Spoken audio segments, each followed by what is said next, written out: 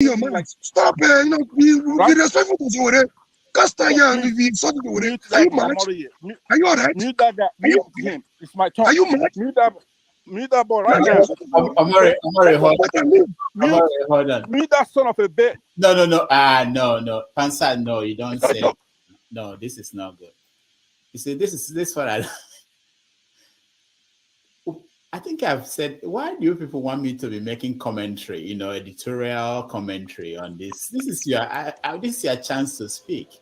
But you guys are making me to make editorial commentary.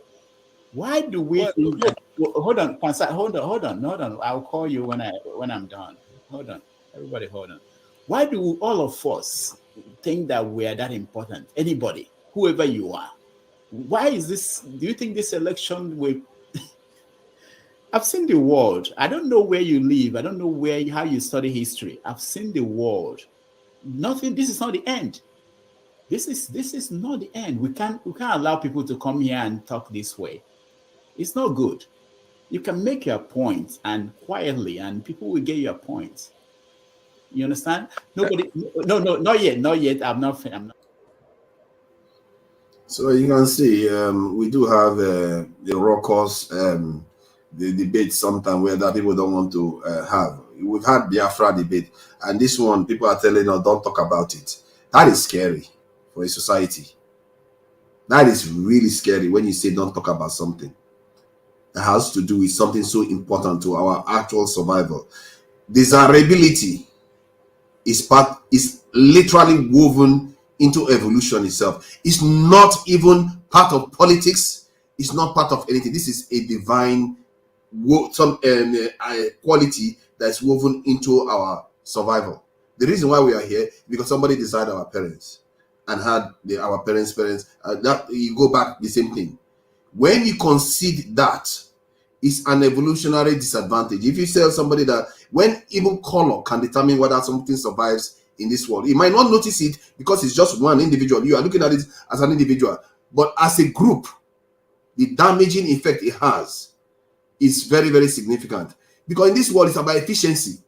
I've been in places where everybody's smart, but who is smarter? Who knows how to use their smartness best? We think we can just keep behaving like this and expect the world is going to owe us a living. We are the poorest group in this world by far. Our country's national budget is 30 billion US dollars, when people like the UK is spending more than a trillion. This is madness. We are asking for our own extermination. We spend more on our physical appearance than they do. What makes us that way? Is it because we are spoiled by nature to give us all these things? Mansa Musa, that's the case Mansa Musa did. He had so much gold, he went and spread it all over the place, and they followed him back, and here we are today. And we don't recognize all these things. You have to, because he wanted to, of course, they literally followed him back, because if you look at the timeline, it correlates. It barely 100 years before they came for us. They chased them from Europe, and then he went and tried to blink all the way to Mecca and come back. That resource that he wasted, he could have used it to take over the entire North African continent. Appreciation. The resources that he wasted, causing inflation everywhere. Yes. Now, let me finish my point, because the point is that we are very wasteful as a people. And now we are competing. We were getting away with it before, because we were separated by the Sahara and we were insulated. But now we are competing with others that know where we are. And it has proven very clearly that we have been found wanting. They enslaved us, they colonized us, and they are still dominating us today. And yet we refuse to learn the simple lesson that every little bit matters. Anybody that is in the UK knows that statement. Every little bit adds up. If color can determine whether you survive, just simple color can decide whether a creation, you see the creation today, or whether you don't see it today. Why do you think black people are in Africa and white people are in Europe? Because someday somebody was born, a black man went to Europe, and one person was born to be a little bit lighter, but because he was in the snow, the wild animal didn't see him, then selection favored him, he survived. Maybe one survived at a time, maybe one survived every 2-3 years, more than the black man. Before you know it, it's white race. That's how evolution occurs. One little step at a time. You can die from within, or you can thrive from within. If you concede your sexual desirability, that is a cardinal sin. You know, according to one guy, there are many things God cannot do for you. If you do that yourself, don't blame your society when your children grow up tomorrow to go around to those women, to go around to those men and see them as the people that they are supposed to be with. And if you look at it from monetary effect, it costs us a lot of money. The time it takes for us to do the hair, it costs us a lot of money. In terms of competition, we are losing it. We are losing the competition on a daily basis. If you wake up every day with a classmate, and the classmate, by the time you get ready, the classmate is already in class taking one lesson. What are the odds you're going to perform more than that classmate? Because you are busy cleaning yourself, in the shower. Forefathers, can I interject? You see, please go ahead. I've been listening to you and trying to make sense of this whole thing. I think this subject, I understand where you're coming from, but I think it's a personal preference. It's something that is private. Because in view of the other pressing issues, like I couldn't come in early. I just came back from football, and I just decided to jump in because I noticed that we've not even talked about destruction of homes, how Lagos State government are pulling down people's houses, and what people are saying that it's an APC agenda or whatnot. And these are the things that I was expecting us to rub minds on and further talk about other things. Yes, weak or no weak. See, listen, if my girlfriend looks good and she decides to wear a bone straight and I can afford even to give her 2 million naira for a bone straight, so be it. I think it's a personal thing. So do you think far enough to think that when your child grows up around that lady imprinted with that fake hair that she's wearing, the hair is not fake in reality, because it's actually real people wear this hair. Tomorrow, when that child sees the real deal, they will desire that real deal more than they will ever desire anybody that looks like your girlfriend or their mother. Well, okay. Are you trying to say that our women should go back to the 70s where they used to plait? You know those hair, they actually use some kind of thing, plating and all that, plait it and all that. Is that what you're advocating for? I'm not saying anything. I'm saying what our women are already doing. It's just that we are not seeing them. Let me show you something. This is a South African girl here. This is a South African girl. We abandoned ourselves thinking that we don't have anything to offer this world. We have something to offer this world. Let me see. What is wrong with this girl here? Is there anything wrong with her with her natural hair? I can show you a lot of Africans that have their own natural hair. They don't have any issues with it. No, it's within Nigeria specifically that this stuff is so heavy. South African women don't do it. They wear their natural hair. I can show you many South African women, they don't do it. What is wrong with them? There is nothing wrong with it. But forefathers, I can say that few ladies that I know that wear this wig, it's more manageable for them. So it reduces the need to have chemicals on their scalp, and maybe in the morning they want to get out and get it. It saves the time to start making their hair, styling it, and all their natural hair and all that. They are up and going. Then again, if you choose to wear a wig, it shouldn't be a problem. I personally, listen, my personal preference for women, I'm attracted to women that have low hair. That's one thing with me. It does it for me. But that is not to say that there are not other gorgeous women, beautiful women. You see what you are saying here. That wear natural hair or bone straight. You see what you said just now. It's very interesting. You said most men say exactly what you say. Most men say exactly what you say. Most men, they will say they like women with their natural looks, but yet there are women where they don't wear their natural looks, and we don't see anything wrong with that. Please go ahead. Who wanted to say something? Yeah. You need to rein yourself in. You just go on and on. You don't want to stop. Okay, please. Okay. I will try because yeah. So yeah, look, brother. This is what education does. Okay, well, father, there is no way Tony can understand your topic because he understands what you are saying. But what he's interested is in that Nigerian problem, that Nigerian thing that affects him. Not that one is quite different. That's why I say you started up from the 100. You see, the problem is education. You read what somebody brought to you. You didn't read yourself. You didn't understand who you are. You didn't know yourself. You only acting on what they My gave you. brother Ayochukwu, So you can argue from here till the tomorrow human hair that the puts same thing. Nnamdi Kanu? What Is it we the need is human hair that solution. puts Nnamdi Kanu in What prison we or need that is or will remove solution, him from freedom. prison? You Come need on freedom. now. You need The freedom. You need consequences freedom. So is you need symptom freedom. of something. Thank you. What you Thank see you. You need happening to freedom. Nnamdi Kanu is a symptom of something. What you see happening in the society is a symptom. The question you have to answer is how many cultures do this? There's no other culture that does this. And we are at the bottom of the barrel and we spend so much money on this. They say it's a $1 billion industry that we are spending to do this. And in America, it's probably larger than that. So I'm just saying that if you want to compete in this world, you start from the easiest ones. The easiest one is the one you can manage yourself, personally yourself. That's where you can start from. Forefathers, I fear you. So if you can't be president now, you could just bring out one wicked decree. The general, commander. No. You know what I'm going to do? You know what I'm going to do? I'm going to just bring I'm going to bring the prettiest Nigerian women looking natural and like Chimamanda. She's as beautiful as they come. You want to make those ones role models. They should be the role models. You're not going to force anybody, but you have to promote them. Okay, I will go further. In being natural, it's interesting that you mentioned that word natural. So if women are going to be natural, then us men now we should start leaving our bed now, and we'll not even shave and all that, all the places that we should, because we are not saying the women should wear dada. What are you talking about? We didn't say the women should start wearing dada. They can do their hair. We are just like we can shave our hair.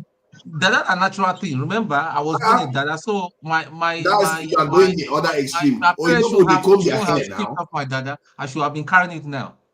But other people comb But their it's hair. not that. It's not. To comb and pluck I don't think.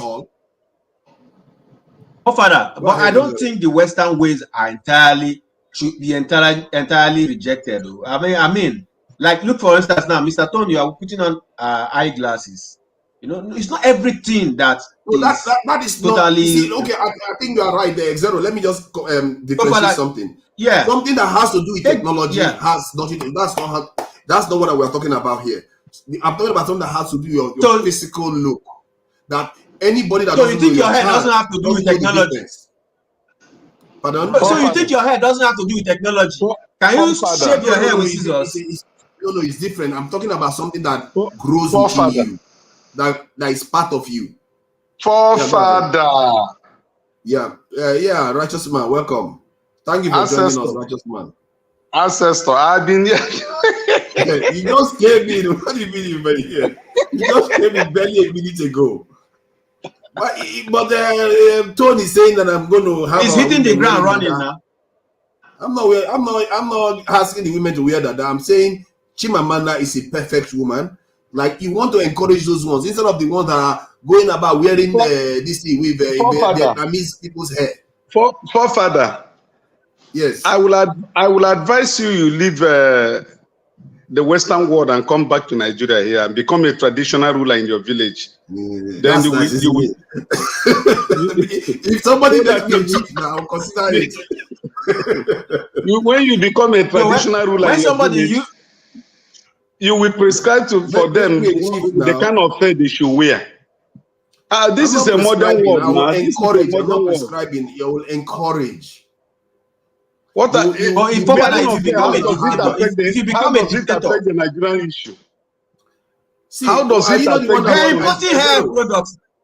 Zero, are you not the one that was saying that dictators are the ones that transform nations? That's what I'm saying now. I say if you become a dictator now, every woman will not stop the importation of Brazilian hair. People love our hair. People love our natural hair. Forefather has symptoms of he has symptoms of being a dictator. Of course. Be careful what you say to me. Be careful what you say to me. No, we have several dictators here. I suspect that Tony is also another dictator. Exactly. Suspect that Tony is another dictator. What are you going on about? If I was still wearing that uniform, maybe. I think we are taking it too seriously in terms of. I don't know why people are so guarded about it. I was surprised how people say don't have this discussion. Why not? At least women that we're talking about. I think it came without warning. You know, you didn't do the trailer. You just hit the topic. I did the trailer. Yeah. The trailer was a long move. The trailer was a long one. I did the trailer. The ladies talking. Forefather, something shocked me today. I was out, so I had the opportunity of going through my Facebook. Then this comedian, he was interviewing a lady. You know, the lady was her dressing was immoderate. So he was asking her, how much is your hair? He said 800,000 naira. You see what I mean? That's $800. $800. 800,000 naira. 800,000. Some are even more expensive. Yeah, it's equivalent to $800. Yeah, about $800. Yeah. Yeah. So I say, why are we not complaining about politicians? That's what I'm saying. Why are we complaining about the politicians? It's part of the wastage. It's part of wastage. Even the ones that are busy working hard for the money, they are spending so much. See, I saw some Indians come recently in the UK. I was shocked beyond my belief. These guys, they are earning a lot of money, and he went and bought the new trainers, and he said it was £10. He said, "Oh, that seems very expensive because if it was in India, it was going to be a lot less." I was shocked because the trainers I was wearing was at least £50. And that it tells you something. There's something within our culture that is very wasteful, and we are the poorest ones. No, Forefather, you know what? Forefather, you know what? Things are more expensive in the Western world than here. That particular trainer, she bought 10 pounds. In Nigeria, the same make, the same quality, it will not be more than 10,000 naira or 15,000. Yeah. That is true, but I'm comparing it to what Nigerians in the UK. Fellow Nigerians in the UK, but then again, more expensive than them in the UK. But then again, forefathers, please, some things are also part of their cultural practices. Like, for instance, I heard that in the UK, where you guys stay, that you guys don't flush the toilet all the time because water is scarce. I don't know how to. No. No. I'm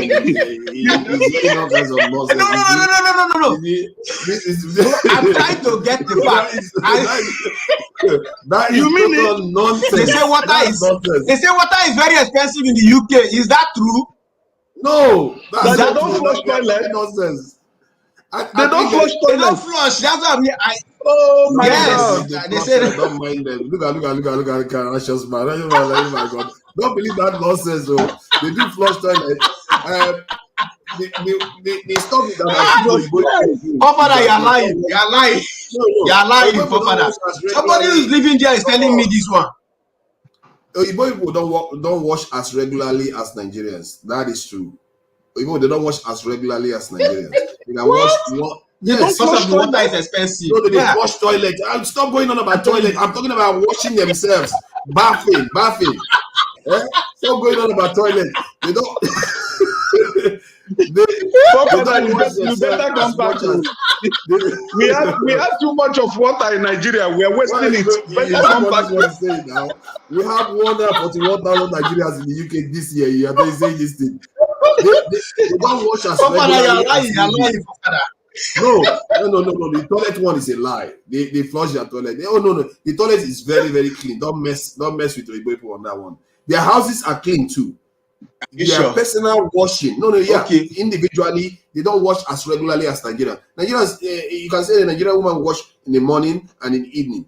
Not likely. Oyibo women not all the time, and the men especially too. They don't wash regularly. Some of them twice a week, 3 times a week. But that's not like that. Nigerians.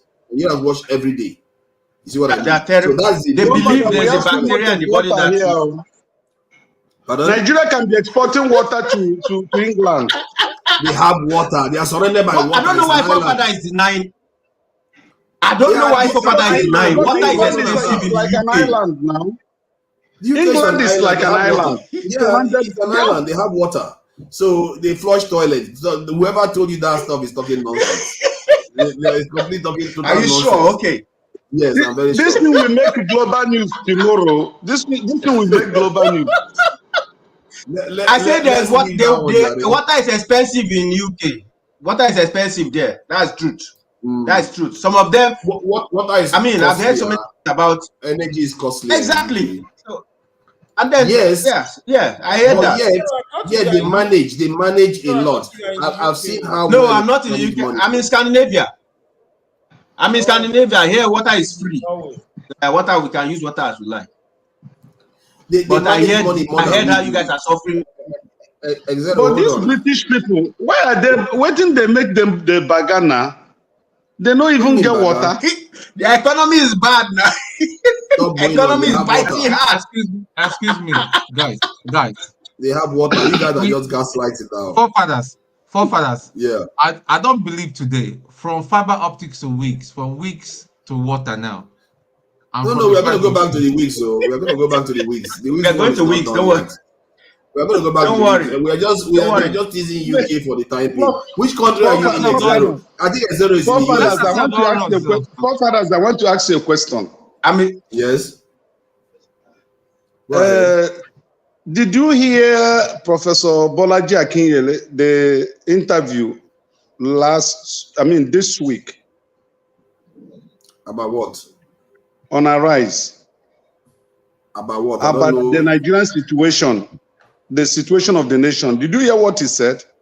No, I don't think I saw the video. What he said collaborated with what the issue I mentioned last time, whether our issue, the Nigerian factor, is a spiritual one or not. This man alluded to it when he was interviewed.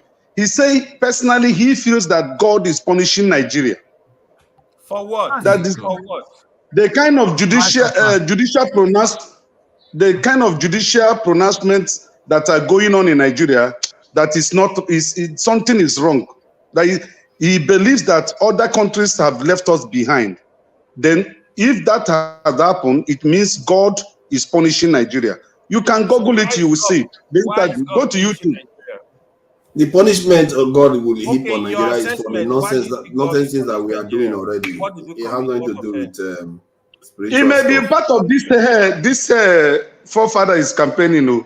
It could be God is not happy with Of course, why would God be happy with you when we decide that we have to tell God that He didn't do a good job? We will have to replace what God has made, and we do so many things that encourage stuff like how is it by coincidence that even in the Bible, one of the only human body part that is associated with power was it was the human hair.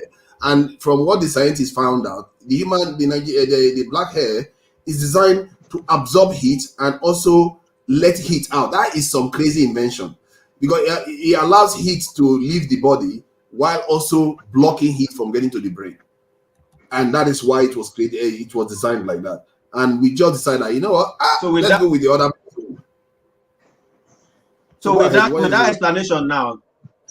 With that explanation now, those of us who don't have it now, we are likely to. I don't know how you guys evolved. Steph is looking at me. See, point is, you saw how the ball guys. The ball guys are the guys that the boss. Hold on now. The ball guys are the boss. They don't go under the sun. So they stay indoors. So they didn't need hair. So that's yeah, maybe that's why that they don't need as much hair. They must have a reason for going, isn't it? Yeah, go ahead. Yeah, there was a protest in Anambra State. The women went naked. There was protest in Nasarawa, also almost half naked. Riot in Kano. And they were butt naked. It's terrible, man. The Anambra protest. Very terrible. Let's check it out. Very terrible. And Nigeria is going to borrow 7.5 trillion. Anambra protest. Nigeria is going to borrow 7.5 trillion. Are you aware? Dollars or naira? Billion. 7.5 trillion naira. 7.5 trillion naira. That's about $7 billion. I'm not shocked about that, to be fair. It's what they are going to do with it is the question. So, what did they say they want to do with it? Do you know? They said our refinery will start functioning by December 2024. No longer December. Dangote. No. Dangote. No, the Nigerian refineries, not Dangote. Hold on. Let me finish now. Information. One of the refineries December next month. I am not saying Dangote. I said the Nigerian refineries. Nigerian refinery, not Dangote, is starting next month. Let me check the information. Yeah, so please check. Yeah, we have to check. Telling you. December 2024 is on news here. Okay, let me double check it. Forefather, check a message, private message I sent to you. Yeah. You send me a link. No. It's a private message from somebody in the chat session. Yeah, I know about it. I would have thought Dr. Damage is aware of it. He probably saw it too. So if nothing has happened about it, I will remind him of it. Okay, sorry about that if that hasn't happened. Okay, because it goes to Dr. Damages. All right. Does anyone have any link regarding this statement about? Sorry. Yeah. Can I say something? Because of that chart, the House should know that what the gentleman vowed there, Mr. AY. Yes. The money had been delivered to the woman and the video sent to him. He sent 50K to the woman and it was videoed, both the woman, the shop. Interview was conducted. I left my office with my secretary to drive down there to do the coverage. So, and we're living far away from each other. Now they are saying that Dangote Refinery is going to start in 2000 this year, December. Not Dangote, Nigerian refineries. No. I just saw one just now that says Dangote Refinery is due to start in December too, and the Nigerian refinery one, I can't see any one. Is the Port Harcourt one now? That's that one. I've not seen any information about it. But at what capacity are these refineries operating? 100% or 10%? I think from what let me share it. This is very new. It's like somebody heard you guys talking. They said let's post it up. If we think I'm going to forget about the story, they talk about the hair. This thing, I will talk about it. All these men that wants to be hiding all these topics that women we're having a conversation about. All right, let me just share this. So the 650,000 barrels per day, Dangote Refinery is expected to commence operation with up to 6 cargoes of crude oil to be supplied by the Nigerian National Petroleum Authority Limited next month. So I think the NNPLC was probably the one delaying them, if you ask me. They delayed this project. They say the supply will facilitate the refinery test runs. Oh, it's still undergoing test runs. 3 industry sources with knowledge of the matter told leadership. You see, this is what I don't like. They don't brief Nigerians about these things. They should be briefing Nigerians about these things regularly. Exactly. Check the 2024. Cross-check the 2024. Go to Arise News. And you will see refinery. I saw the 2024 one. It's for Warri Refinery. So why is somebody saying in the comment section that I'm lying? No, why is the person saying that I'm lying? I think it's Port Harcourt Refinery that we're talking about. That AY was talking about. The Port Harcourt Refinery is due to come online. He's supposed to have come online now, but he's now saying that he's aware that he's supposed to come online in December. I have questions about this refinery. I have questions because I don't know. Okay. One, do we still does the refinery still belong to Nigerians, or have they changed NNPLC? Does it not belong to private companies, or is still a Nigerian project? It's a Nigerian company. Because I don't understand anymore. 100%. It's a very weird arrangement. 100%. They say it's private, but Nigeria owns it 100%, which is weird. Maybe it's a way of saying we are putting it private just in case other people want to buy shares in it. I don't know, or so that it has a corporate structure. so that it's not like government officials just coming in, taking over and running it or running it to the ground. Maybe that's why they did it that way, but it's still Nigeria owned. That's the first question. Secondly, why are they operating? Why are they coming to life immediately when Dangote's refinery is complete? Do they want to change Dangote, or is that where the oil is going to be coming from? Then they will now be filling it into Dangote's and then deceiving us again. What's the deception here? No, bro. Modular refineries were commissioned in Imo State last week. Modular refineries that will be delivering about our refineries that have been moribund. They are reviving now. It's not the Kaduna Warri refinery I'm hearing about. They will privatize it. They will privatize it, and then it will start functioning December 2024. If these modular refineries come online, if these modular refineries are coming online, and the River State refinery comes online, and Dangote refinery comes online, and the police, if they are serious about what they are saying, that they're saying they are trying to double the police numbers, but I don't like what the official was saying that we have to do it gradually. But if they are doing all those things, Nigeria could be experiencing why you think every time you are about security? Every time. Because it's at the core of our problem. I believe it's at the core of our problem. You might not believe it, but I believe so. Every time. You will not say anything without mentioning the you want me to say it again? Security. I will say it until you start dreaming it. You have to understand this is at the core of our problem.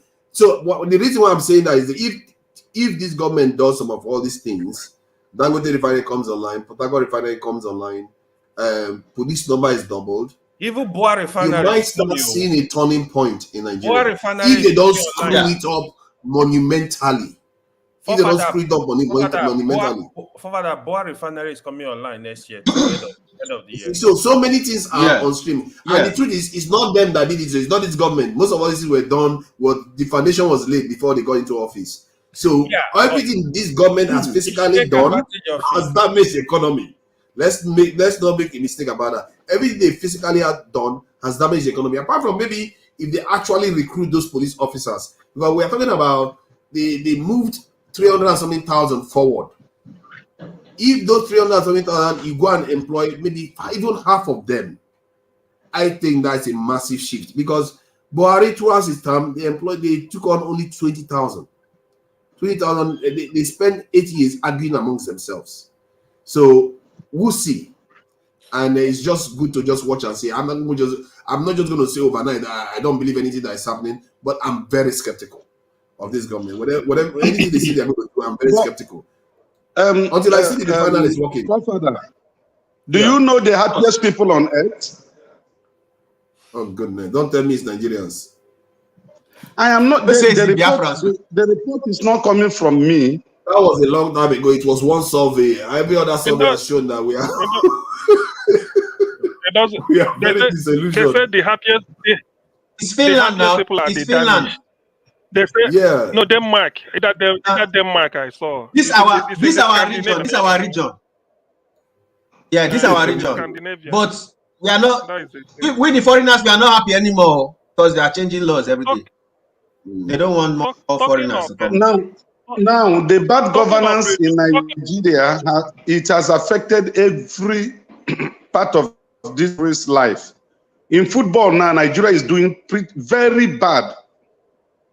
Look at, we play Lesotho that we normally beat 5-0. We play 1-1 and we manage. Let's not start talking like scatterbrain where we just go from one topic to another, notching from complaining. No, I want us to do away with this issue of woman hair. This woman hair issue. That's why you deliberately come here to come and change the topic. The topic is very, very important. Don't do that. Don't do that. It's very facetious. Because the truth is, I've been watching the way this guy is moving from one topic to the other. I don't like when people try to this is what they call gatekeeping. You try to block conversations, so you try to stunt it. Because even if we are all wrong, at least the conversation would have been had, and people will think more about these things more deeply. Because Dr. Arikana the other day, she said, when they asked her what our true problem is, he said, it's our mind. We've lost our mind. We completely surrendered everything. some of us truly believe the West is built by some kind of gods. They truly believe it. And many of our people that are coming to the West, it's not only because they are suffering in Nigeria alone, they are coming never to return. They see this place as paradise.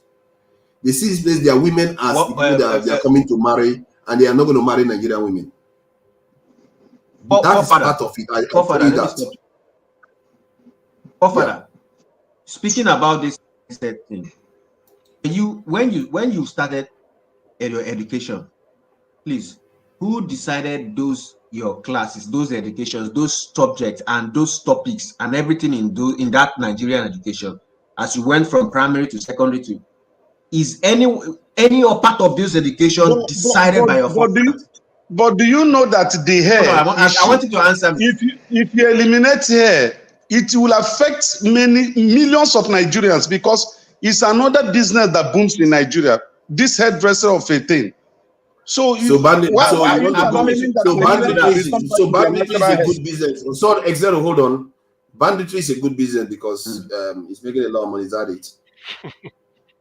You can't say because there's money involved in it, it means that you should keep on doing it. What did you say? You said banditry. Yeah, banditry makes a lot of money. Drug business makes a lot of money. Should we go into it? But that is illegal. Those things you are mentioning are illegal business. No. But my point is that even legal things that are not productive to the economy or to that does not enrich the people is something you should discourage. The wigs are adding to our economy because it creates employment. No, it's creating a negative employment. That's what you are missing. No, I disagree with you. Okay, let me explain why. Yeah, you know you disagree with me. One, those people that you have been watching to admire other people, they will not subscribe to your culture anymore. They are going to be looking to worship other people. We worship other gods already. We follow other people's cultures already. Now we are even taking their hair, all that stuff. What are we telling our children? And the funny thing is that the men used to this. You know, our men used to wear Jericho. I'm surprised you are saying this. So what are we telling our children? Because you have to understand, in life, a woman's place is a very, very powerful position.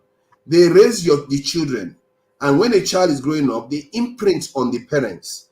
And when that child imprints on the parents, and the imprint that they see is of another group, when they meet that group, those are the ones they will desire to go to the next generation with.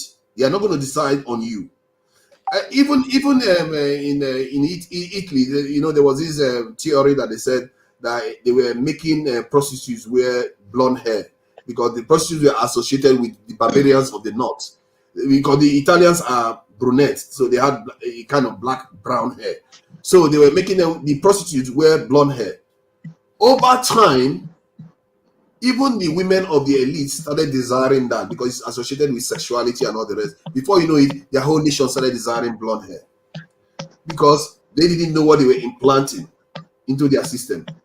So there are things you can destroy yourself from within without knowing it. And the truth is, if this is so good, why are other cultures not copying it? All of them are doing the opposite. You see how many Asian women copying white people's hair? They keep their hair the way it is. The Indian women keep their hair the way it is. The white women keep their hair the way. They will just wake up in the morning, wash it up, comb it with metallic discipline. So, Papa, are you saying that the Nigerian problem now is hair? Is that what you're saying? No, it's our minds. We've lost our minds. We are worshiping other people's gods. We are dressing then like them. Then return back to Nigeria now. Those who have left Nigeria to outside country, they have lost their mind. They should remain here and be farmers and fishermen. Let me say this to you. There is some truth to what you are saying. Part of the reason why I'm here is because I felt that Nigeria doesn't have a lot of things to offer me. And the education system is one of the big incentives for me to leave Nigeria. But I also culturally subscribe to Western culture. I did subscribe to Western culture. Even when I was growing up, people used to say, oh, this guy, you know how to draw and all that stuff. My drawings, I can draw a European person better than I can draw a black person. That is how deep the brainwashing goes. The first time I saw a black person...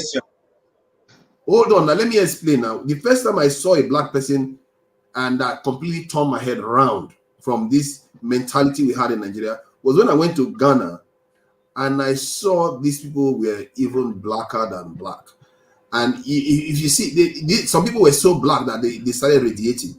And I was like, whoa, it's like these people are the true Africans. And guess what? They want to be lighter.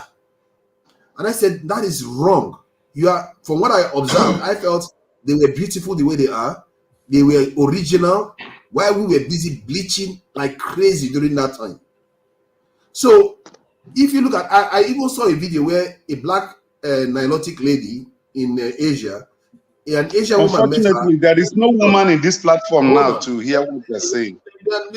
Maybe they will watch it now. A Nilotic woman, which is from Sudan, a lady. An Asian woman saw her and saw her skin. Hold on now. So are you okay with this discussion? If you are not going to listen, you go back, please. I'm not ready for this type of interruption. This Nilotic lady, she was working on her own, minding her own business. And an Asian woman came to her and said, you know what? You are wearing foundation. That your skin cannot be that smooth. It's impossible for your skin to be that smooth. She said, it's her skin. He said, I will pay you 300 or whatever their currency is for me to rub it off and see whether anything comes off. And this lady, she was like, okay, if you think that is it. She checked and the skin was still there as it is. And she paid her the money. And the same thing, she said, when she goes to shops, I can show you the video if you want to see the evidence. When she goes to shop, they will be asking her, is that your real skin? To the point where they started making money from it, that for people to touch her skin. They couldn't believe it. This is something that God gave us naturally. Some of our people were looking to bleach it out. They were looking to bleach it out. And these Nilotic people are some of the most ancient people on the face of the earth. They have one of the oldest patrilineal genes in the world. One of the oldest, that just as old as they come. If you are looking for Adam, they are one of the groups you are going to find there. Africa has the tallest, the shortest, the fattest, name it. We have the smartest and the dumbest people at the same time. But yet, we subscribe to other people's spins constantly. The reason why I differentiate between wearing clothes is because even the Oyibo man, this clothes is an invention that happened recently to them. This is not their natural clothes. They didn't even used to wear trousers. Most of all these things is development that creates it. That's why the Chinese still wear trousers too. It's not because they don't like their own culture. They wear trousers because it's convenient. It's for the modern era. But you don't see the Chinese people changing their hair. You don't see them changing their eyes. I'm forgetting my question. Forgot your question now. That's good now, isn't it? Yeah, Forefather, so what you're saying is related to the miseducation of the African child. That was why I asked the question. Because apart from this hair, the hair that our women put on this attachment they put on their hair, there's a lot of other miseducation. Like you pointed out about the I just pointed out Christianity and the white Jesus with the blue eyes. You know, there's so many other things. Things are directly related to the education and our refusal to come out and have an intentional movement against miseducation. How has, since 1960, where we got independence, up to date, how has our fathers or forefathers come together intentionally to decide what is taught in school and what should be removed, what should be added that is necessary? Because if we start getting these things right, you will now start getting what is required for our own environment that will keep us safer from the agents of the weather or climate. If you don't get it right, we will still be following every new trend. I believe attachment was a trend that just overstayed and became a norm. And there's so many trends that are staying. How do we decide what is our own and what is beneficial for us? Forgetting the fact that this importation of these things is also affecting our economy because we import. This we are giving billions to other. How do we intentionally, code detour ourselves to the right path educationally? You see, and this is a lady saying this now, and she forgets that for me, the video that I played is other ladies like you that were saying those things. Nobody brainwashed them. They knew what they have. Those two ladies, they went to Dubai and they talked about how they treat our people like trash in Dubai. That they know Nigerians for prostitutions in Dubai. All the kind of treatment they get from Filipinos to all Indians and everything. We don't have anything to be proud of. And you know, when they tell you these things, you say you're talking nonsense. You're talking nonsense. Nonsense. Where has that gotten us? Fathers, have you been to Dubai? No, I listen to people that have been. No, that is not true. Each case is relative. It's not really true. See, what is not true? Because I said a lot of things about Dubai. No. You said they said Nigerians are known for prostitution. And no, it's not true. It's not. It's all relative. Do you live there? Are you talking about people that live there? They are treated well. No, I've been to Dubai many times. You are a visitor. They said a visitor is treated differently from somebody that actually lives there. That's what they actually said in the video. So somebody who lives in Dubai, said on a TV platform. I don't want to mention the platform. He said 95% of Nigerian women in Dubai are, in this business. So I was shocked. And this is a guy who does a dating program. He lives in Dubai. I don't want to mention the name of the show, but if you check it, they said 95%. What is their statistics? You see, the guy said he is living in Dubai. That's what he said. Haven't you seen the videos online? Haven't you heard of Bukaki? That's what he said. Pata Potty, as they call it. Haven't you heard of all those things? If you've seen the kind of things our people are doing out there, the kind of treatment our people are, I can see your hand. Your hand is so mighty, eh? The mighty hand. It's not only Dubai. It's not only Dubai that some ladies go and do their runs now. Even this country, Nigerian women do runs. In America, Nigerian women do runs. In Spain, Nigerian women do runs. So it's just, I just find it as a blanket statement. We have runs girls all over the place. And not only Nigerians, by the way. Then why do you have a problem with somebody saying it's happening in Dubai too? No. The way it's said, as if every Nigerian woman that lives there or visiting is suspected, is regarded as as one of loose morals. No, I don't think I disagree with that statement. No. I think you are. Okay, the name of the program. The name of the program is the Honest Bunch. And it was one of their guests that said it. The Honest Bunch is this Nedu Wazobia and his have you fact checked?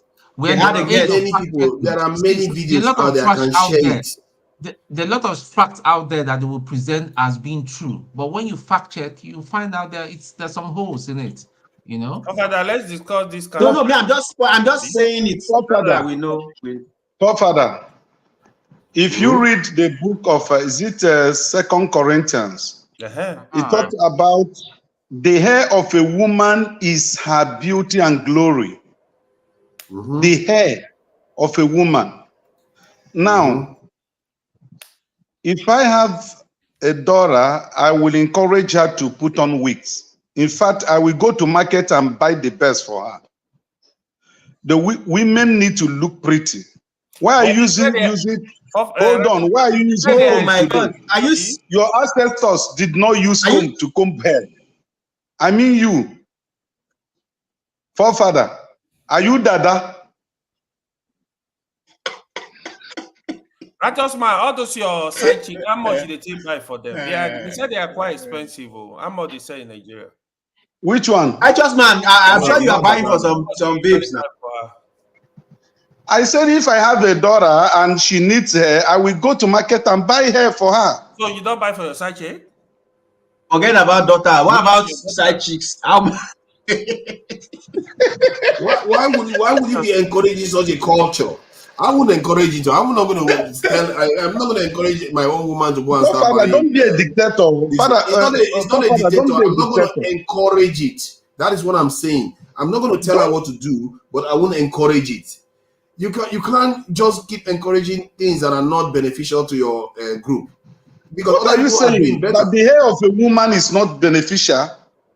Yes, makes her look pretty.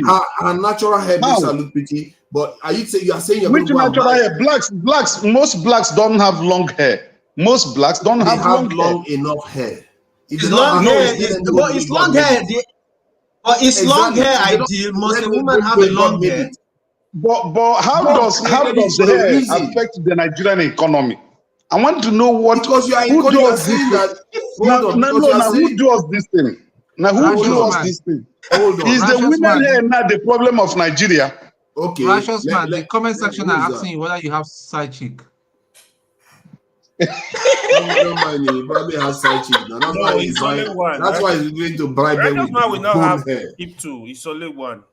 Okay. Righteous man has data. He has electricity. In Nigeria, there is serious problem. And you're saying he doesn't have side chicks.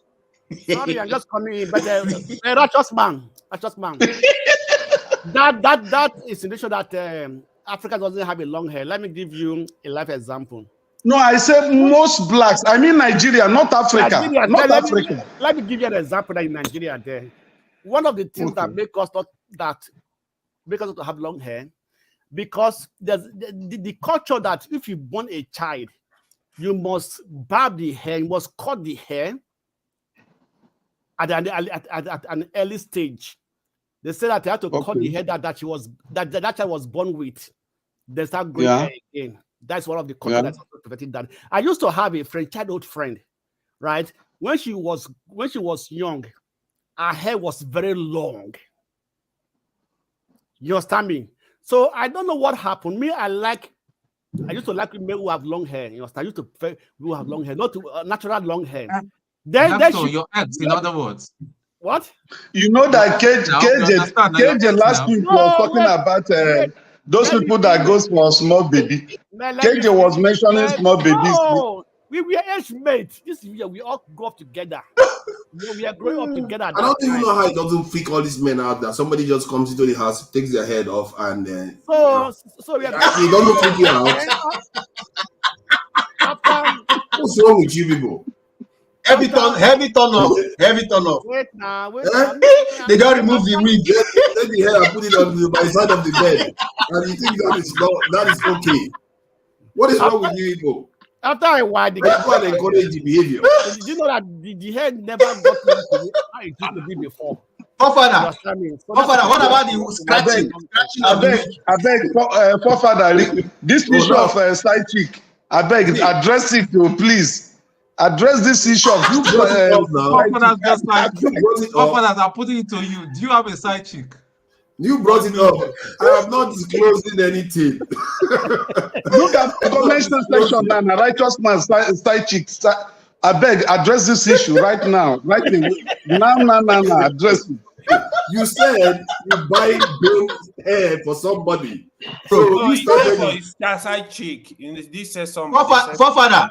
Oh, you say for your side chick. That's why. Forefather, they were busy. Forefather, they were busy criticizing this topic. Now look at the house. Even Wale is here. Maybe righteous man made a mistake though. No, he didn't say for a child chick. He said if. Then I made a mistake. How? Maybe you wanted to say your wife. I think he said. No, he said if you have a daughter. No, he said. I'm the one who said he should forget daughter. He has data and he has electricity every time. He is always on this show. That means he can afford side chick. That means this man might have side chick. Exactly, Pharaoh. Now God, because side chicks they like good thing, you know. Why you don't spend that money? You can spend that money. Look at the whole comment section now. They are hailing you guys for side chick. Yeah, they are laughing now. And the cause of this thing is forefather just caused a big problem tonight. I didn't cause any problem. I'm just discussing what other women are discussing. The women we are realizing discussing it. They are shaking tables. Tables are shaking. You have to say certain things now that is not proper culture, because you have to encourage a proper. Like I said, we have to fix our security. That's at the same time we still have to know ourselves who we are, because it's soft power. Let's not make mistake. There's something. So who brought this issue of side chick this night? Who brought the issue of side chick? You brought it up. You forget that side now. You forget side chick. You forget that side. See, the truth must be told. Forefather, the truth must be told. Who is funding the artificial hair? Who are funding the hair? Is it not men? And it's men now funding them. A lot of people are making money from this. It's almost like they have their own market now. It's a $1 billion market. Hence, they have captured the Nigerian top class. If you look at the elite women in Nigeria, most of them are in the hands of these people. And they used to be in the hands of the bleaching industry. I think the bleaching part, I think we fought a little bit against that. Somebody has to push. You see, that's how people were saying, don't talk about bleaching before. Somebody had to push to stop it, and they did. Sorry. You must understand that at some certain age, our women begin to gray. So some of them are using this thing to also cover those. I'm telling you the truth. And they gray very early, 30-something. The main issue have not been sorted out. Who brought this issue? It's for the point we are actually trying to get to. It's causing a very big problem. You don't know what is. Do you know how many people that are watching this program? Can I say something? Jago, are you lying down? Wigs and side chicks go together. They go hand in hand. Are you okay, Jago? It's important we discuss side. They go hand in hand, yeah. Yeah. Okay. Forefathers, bleaching. Forefather has brought a big problem tonight. We were discussing issue that we change in Nigeria. Forefather drag issue of hair, skin. This is just part of the soft power we keep conceding to every other people. We concede our religion to other people. We concede our even physical look to other people. We want to look like them. And then our hair, we concede everything. And we concede our diplomacy, our security. Is there anything we have not considered? We've sold our birthright for porridge. So why did you mention side chick? Why did you mention side chick? That is good. What have we not sold? Tell me what we have not sold.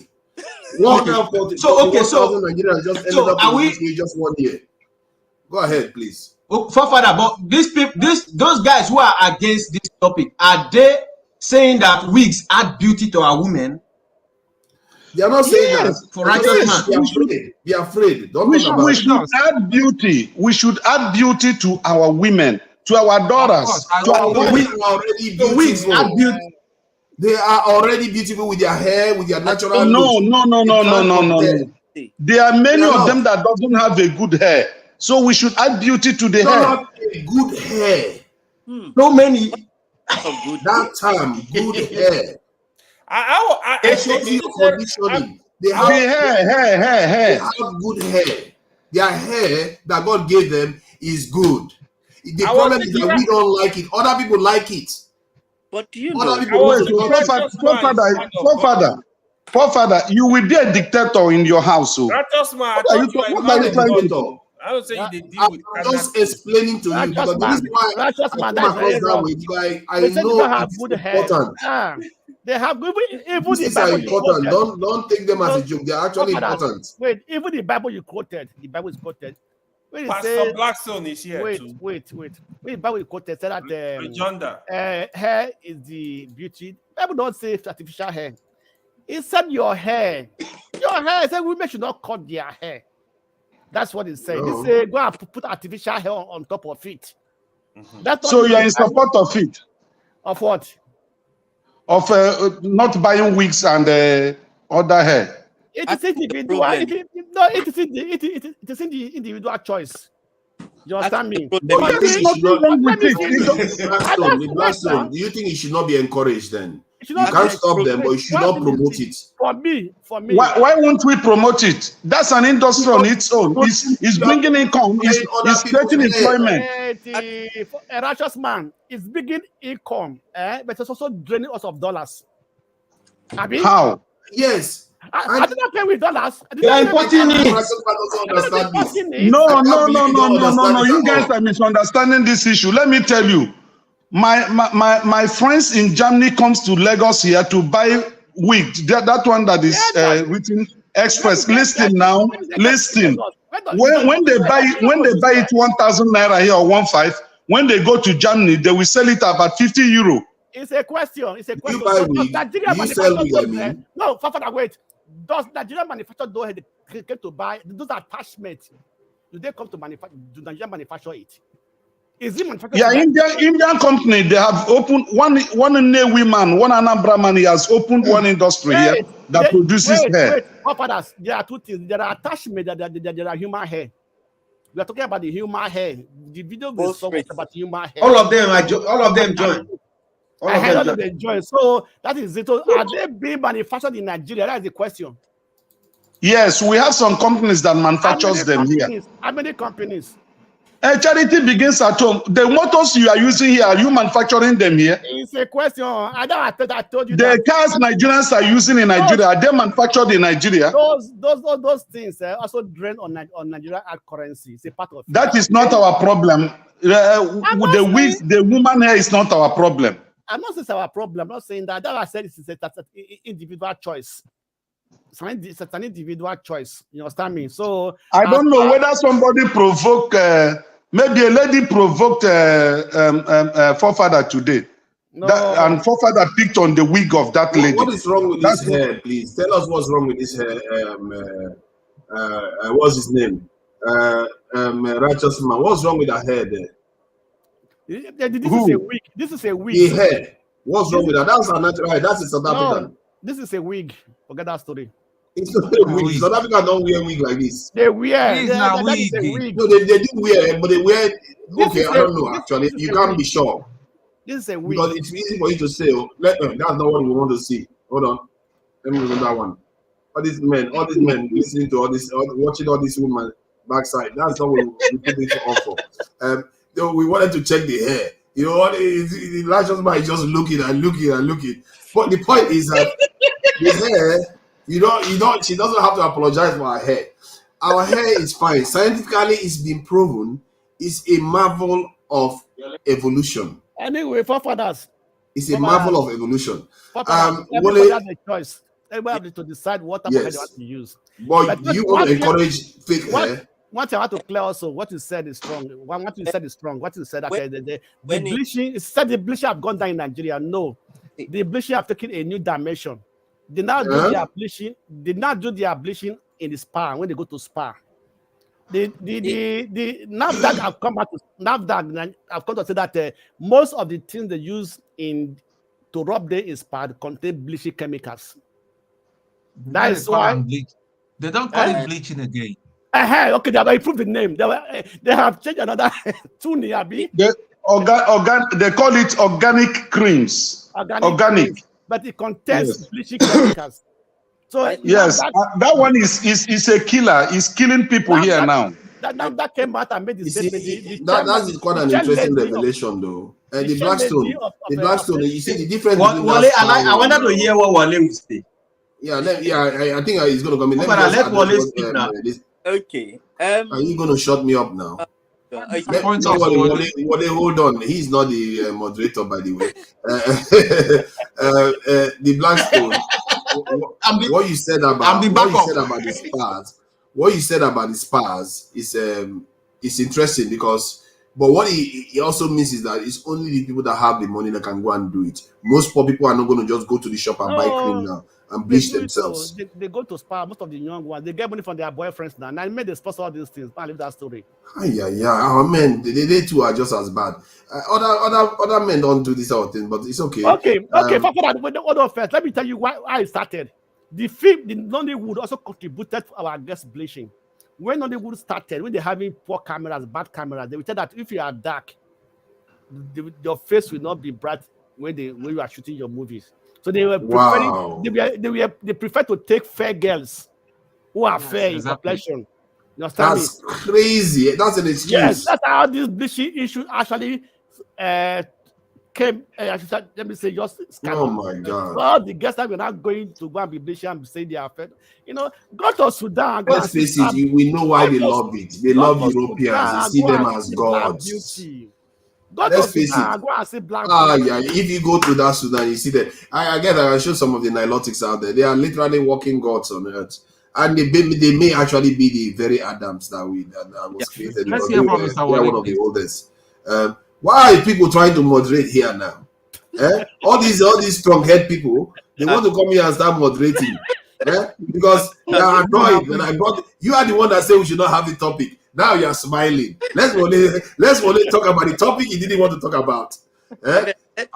Please go ahead. You people should leave forefathers alone. You are doing well. You are doing great.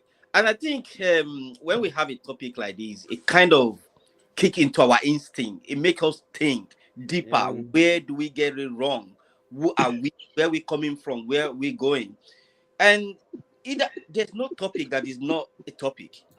Either a destiny, either is way of life, either is food, either is anything. I think any topic we can critically look at it from different points. Me personally, I remember when I was young, when I was in secondary school, I think what attracted me to my very first girlfriend was the way she plaited her hair, like natural.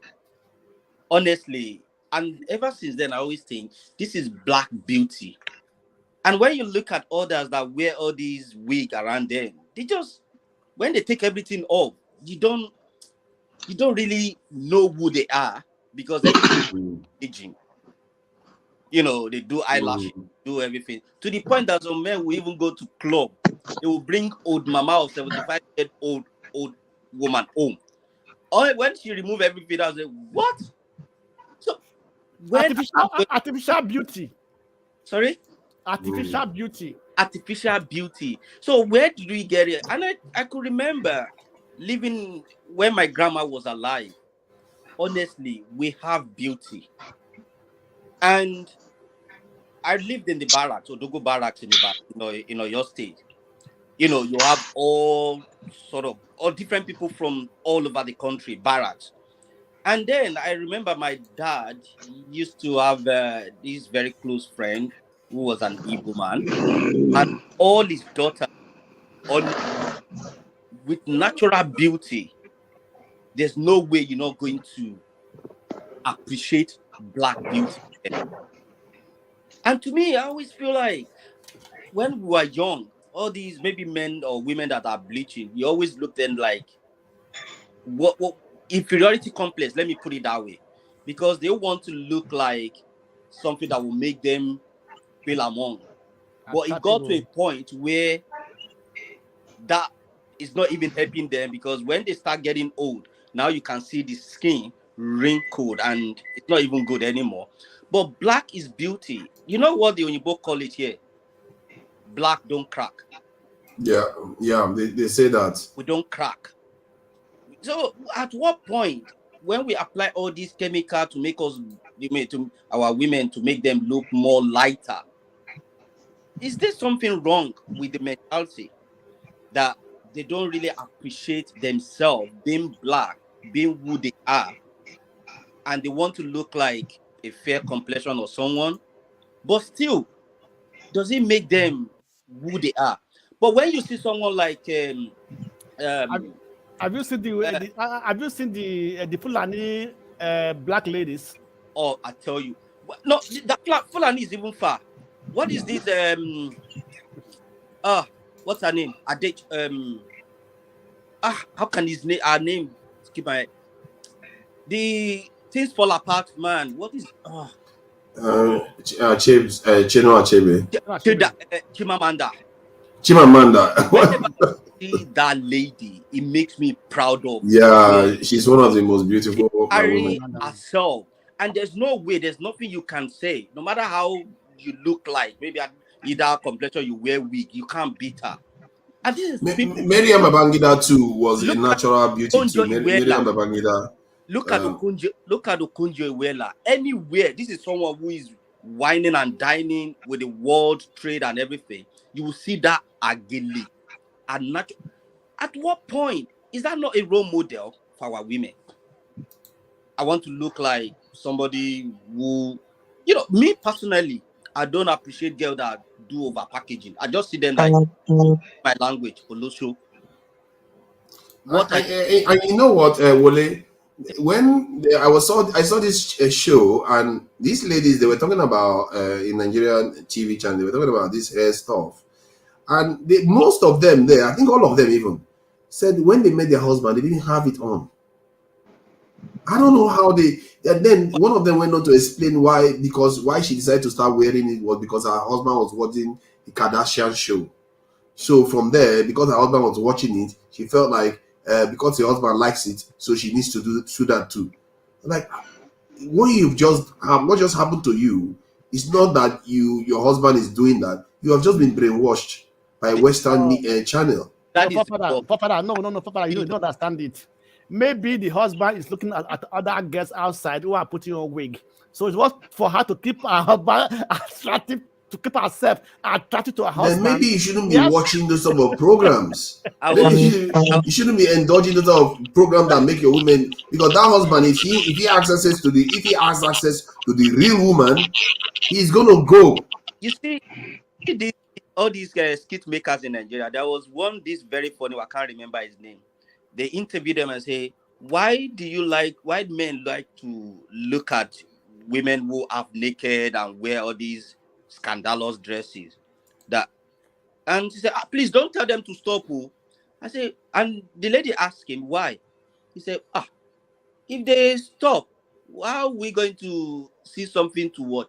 And then he said something in proverb. I don't know if the lady understand it. Like, everybody like to watch a madman in this market square, but nobody ever pray for his or her own daughter to be a mad person they will be looking at the market square. And I thought, a thought for those who have the brain, because he said those ones that have dress scandalously, show their bum, but nobody actually want to marry. They are only good for like go to toilet, piss there, and that's it. I'm like, oh, do I want my daughter to be someone who just treat like a rag and just treat anyhow? No, it's because we are losing the morals. We are losing it. And until the entertainment industry. Yeah, and until people are being honest. Because when you look at the rate people are leaving their relationship or marriages is breaking down, you will hardly see anybody that comes from a proper, let's say you marry as an Igbo girl, where they pay your dowry, they do everything in the right way. There's no way you're going to leave that man, or the man is going to leave you. And even if you're going to leave, imagine how many people say righteous man is my uncle, forefather is my another uncle. By the time they sit me down and say, Ade, Wale, what is wrong with you? They will call the lady, they will call the man, they will settle it. They will tell you the story, how your great-grandmother stayed in your great-grandfather's house, what they went through and everything. And they will talk to you, you enlightened, you've seen. Why do you? Because before you marry, you might remember they will do all these, what is their family? Who is she? All those things that we do traditionally in our culture. All that, we tend to, wash it away. Now you just meet a girl in the club, you marry her, you bring her up. You don't even know who she is. You don't know her character. You don't know, maybe. So, until we can change her now if she's bad. Sorry? You can change her if she's bad. The way you talk about change as if it's got some kind of battery, you change it. What do you mean you can just change her? Don't let us go into changing someone. No, changing someone is maybe you can motivate someone to do better. But changing they say you can take a. No, I was just joking though. I'm not the topic. I was just joking. You are right. Changing people. I know you are right. But the thing is, forefathers, you can motivate me to do well. Righteous man and everyone else can motivate me to do well when I learn the good thing from you. But if what I learn from you is a bad thing, that means I have the bad thing to do inside myself in the first place. So it's just like how we bring up our children. What do we do? How do we teach them morals, characters? I cannot be doing something bad and I expect my son to, well, maybe when he grows up, you can say that my father is a very bad man. I don't want to take his step. So those are things. But when we look at it, to me, I feel like we've given away, or we don't really appreciate who we are. I don't know what factors responsible for it, but it looks like we've given our values and morals in exchange of porridge. Anyway, actually, let's also balance this issue. There are some tribes in Nigeria that have natural fairness. Some have some also have long hair, some doesn't have long hair. Even in Africa, some tribe like that, it happens in every Africa countries, So, but the trend is that the entertainment world, the Nigerians, Africa copy, mostly Nigeria copy what they don't know. That's what I see. Because if you go back to the early 80s in the entertainment industries, whereby all these type of musical videos have not started. No, we're not having then people just dressing sexually on everything on their video and everything, But when it started, then Africans, Nigerians, mostly Nigerians also pick it up. Did that become now a selling point for those videos? You understand me? So they become a selling point for those videos, for those celebrities, If you watch most of them today, that's how they come out on stage, and that's why people also, that's what they used to hold their fans, not even sometimes not even the music, they doesn't understand the lyrics or the text of the music. But because they just see them like that, they are attracted to them, they want to be their fans, things like that. So these are some of the reasons. So some of all this are marketing strategies. But would I want my daughter to be used as a marketing strategy? It depends on you then. That's the other possibility. So these are the tallest people in the world. They have the tallest population, and they are in Africa here, the Nilotics. That's where some of those the most ancient genes are found in the patrilineal lineage. Father, let me break a bubble. Sorry for cutting. I enjoy when you say that. Go ahead. In Sudan, any girl that is very tall have a very high bride price. Wow. You know what? There's some truth there. That's an interesting point to raise, actually, because I was quite shocked when I heard about the. But are you sure that is true? Because all of them are tall. It means that no one is going to be able to marry them. Not all of them. Not all of them. Can we contribute, forefather? Of course. Now, all right. You are landlord here now. Yeah, me and KJ will be here since nobody is like. Thank you so much. How did you come? Okay, let yourself in. It's okay. Thank you, people, for your contributions and very incisive topics and this discussion. I refused to come in earlier on because I would have fought with certain people, as you all know. I'm an Igbo man to the core. I have no apology to anybody. And so some of the discussions held so far have not been as it have been said to be true. But however, I want to go away from there and come to where I'm about to fight with Blackstone. He has said that the Nigerian industry, for which I belong to, the movie industry, is the one that made people to be bleaching in Nigeria. I didn't say the one that made it. I just said that. I said they are using people who are they are the one. I'm coming now. Wait. They're behind since they talk. Okay, why can't fight me? Okay, not worry. So I want to mention offhand some of the people who have been superstars in Nigeria who are black. Okay, one of them which comes to mind without even thinking is Kate Henshaw. Kate Henshaw is totally a dark person till tomorrow. She has not changed. Genevieve is not fair. Genevieve is one of the dark people who have acted in Nigerian movie for long. She's not fair. So what I'm trying to debunk is that the movie industry didn't start trying to make people. Remember, there was a governor called Jim Obodo who used to spend all his money on bleaching cream. It wasn't even at that time. The Nollywood had not started. These are people who have introduced these things. And it's part of the mind bending that we Africans are suffering because we have been told certain things that we have is not good enough. Now, if somebody said here, black don't crack, that is true. But do the black people believe they don't crack? Do they believe that? If we believe that we don't crack, then we have no reason to look for Indian hair to add to our hair because the Indians themselves don't put those hairs.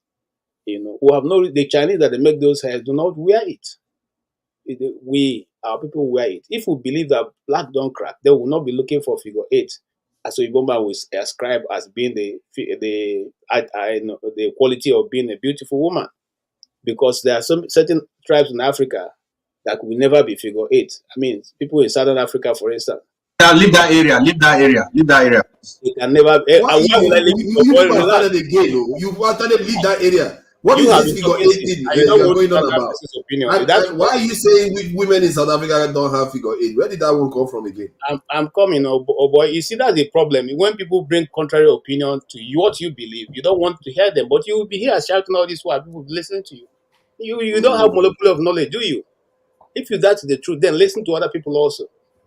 Now, if we look at where the description of a beautiful woman starts from, it's from what Nollywood would have taught us. Just like Nollywood would have tried to preach what it means to be loved, to be in love, and what it means to find a beautiful lady. Before now, in African tradition, in our contrary, our cultural environment, you don't become to love a girl because you are able to kiss her by the street corner. No, it's not done. But Hollywood have taught us that now, for you to love, it means when you're taken to the person into your bedroom and done whatever you want to, that is love, then love. And so many people have been led astray by this teaching or by this show. So what am I trying to say? I don't want to digress a lot so much from what I'm trying to deal with.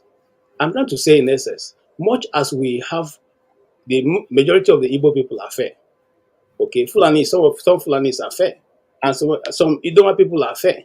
It's not because they were bleaching. Okay, it's part of the genes of their, of that culture. But what I'm trying to, what I'm trying to deal with is not Hollywood. Hollywood didn't introduce it. What I said. They have been bleaching in Nigerian history long before Nollywood came into the scene.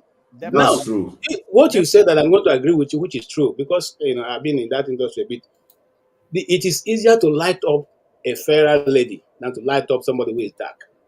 But you see, it's because the people who are shooting the Nollywood in the beginning, they didn't have a technicality. They didn't have a technicality of lighting a black person. That's what I said. I said because of the equipment. They are using the standards of Western they were able to do it, but they didn't. Instead of them to shift to their own, they use the standards of Western film. So if you not even, you see, it's not the equipment, it's knowledge, understanding. It's understanding. So what I'm trying to drive at is the fact that let us know that, and when they were destroying the things that had to do with the black man, that one wasn't also spared. It's part of what was destroyed. It's part of what we should rebuild back. Even our own beauty industries try to portray what the Europeans are portraying as beauty, instead of looking at our own cultural content and bringing out what we want. That's where I'm going to. So when the institutions were being destroyed, it's not just the education, it's not just the mentality. Everything about it went down. And so if we need to rebuild everything together. Okay? And that's my take on it. Thank you. I think that was a cogent and coherent point. For you. As always, defending your industry. Man, you go fight. MA, thank you for coming. Steph, anytime you can interject and say your piece, because you've been here, you stayed here, even if you're connected to the topic. You are free to interject. MA, welcome. Have you been here before? I don't recognize you. And you are doing a pants out here. You're half of your head is not in the camera at all. Sorry, I'm busy with work on the laptop. That is why. Sorry. Good evening, everybody. Sorry, Exero. Yes, I think. Okay, go ahead. I'm enjoying the discussion actually, but I purposely came because of some points I just didn't agree with. And you purposely are still keeping your head like pants out, What? Get your head out of that place. You are still hiding half of your head. I'm not hiding. Then what is going on with the camera? Yeah. Yes, it's the way I place the camera. He's doing a pass out here, man. There's nothing more pass out. Like I'm bringing it out, but I'm still underneath. Where is your face? You're coming to disagree. I disagreed on the point that one of the speaker made. I think generally some people were just trying to yab the Nigerian women for trying to copy what the foreigners are, what the other clients are doing, trying to want to be like them and things like that. But my point is that we do not even put into consideration what the pressure is on them to be doing what they are doing. Of course, you get the point. We might say yes. I consider it a form of bullying, really, that is going on to them, but, and our men don't see it. Especially when you look, for instance, many of people are saying, "I believe you are not in Nigeria," and if you look at scarcity and also commonality, things that are common in certain region, they tend to lose value. You get the point. And if you go to places where they are scarce, their value goes up.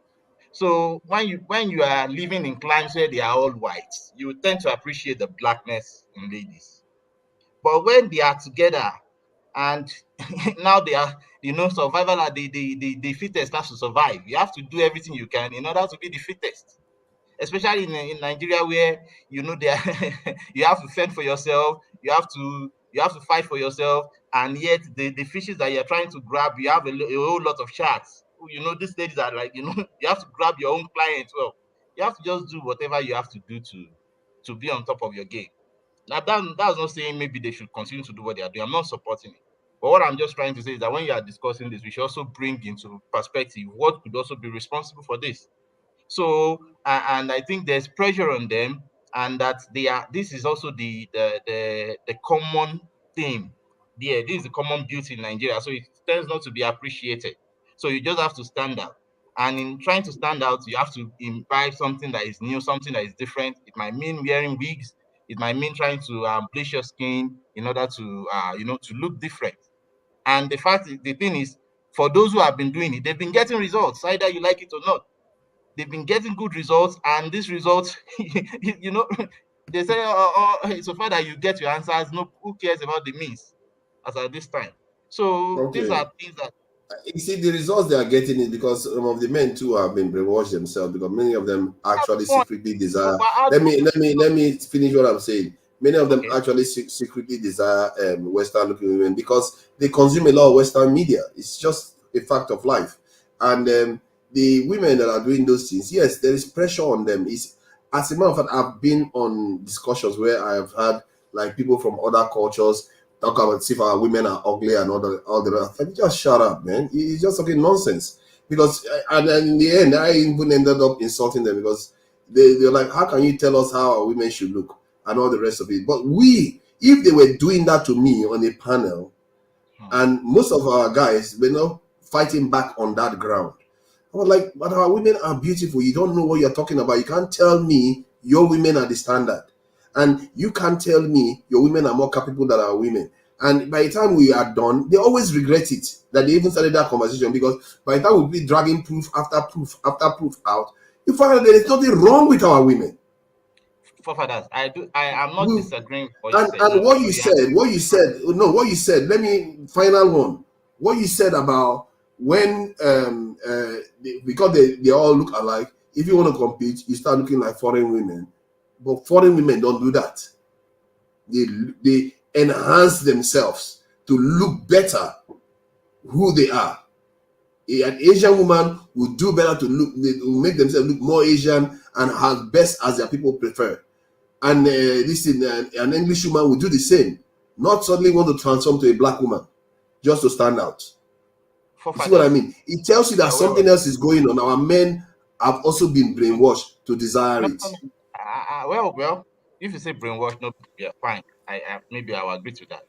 But the thing is this, even in terms of ranking, in skin color, they will tell you that the white skin takes the first rank. I think there's this international code for color, this color code that they use in ranking, not ranking, but if you look at the subtle if I'm ranking it, I put Africa as the best. Black will have the best skin. It's people that does this ranking. That's by your own personal standard. Yes, okay, people that does there's this an ranking. international code, I think you are mistaken. What do you mean? What is the code is just basically describing the categories of skin. What does mean that one is better than the other? Like the white is even within us in Africa. Yeah. Even within us in Africa, we still discriminate against darker people. So what are we saying?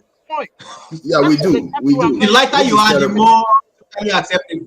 Yeah. The lighter you are, you are acceptable. This has been happening for a long time since foreign religions and foreign cultures started moving into Africa. It's gone on for a very long time. You see, people are going back there where I've been trying to say don't go. You see, the truth is that it's not just that has been destroyed in Africa that needs to be rebuilt.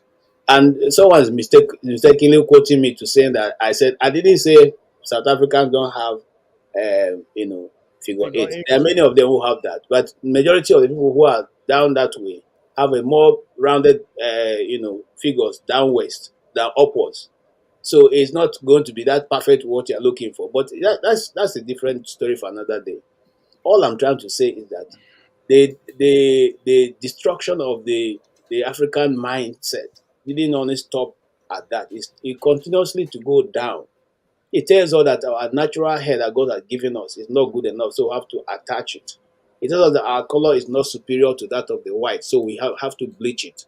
It didn't start because people, people all of a sudden woke up and said that they should be that way. And then the government didn't have a control of what should come in and what should go out. If you go back to the 70s, pictures of the 70s, I remember the pictures of our aunties that were in the university. Their clothes were all very, well, they were all well dressed and they were black and they were beautiful. Okay? But people have refused to align to that because we have imbibed in ourselves foreign culture. Those foreign cultures is why you listen to the radios in Nigeria and you hear a lot of rap music that are not necessarily Nigerian music. That's the reason why we dress, even in a hot sun in Abuja, we all wear suit and tie and be sweating and walking under the sun. That is not a popo. That is not this. It is the one we have taken upon ourselves. We were colonized with the Indians, with the other people who are colonized. Yes, and those people refused to do away with their culture. They insisted. In America here, how do you know an Indian lady? Because you always see her dressed modestly in her Indian clothes. We are not talking about dressing here. We are talking about bleaching your skin. You are making a mistake. I am saying that it's holistic. Bleaching the skin is also part of it.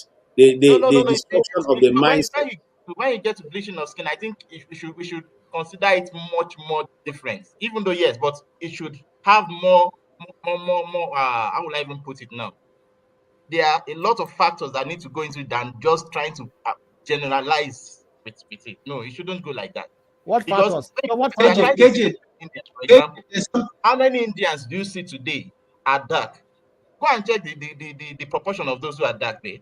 They are quite dark. They are quite dark. They are quite dark. Indians can be, they are dark. There's black Indians who are dark. Till tomorrow, they are dark. A lot of them. Forefather. Also, this thing about beauty is there are trends from time that changed. Don't forget that in the same Africa where everybody is using this attachment now, there used to be a time where tribal marks in some ethnic groups was a form of beauty.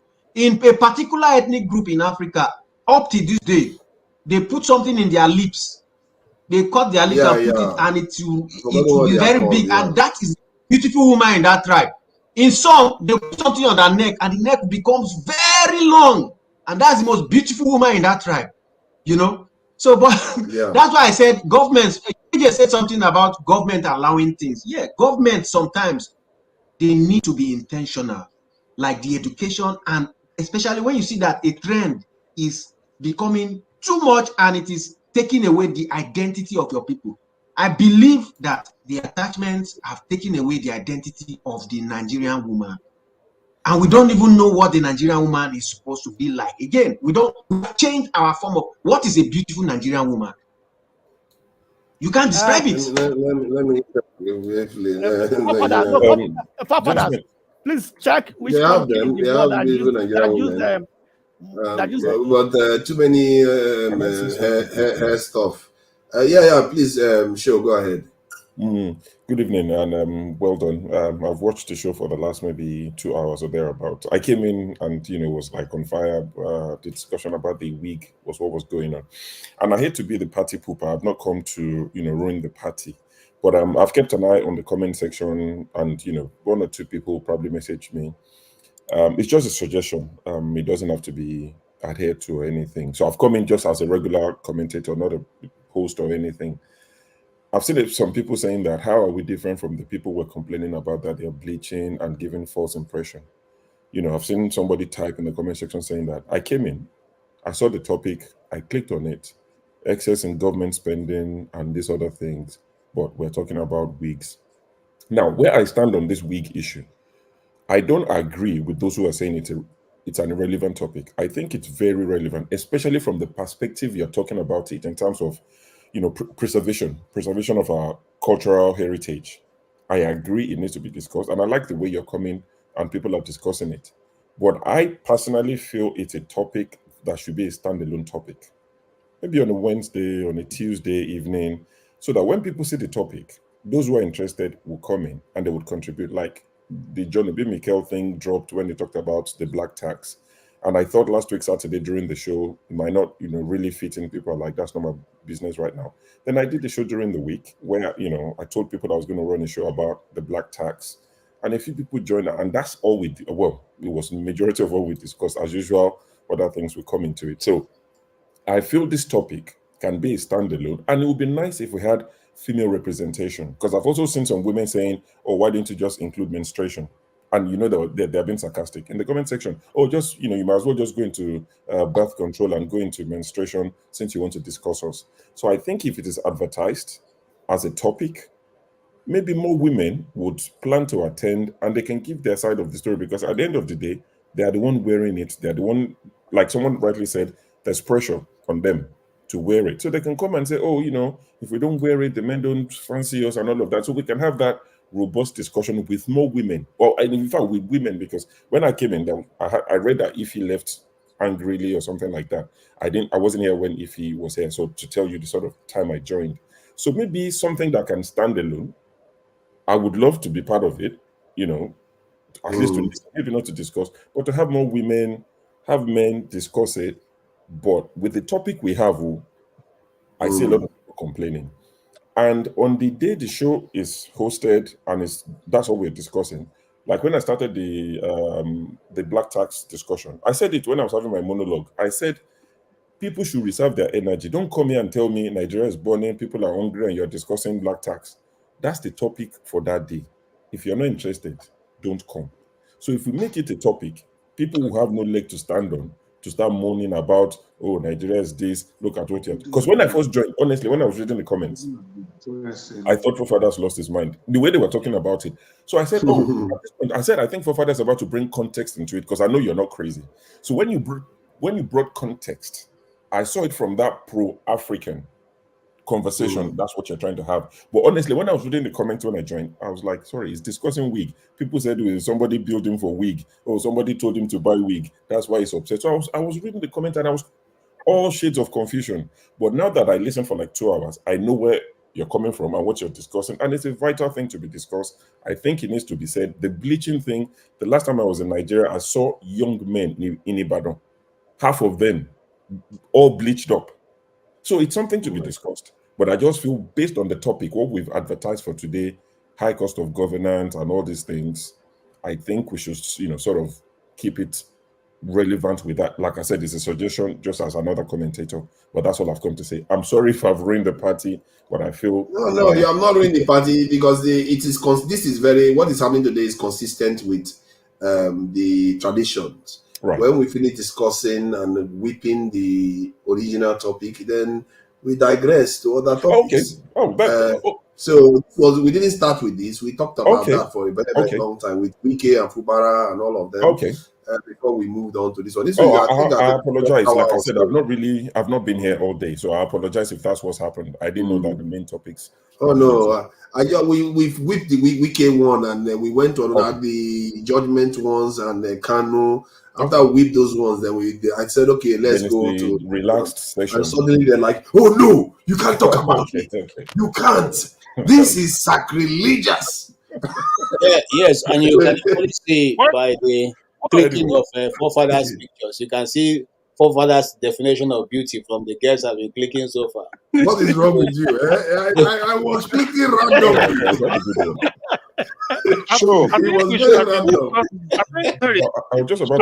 have been discussing about Canada. Sure. Yes, sir. Can't we move to? Yeah, in the comment section, you are the one that we are putting fire on this topic in the comment section. No, I didn't put fire. I said righteous woman is watching because they said side chick. So who is the righteous woman? Mrs. Righteous Man. I said righteous man is watching. Mention the side chick and the righteous woman. Mention it. Who is that righteous woman? Your wife. You have a wife. If you're a righteous man, your wife is righteous. Who told you that my wife is righteous woman? Okay. Because you are Mr. Righteous Man. You're a righteous man now.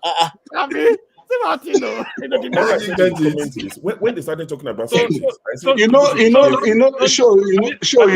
time Kezi said something. He said those men that love small babies, all those small girls. Kezi said it last time. We could go to the Canada one. Righteous man. Round this one up. Righteous man. So you want to tell me? Sorry.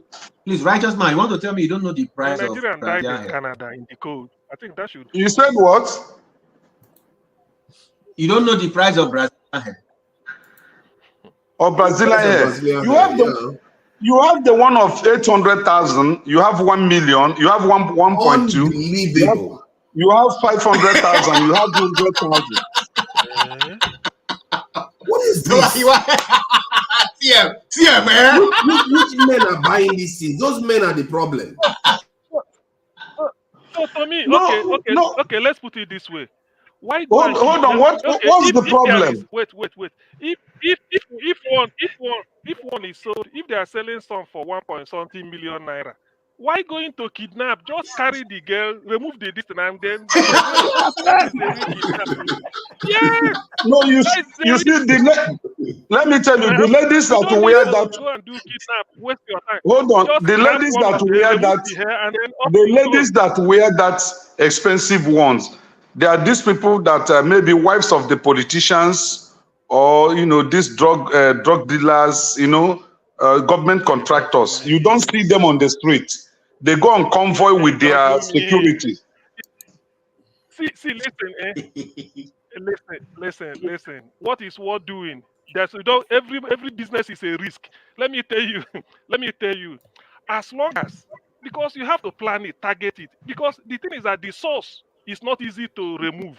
All you need to do, you can do in a 3 or 4 guys, overpower them, then remove the thing and somebody messes away with it. You go and sell it from 1.2 to maybe 700,000 cash. CM, you see, you have gone to bring Lou. You have gone to bring Lou out, CM. Don't put us in trouble now. And don't bring woman come for you. I'm glad let's allow the women. Forefather has caused a very big problem this night. Because so many ladies will be watching this thing and they will be saying, why is men after their hair? Is it that we are stingy, that you cannot fund your wife to wear a good hair? Why is it a topic? It's not part of Nigerian problem. I think if it came across as if we are bashing them because they are doing it, that's far from what I'm doing. I'm not bashing them for it. I'm saying that we need to take our steps there. Incidentally, the woman that we have did her hair naturally. I mean, is it a coincidence or no? This is Calabar. Can we allow the woman to talk? Can we allow the woman to talk? What is can we just allow the lady to talk? Because I think we have had our say. Please go ahead. Welcome. You have set fire on. You have set fire on the mountain. Set any fire, please. Let the lady talk. I know you guys want to hear from a lady like myself, but I don't miss road tonight. Let me tell you, all of you, one by one, with your gray heads, shame on you.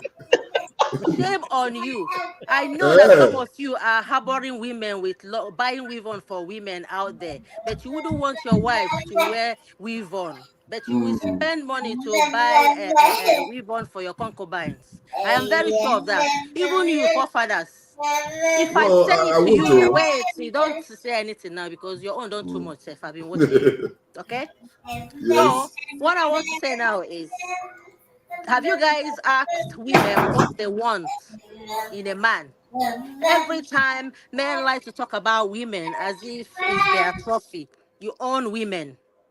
You own women, is your property. So you have the right to determine how they should look, to describe their future, to speak for them. You have the voices of women to paint the pictures of women whichever way you want on an international platform. I said I wouldn't come here again because some of you don't have respect for women. Shame on you, one by one, all of you in short. All Okay. of you. If you If see you my think discussing this let me finish.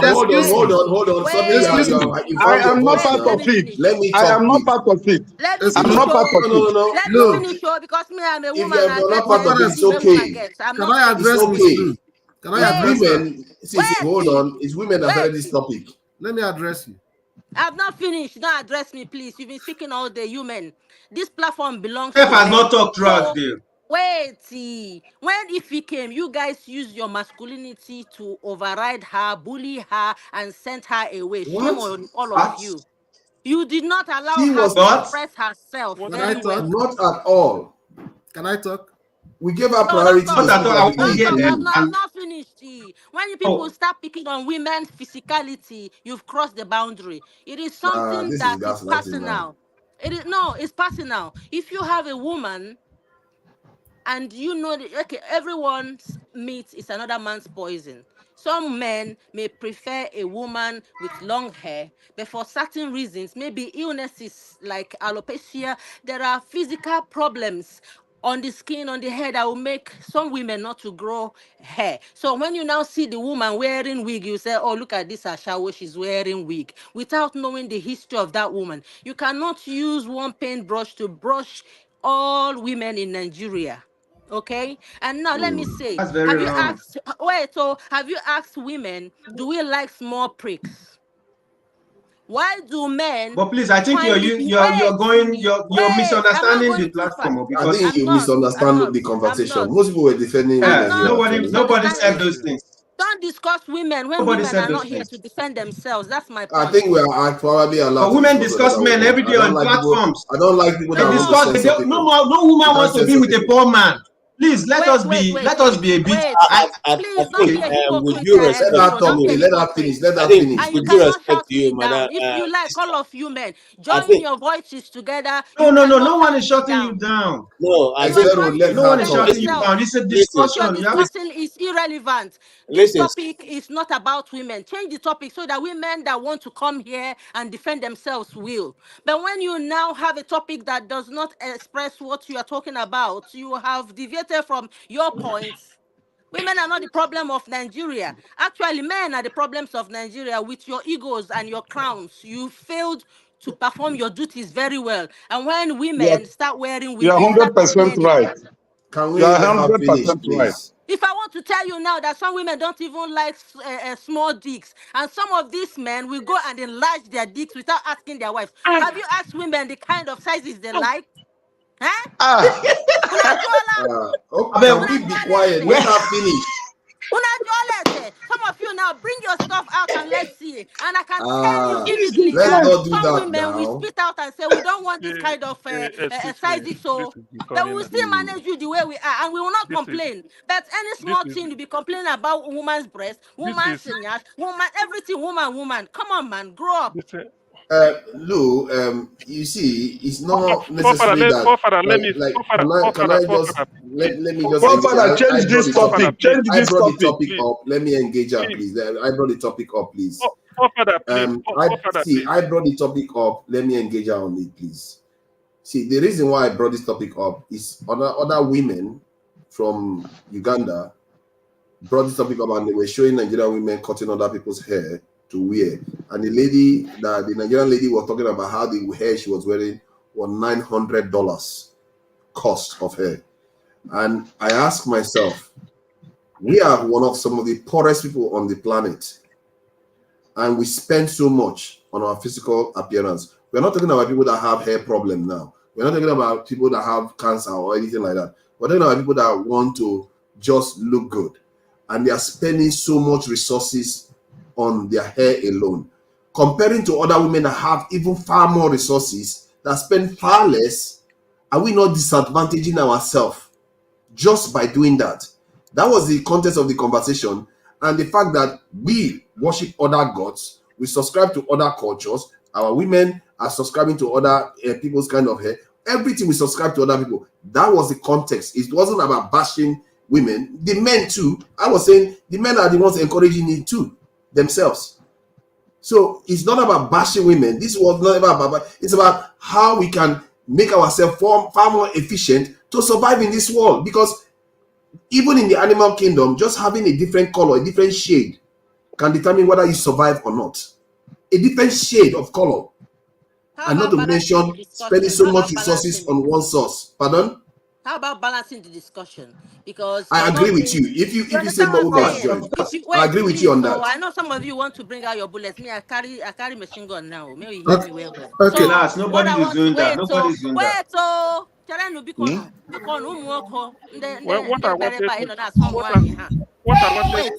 wanted to say is excuse me, no, excuse me, because me are the verse for all of you. How can you be talking about a woman and you won't talk about a man? Because in a home, it's not. It takes two to tango. Both of them are important. Perhaps if you talk about the things women will want in a man, and then a man, what men we want in a woman, it will be balanced. Because it's not the first time in this platform. The other time it was about most times it's like in Nigeria, mostly women are being oppressed, suppressed, and abused and bullied. Everything is about men. I know you guys have better crowns, but don't underrate your women. See, this is a public platform. There are ways you can educate your girls indoors, at the back, and stuff like that. Even those African women that are talking about Nigerians, they are worse. I have friends that are not Nigerians, but when they see Nigerians, they look up to Nigerian standards, the way our women perform. So they wear wigs, but their wigs might not suit them because their heads are not like Nigerian heads. They should not be talking about Nigerian women. Their countries have problems. Let them focus on the problems in their own countries, because I have found out that most of these African countries, they like to target Nigerians, whether be it women or even in entertainment. Nigeria is their problem. So now we shouldn't make it a point of topic here. That is not the context they were coming from. It's like bleaching too. They were not coming from that context. They were coming from the context that we are copying things from other people too much. Why women? Men bleach more than women. Other women that are saying it, I agree with you. Men do it, but it's other women. Do you know that men? I'm glad you are bringing the men one up. Men cannot run away from it. I think you should put the men topic another day. Go ahead if you want to. I think we'll put this topic up. Let me say this before I go back. Let me say this before I go backstage. My sister Lou, I appreciate what you said. But what I have against what you said is that you said you've been watching this program when the topic started. And for you to come in here and generalize everybody here to have the same opinion, that is very wrong. If you are watching when this program started, what's the name of this guy?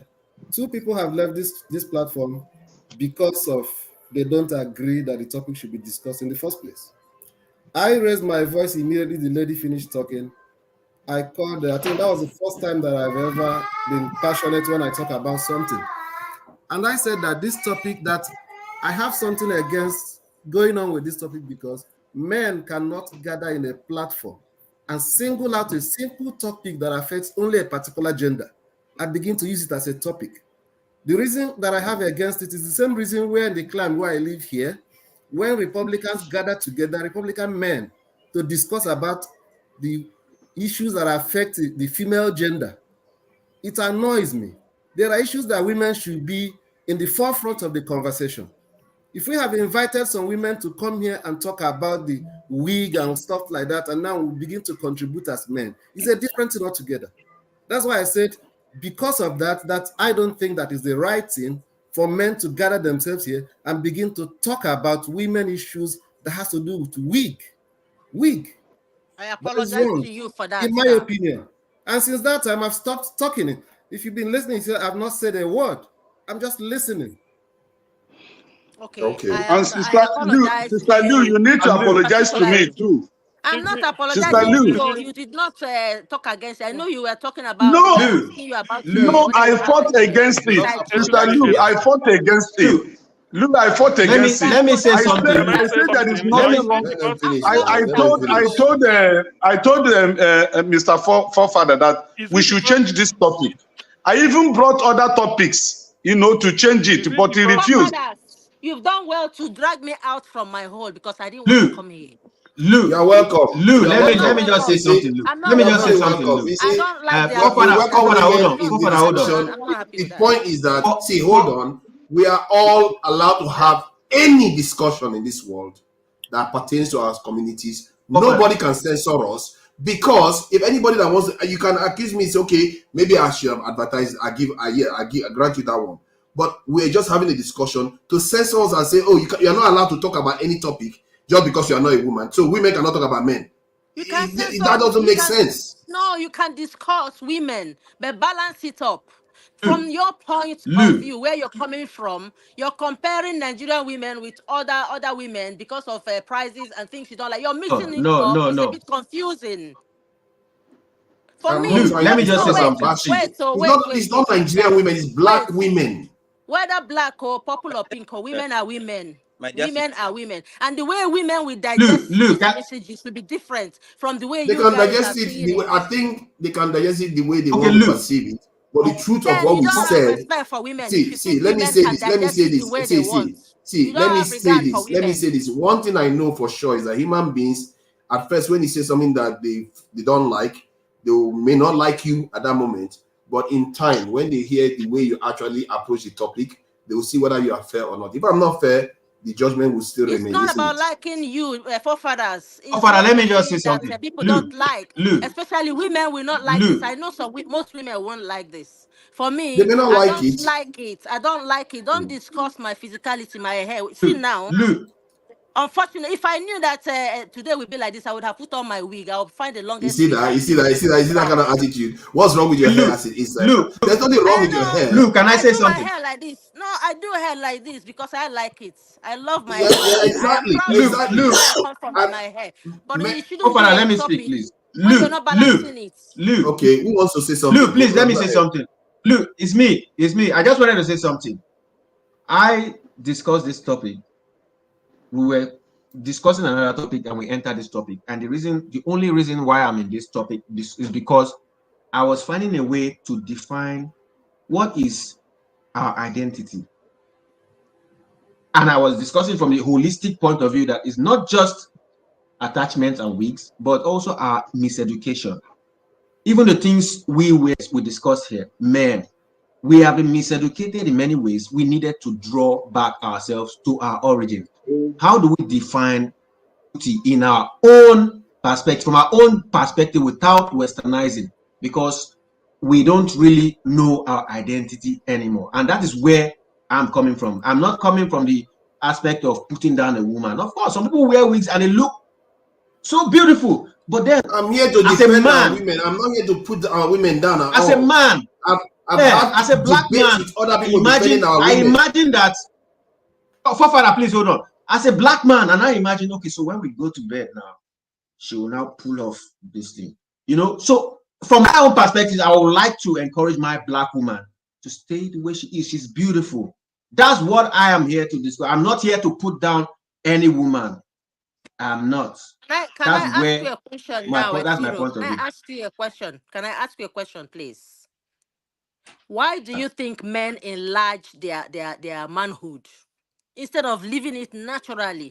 Because perhaps we women would like it naturally the way it is. Why do you think they are not enlarging it to look like Oyibo manhood? That's the I'm difference. asking you a question now. Why do you think They are some enlarging men it do to that? please the black woman, not to make it look like a Igbo man We don't manhood. want it. We don't want it in life. We like it the way it is. Okay, I agree with you. I don't need to. No, you're enhancing your life. What You're are enhancing we yourself. discussing here now? You're enhancing yourself. Forefather, I ask I haven't you. Let's said slow anything. down. Your This cock is is not big Forefather, enough. shut Why up. would you enhance it Please, to I please haven't a said black anything. woman? Go back All to this. Let's what slow you down. are. Let's slow down, Lou. Don't I slow think you down are because going you a want bit to talk far. aloud. I haven't. A woman I is here haven't now. said. Face I me. haven't said anything. Mm. I haven't said anything. I haven't said Brother anything. KJ, Go I'm back 2 Okay, sorry. hours. Nobody CM has It's wanted to only say fair disrespect. something. for me. Wole, sorry, CM Kamdele wanted to say Bra something a while KJ. ago. For me to put in a word. First of all, I wasn't here when they were discussing all those. So it's only fair that if we go back to when this discussion started, you will see me there. The evidence. Things here are recorded. That's one. But if I'm to say something regarding all this, everything, whatever anybody thinks is based on demand and supply, and I won't explain it. It's just based on demand and supply. It's as simple as that. So that is just my own explanation and understanding of whatever is going on. Whatever perception anybody has is based on demand and supply. It's as simple as that. Thank you. If there's no demand, there won't be any supply. As long Okay. as there's supply, there will be demand. Let me also say something. Lou, I appreciate your standing out for the women. And just like I said earlier, I came in not because of this topic, really. I wanted to come in and attack those who have been saying certain things, but I ran into this topic. And here is my take, just like I said, because it was and it was in fact that was Nollywood that got bleaching. And I gave an example. I called them. I said Jim Wobodo was one of the famous people we know when we were primary school that was using bleaching cream. So that's a man, okay. And I said there are certain tribes in Nigeria that are either fair or they are dark, and the Igbos are one of those examples. We have a lot of fair people in my family. Some of us are fair, some of us are dark.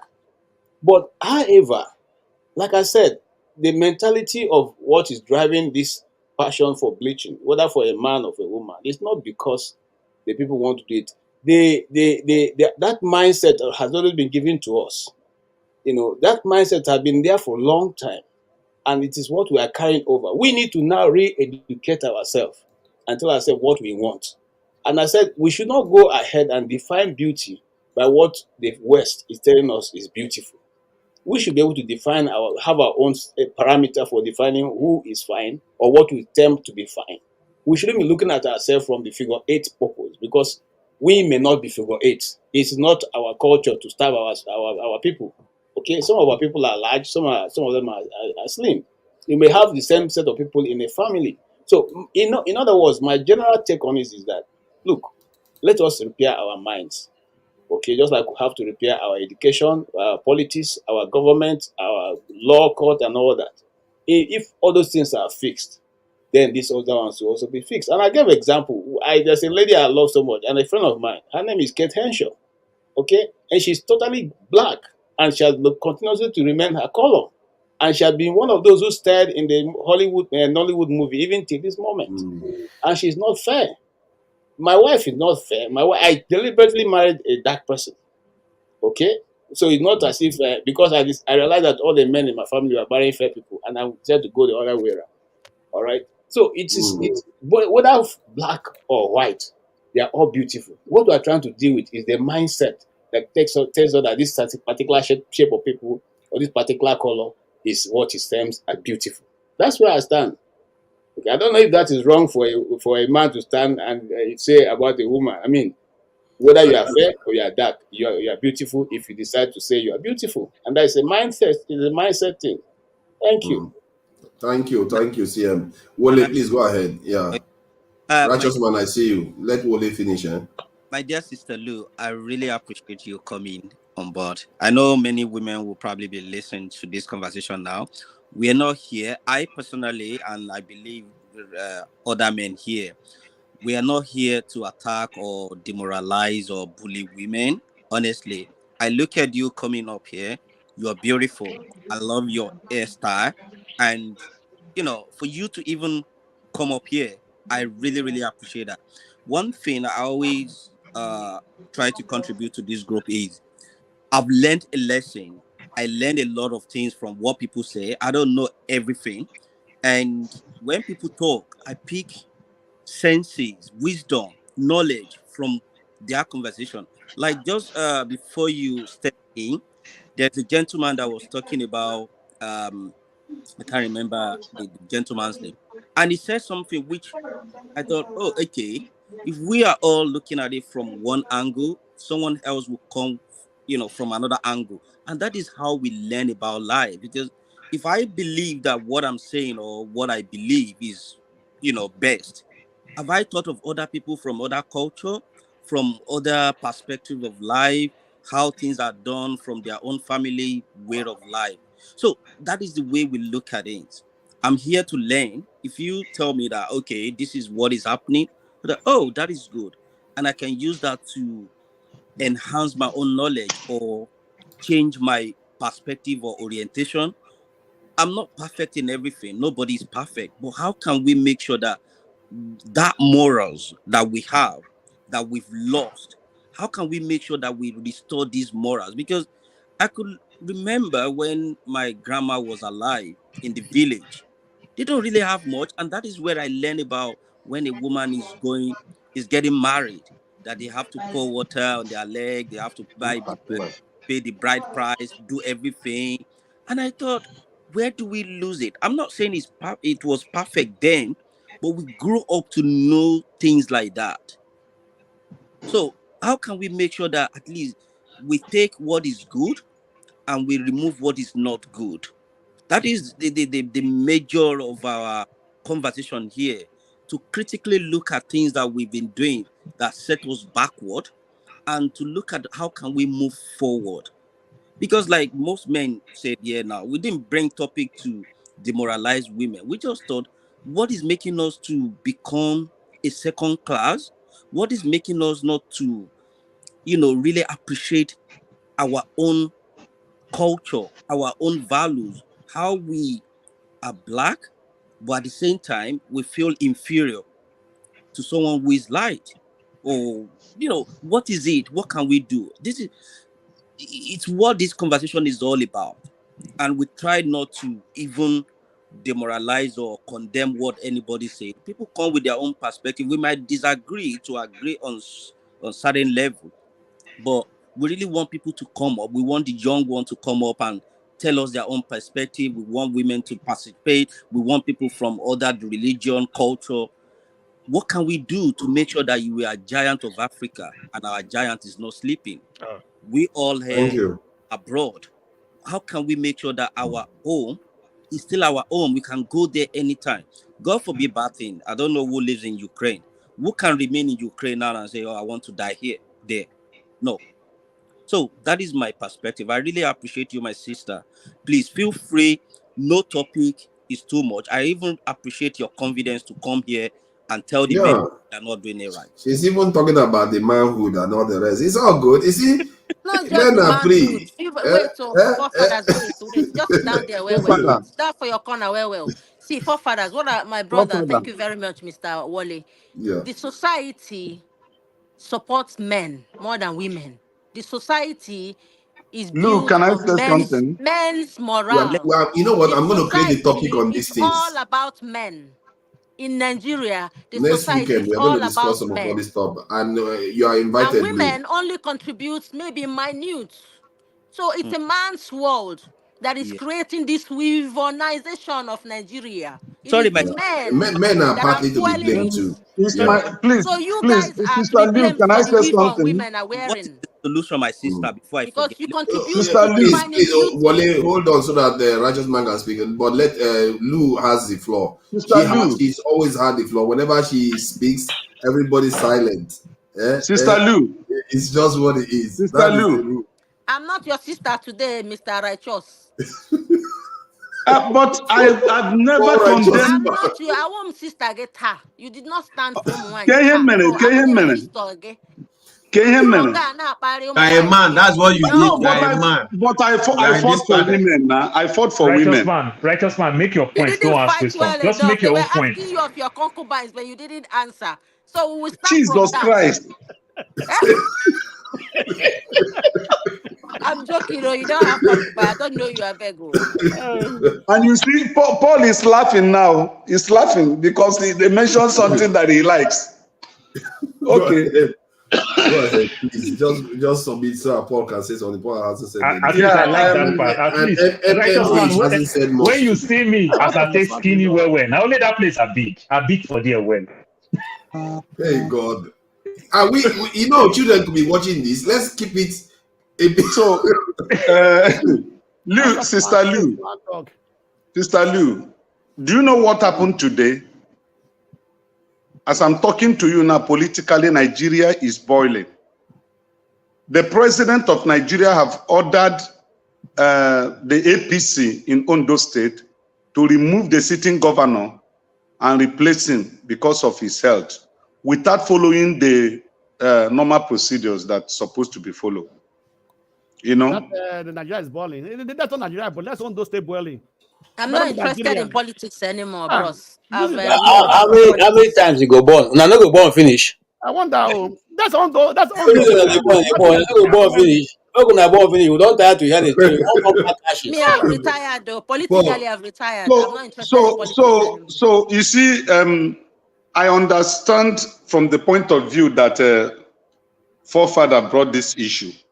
It was based on economic reasons. Instead of us giving other countries more money and earning little, you understand, it's good that we begin to evaluate our culture and also market our culture so that people from other countries can value what God has given to us. It's not as if the men gather to banter on women. No, I don't think that any responsible person will do that. And we have never done that. Though I had area I objected to that discussion. Number one, wearing of wig is a personal choice. And I gave example with my own daughter. I said, whatever that my daughter wants as far as hair is concerned, that we make her beautiful. That was when I quoted the book of 2 Corinthians, where the Bible said that a long hair is a beauty and glory to a woman. So I don't think that any of us will downgrade the women to be nobody. But you made a statement that is very profound. You know the statement? Women have never been the problem of Nigeria. The problem of Nigeria is men. If we count those that have lifted this country up, they are women. Internationally, those who have represented, the first gold medal in Olympic was won by a woman. Okonjo-Iweala is a woman. Obie Ezekwesili is a woman. Chimamanda. Chimamanda is a woman. I'm a woman. And you are a woman. You are a woman because you represent us very well there. So the problem of Nigeria. Let's over egg things. I don't know why we always have to do this. Stop patronizing women. Just speak facts. Men contribute, women contribute to our disaster. These are facts. These are facts. My voice is small. These are facts. You can also say that women have never been a problem of Nigeria at all. In fact, it is women that are being cheated. We do not even support them politically. Don't encourage him. Don't encourage him. He's just trying to be very, very. Don't encourage him. He's just trying to sing for women and like women are the. We're not gonna get pure water for this. Don't do that. Speak your truth. You see, as I start talking about women, you have seen how all of them have risen against me. You've seen it. No. It's not happy. They are not happy. You see, that was why they were asking me how many sidekicks. This man will get lost. It was in this program today they were asking me how many side chicks do I have, because I was defending the cause of women. You didn't answer now. A different place. You're making sweeping statements. That's why I felt like that was a little bit patronizing to women. So finally, the serious issue is this: nobody discussed women to run them down. 2, it was because of economic reasons. 3, Nigeria needs the help of women to stand. Wait, so this economy you're talking about, this weave on, how much is it? Is it those money you're paying for weave on that will reverse the economy of Nigeria? No, And pay the it's debt of Nigeria? the person that will answer that question is co-father. Private tuition. Now, you know how much private tuition that $900 is going to do? Lou, you see the issue I have. Lou. Is it Lucy or Lou? I don't understand. Just call me Lou, please, darling. Lou, okay. You see, the parliamentarians in Nigeria, since we want to export our culture, when they want to swear, they should not swear with the Bible and the Quran, because those things they are foreign, they are not our culture. They should swear with Shango and Amadiora. And Ogun. Now you are hitting the point. Exactly. You understand? Because we should be exporting what works for us. The Bible have not been working for us. Education, our education, everything. Zero, you all done, huh? You see, and he just quoted the part of the Bible that said women's hair have to be long, not considering African women. The Bible didn't consider African women. You're talking about Arab women. Sorry, Paul, please go ahead. So what you just said. Okay. Hold on. Let me answer him. What you just said is what made my. If you ask righteous man question, then he's going to respond. No, Why don't you wait for your turn? I just want to let him know. Then don't answer his question. Just talk your own opinion. If you ask his question, it's natural for him to answer you. And the Amadioha, which you have talked about, people have devised a way of going around it. Okay. Are you asking me a question? No, I'm not. I'm just telling you. An uncle of mine who lost a very. No, ask me a question. Ask me a question. Why I submitted to Amadioha? No, I'm not going to ask. Paul doesn't want him to ask you a question. Leave it alone. Even that one you are mentioning will not work. Because people have devised a way of going around. They have discovered the antidotes for all those things. So if the one I know it works. So the one I know works. It doesn't work. Leave it. I think they say it works. You go die because you go Okija. When you not been there since. You not gonna live that. I want to can get it. I want to go ahead. Let's allow Paul to come. Let's also MH is very very gentleman. Let me leave all this.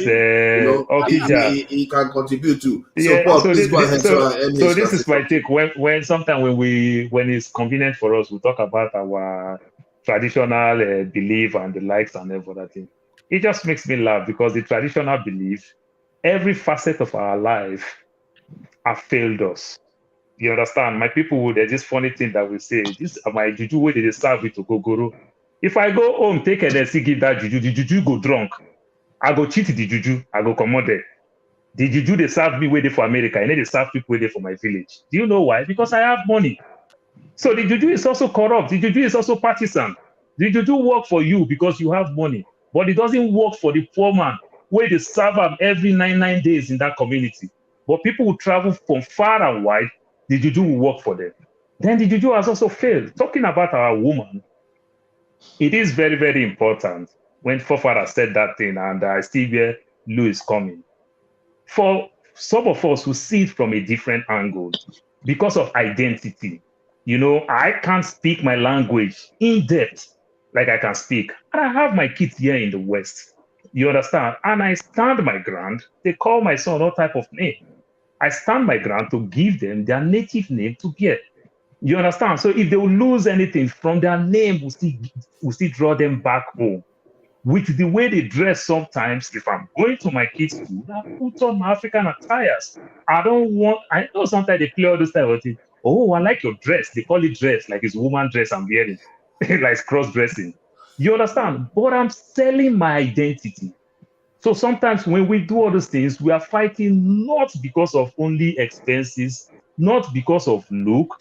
I can tell you very well, the thing that attracts men, if we men will tell ourselves the truth, they are not so much many. You understand? The look of a woman, the chest of a woman, the back of a woman, and how a woman walks. These are the things we look, not the clothes. The clothes we look for a woman and all those other things. We are not looking at them. We are looking at them, say, go sweet for bed.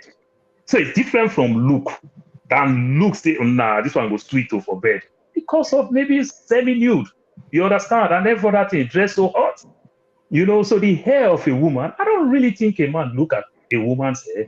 You understand? I spend $20 for every 6 months to cut my hair. And I take my son to salon and I spend $40 for my son for one haircut. Do you know why I cut my hair every day in my bathroom? Be listening to YouTube. I have speakers, I have TV in my bathroom. I spend time like woman in my bathroom, cut my hair. So if I buy my bald clipper, I use it every 6 months, I change it. You understand? I don't look at a woman hair and see beauty there. I know the one we look. If you don't look chest, you look. You understand? People like me, man, where be skinny. I like the one where they fluffy. That's how we look. We don't look at all those things. Well, some of us are seeing it from identity aspects. Do you understand? We want to see our culture in our people. Why will I live here for donkey years and still go back to go marry a Nigerian woman? I still want to see my Nigerian woman in her.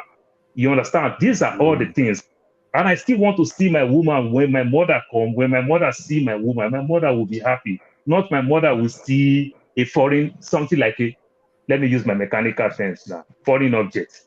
You understand? It is painful. That is the place that we're coming. Not only for money and every other thing. Not for money. I spend money on my son's hair too. But I don't spend money.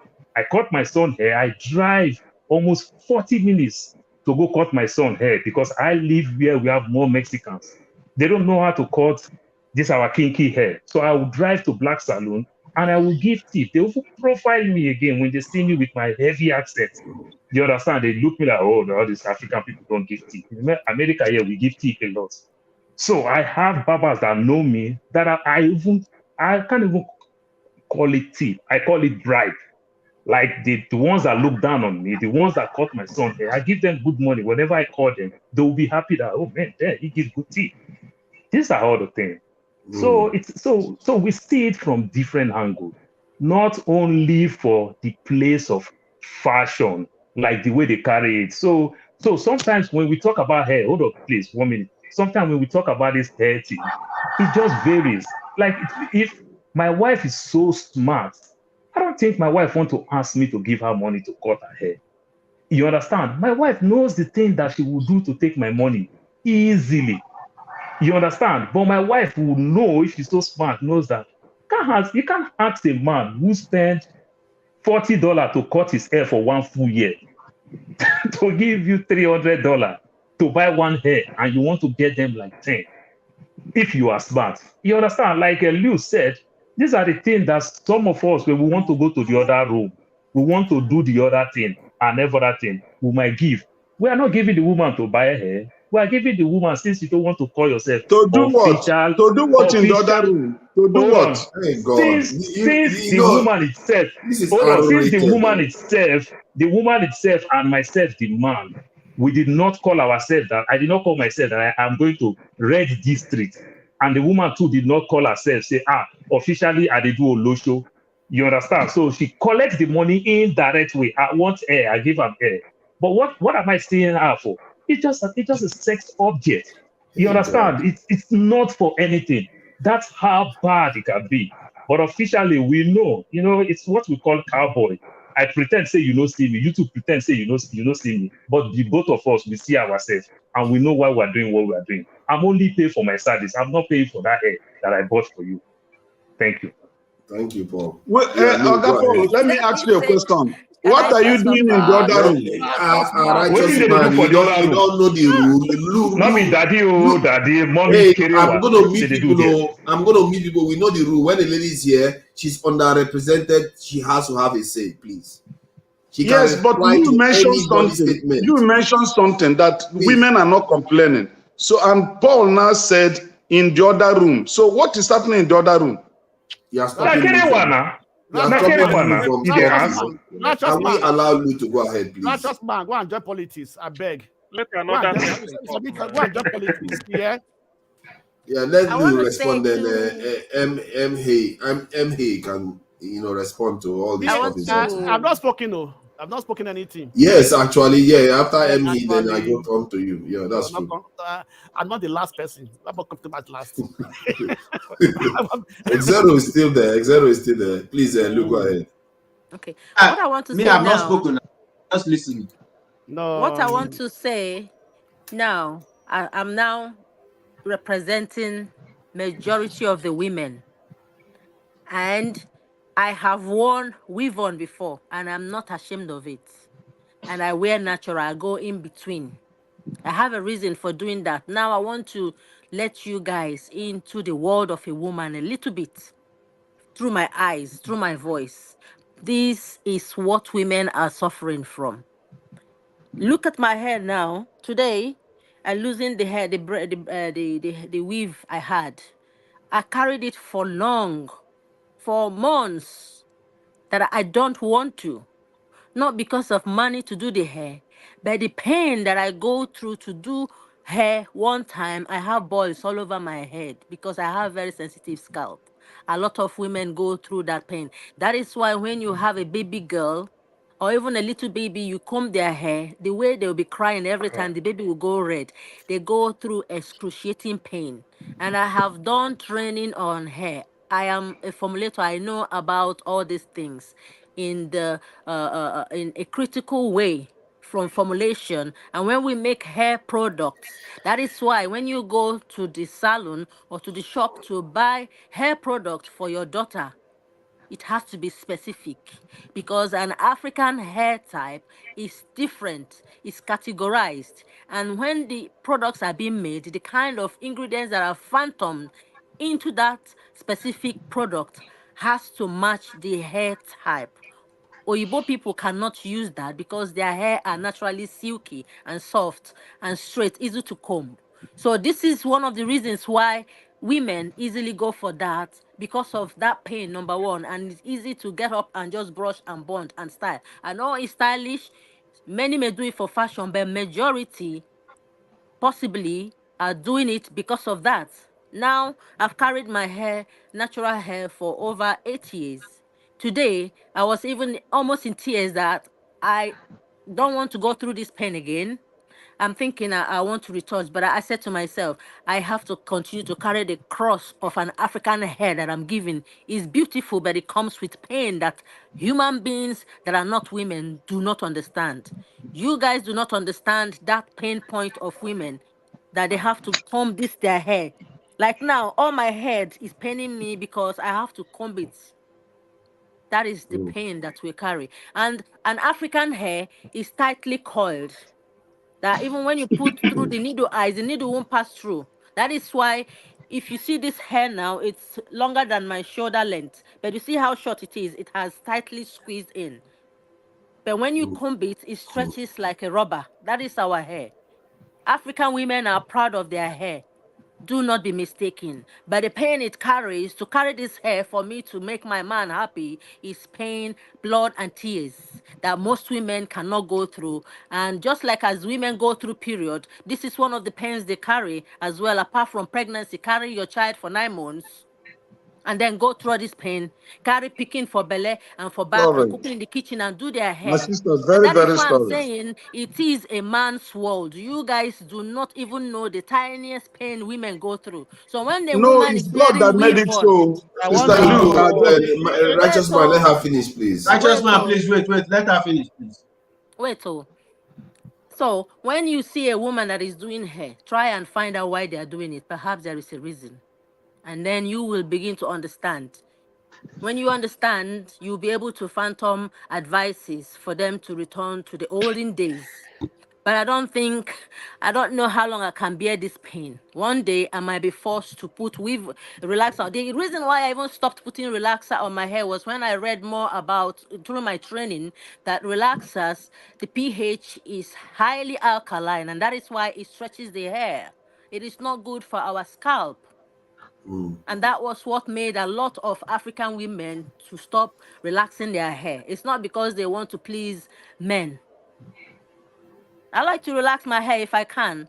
At least it doesn't involve weave on, isn't it? It's to straighten the hair, make it easy to comb. But because of that fear of the products that are not good for the scalp, is detrimental for an African hair, which there is gap in the market. Most products those days didn't have much products that even helped African hair. When I first came here, I wanted to do my hair. They sent me to an Indian shop. And when I got in there, got some condition. I had 4 different conditioners. I still have to steam my hair because I have a very thick textured coiled hair. It's very troublesome to comb. So it is hell for a woman. Please, you guys, with a little bit of dignity and passion and compassion, talk with respect about women, because without women, none of you will be here. So be careful how you talk about women. I know you want Nigeria to go well, but playing too much of ping pong politics with women, whether their ego, the way they look, fat, big, whatever. If you like woman your own way, yeah, look for it. I'm sure there is a woman for every man here. Even 50 types of different women that are not doing their hair, you can harness from. If a woman is doing weave on, find out why they're doing it. Me, I have wig here. If I want to wear it, I can show you my wig now. It's long, but I don't want to And wear the it. other I beret love you wore myself the way I the am. other day, you wore beret.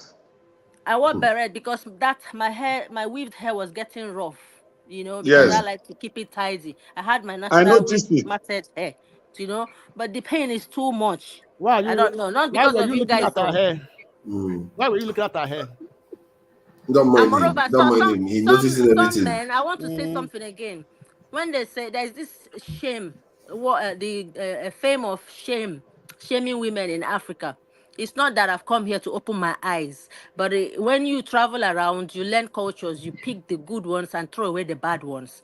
And I think it's only fair to treat women like human beings at least. When people, or I don't understand why anyone would call a woman a prostitute. Can you define the meaning of prostitution? Buying and selling. Who is the buyer? Who is this receiver? Anyone involved in that exchange is part of it. Whether man or woman, you're equally a prostitute. So to stand and say women, a lot of Nigerian women are doing a shower here and there. Come on, quit that. Why do women go into prostitution? Look at the economy in Nigeria. Why do we have to always single women out to blame them for the problems of Nigeria? Perhaps women are one of the smartest human beings you can think on this planet. Otherwise, when they get pregnant and they want to push out your baby, and then they cross their legs, none of the men will be here to even have mouth to talk about how a woman looks like. Please.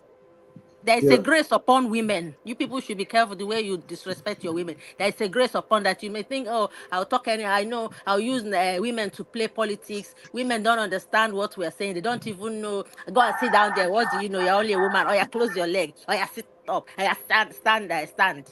And I will not marry you. I can friend you. Why are you I'll give you money. analyzing Buy this, with all. Mr. Lee? But Why are you other men are analyzing a this, lot though? harsher to women, though. Because we think our men are very They harsh. are If you giving look at us the Arab men, lectures, they are though. very, very harsh to their All women. the They men don't, you see here, they are all old men. They have tested a lot of things in life. So this thing you are lecturing, raise up leg, do this, close. Let me But that's ask a her good thing. about this That's a good natural thing. hair. I About like. this That's natural why hair it's good to issue. discuss this thing. Like you talk about the pain now. I've never factored pain adds to my own Yeah, thinking. but But Paul, that's why hold it's on. good to I wanted to discuss. add to But that now that you because said the pain, I Paul, feel it now, as you said Jesus it, and Christ, I like Paul, it. hold on. Are you not hearing me? See, I I heard was you. trying to Sorry, add boss. to the. I was trying to say that men carry natural hair. A lot of our men, some of them even wear dreadlocks. Today, I was somewhere and this white lady was. Her eyes won't get off this black guy with dread on his head. So they look at us. We don't notice what we have. We just take it for granted. Our men wear natural hair. So they have the pain. I remember when some men used to have a lot of bumps on their head in the 90s or in the 2000s. But the problem is that the way we are treating our hair is from the remnant of what we used to practice for No, European forefathers, hair. it's not comparable. The percentages of men with dreadlocks are far tinier compared to women, because a woman in our culture, if you want to say it, women do their hair, but men, as our culture demands, don't to Of course. grow long hair. Be so now you have a boy in Africa. They say, okay, go and mat your head, boy, plait the hair, weave it. You will see you Then you some in our shouldn't weave it. culture There frowns must be at other it. things we can do not to But, subject women to that but, kind of pain. Because I You don't don't think our, understand, our forefathers. forefathers were going This through was pain. father self now. No, let me Forefathers, Father, you finish don't my point understand. Maybe now. your Maybe hair is very there is soft. something to be gleaned from this. No, maybe Because your hair I is don't very think soft. Yeah, our exactly. parents, ask yourself now, how did our forefathers survive? You think they were worrying This is about not weavons and all the this rest? They probably this had is a no way of longer surviving with their discussion. No, hair. I please, wonder. I wonder. Fathers, please. Don't you forefathers. With think they all try to shut with all down due respect, conversation? this is not. Excuse me.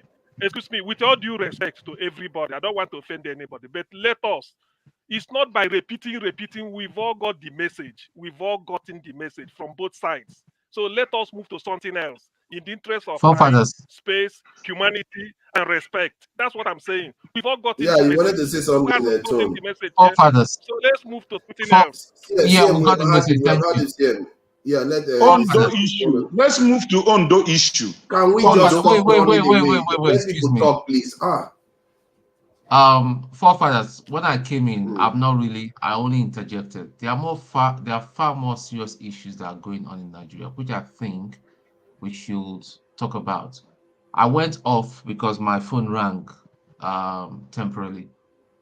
A good friend of mine, the mother was kidnapped just 2 hours ago. And they're asking her to for 7.5 million. This is a girl that just started working in the bank. She can't even afford 500,000 to her name. She was crying and all that, and even asked them if she can raise 200,000. They told her, listen, if you don't get the money by tomorrow, that 200,000 is not even enough for their bullets for their guns. Listen. Again, it goes. I'm annoyed now, and it goes back to the system. The system is rotten. Why should this sort of thing will still be happening? And some people are just there. They're just borrowing money, and some idiots, some brain dead people are still supporting illegality, calling an apparent illegality legal. People that don't have a voice, they are being kidnapped, and other people are being killed. Why should it continue? And we are here talking about things that doesn't matter. Forefathers, with all due respect to you, yeah, and I would want to add sir to it. I think we this program was the subject that was advertised and all that. Can we just touch on that subject, and maybe it will be more cerebral in touching subjects that are really Which subject are we because talking about that you want us to talk okay the subject that was advertised is just, well, for people that have never been on we talked about the out of control government expenses, which was talked briefly on, and we veered into fiber optics or no fiber optics. Now in Lagos State, there are loads of houses that have been destroyed, are being pulled down by Sanwo-Olu. Surely those houses cannot be all illegal. There's a political undertone in it, and yet people watch, and yet nobody is talking about it. People are watching. These are people's sweats. I think people talk about they were talking about this stuff when I came on, and we talked about Fubara for at least 2-3 hours, and then we were dabbling into Kano, and somebody brought up the buildings that were getting we talked about quite a lot of things. And the reason why this topic is pertinent, I don't know why people keep saying it doesn't matter. I don't get it. Life. Hold on, let me say something. Let me just say something about this. I don't know how I can repeat this over and over again. There are very few things in this life that matters. Really, there are very few things. Your ability to move from one generation to other is very critical. And the process that leads to selection that allows you to do that, if it is affected, believe you me, whether Festa gets burnt or not is little compared to that. You can't mess with something that was handed to us from thousands upon thousands. Do you know how many millions of people that it took to create just from 2,000 years ago? How many? Maybe it goes into a billion if they actually calculate the numbers to create you sitting there. And you allow that process to be messed with, and people just think it's not serious. It does matter, because 10,000 years from now, 1,000 years from now, maybe 200 years from now, where are you going to be? Somebody made sure you were here today. So this kind of stuff, the human hair is not the only. It may not. It's not the only. It's not only woman hair. Now we're talking about the human hair is not the only place. We talked about there's a multitude of. I know. Yeah, I haven't finished, bro. Wale, you talk, Wale. I think I've Oh, finished. That discussion is done for now. It's not fair that we even brought it up today the way we did, because it appears it's a little more serious. I think next time we'll probably put it in a major topic so that people come and discuss it fully. I think that to say that people should not have that conversation, I don't think that is right. No conversation should be off this is off limits, really. Please go ahead. So, going forward, we're talking about Tinubu, we're talking about APC, we're talking about a whole lot of things. We're even talking about even the corrupt. There are some people that are representing the so-called Labour Party that have joined the party of corruption. What do we do? Excuse me. What do we do to remedy this situation? I don't think just talking. Listen, at the end of the day, we say a revolution. Revolution is not a passive word. Revolution is a very active word. Revolution will involve guns. I'm sorry. Revolution will involves taking some people's life if it has to be, because these people are not just that. You They're have just to not be ready. careful. YouTube could come and strike us. Feel sorry for Dr. Damage. People are talking about manhood today. Some people are talking about bedroom, and let's take it easy. Let me ask you. MH is supposed to say something. Revolution we're talking about. See, these people are already talking about the next election, APC, how to inflict more damage on Nigeria, and we are here talking about some conference and talking. Talking is not going to push these people out. Nigeria has been taken over. I have a question for you. You have a plan. What do you think we should do? Please, let's not ask this question. Let's feel sorry for some people. Not feel sorry, actually. Let's respect some people's time. Okay, so has been here. He was supposed to speak before you, and he hasn't said anything forever. And X0 has not said much too. I mean, like the news I received this evening. This woman hasn't got money. She was taken from a public transport in Port Harcourt, and we're in 2023, and somebody there that's taken over power don't even know what to do about it. There's police, there is the DSS. The DSS is all about arresting. Their main job now, their priority is arresting political opponents or anybody that speaks against APC and Tinubu. And people will start talking. People people will come here and think it's a kindergarten class and all that, abuse some people, insult some people, and we just talk. Listen, we've got to wake up. This cannot just continue. Nigeria has been taken over by a bunch of criminals. Tone. You see, when things are about to change, there are people that will have to go and do it. We will have to, have their own vision for that nation, and there are people in the country that may react. They will choose their time. The way people react, I've said this to you before, the way people react individually and the way they react as a group is very different. The leaders may not see it coming, they may see it coming. In terms of let's also watch what's going on in the country. I just believe that if you really want to do something for the country, there are ways you can do them. Study how other people did them before. Forefathers, if you were just here like this channel, we are all chilling and at the same time talking about some serious things, and you get a phone call, God forbid, that somebody near you has just been taken. Do you think you'll be okay? Of course I will be okay. Right now, even as I'm talking, I will not be okay. The person is not even high in the society. The person is not like she's an important person in society. Just take it, and they're asking for 7.5 million. I think I've had people ask this question. I will not be okay, and I may not be objective anymore. There is a reason why doctors are excused from examining and carrying out examination on their own relatives, because they are not going to be objective. They can't carry out operation on their. You can't use anecdotal examples to pass judgment on something that involves something societal issues. It's not a very accurate way of actually measuring or making proper decisions. Let's put it that way. Please, I really need to get MH in here. And I think people are here. Sometimes we forget, and he's been a gentleman. You need to get these people here. You need to use your elbow to get in there. This is a freer session. Please, MH, please get in there. Anyway, I think that is also part of the problem in Nigeria, that we tend to jump queues, and we don't want to follow protocol. We want to believe that some discussions are more critical than the others, and we just have to enforce it. I believe whatever you are feeling is still just your personal experience. And if all of us you bring our own personal experience, I think everybody will have a higher education note to write. So we just have to be diplomatic here, and just let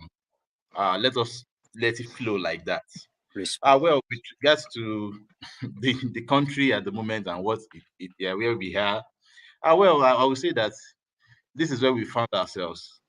So, and I think watching this program over the times, the months that I've come across the damages show, I know that it's always all of us, we just come, we rant, we complain.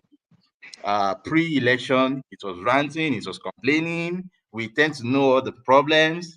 We tend to have think we have the solutions, but most of the times our solutions are just kind of idealistic, and they are not pragmatic.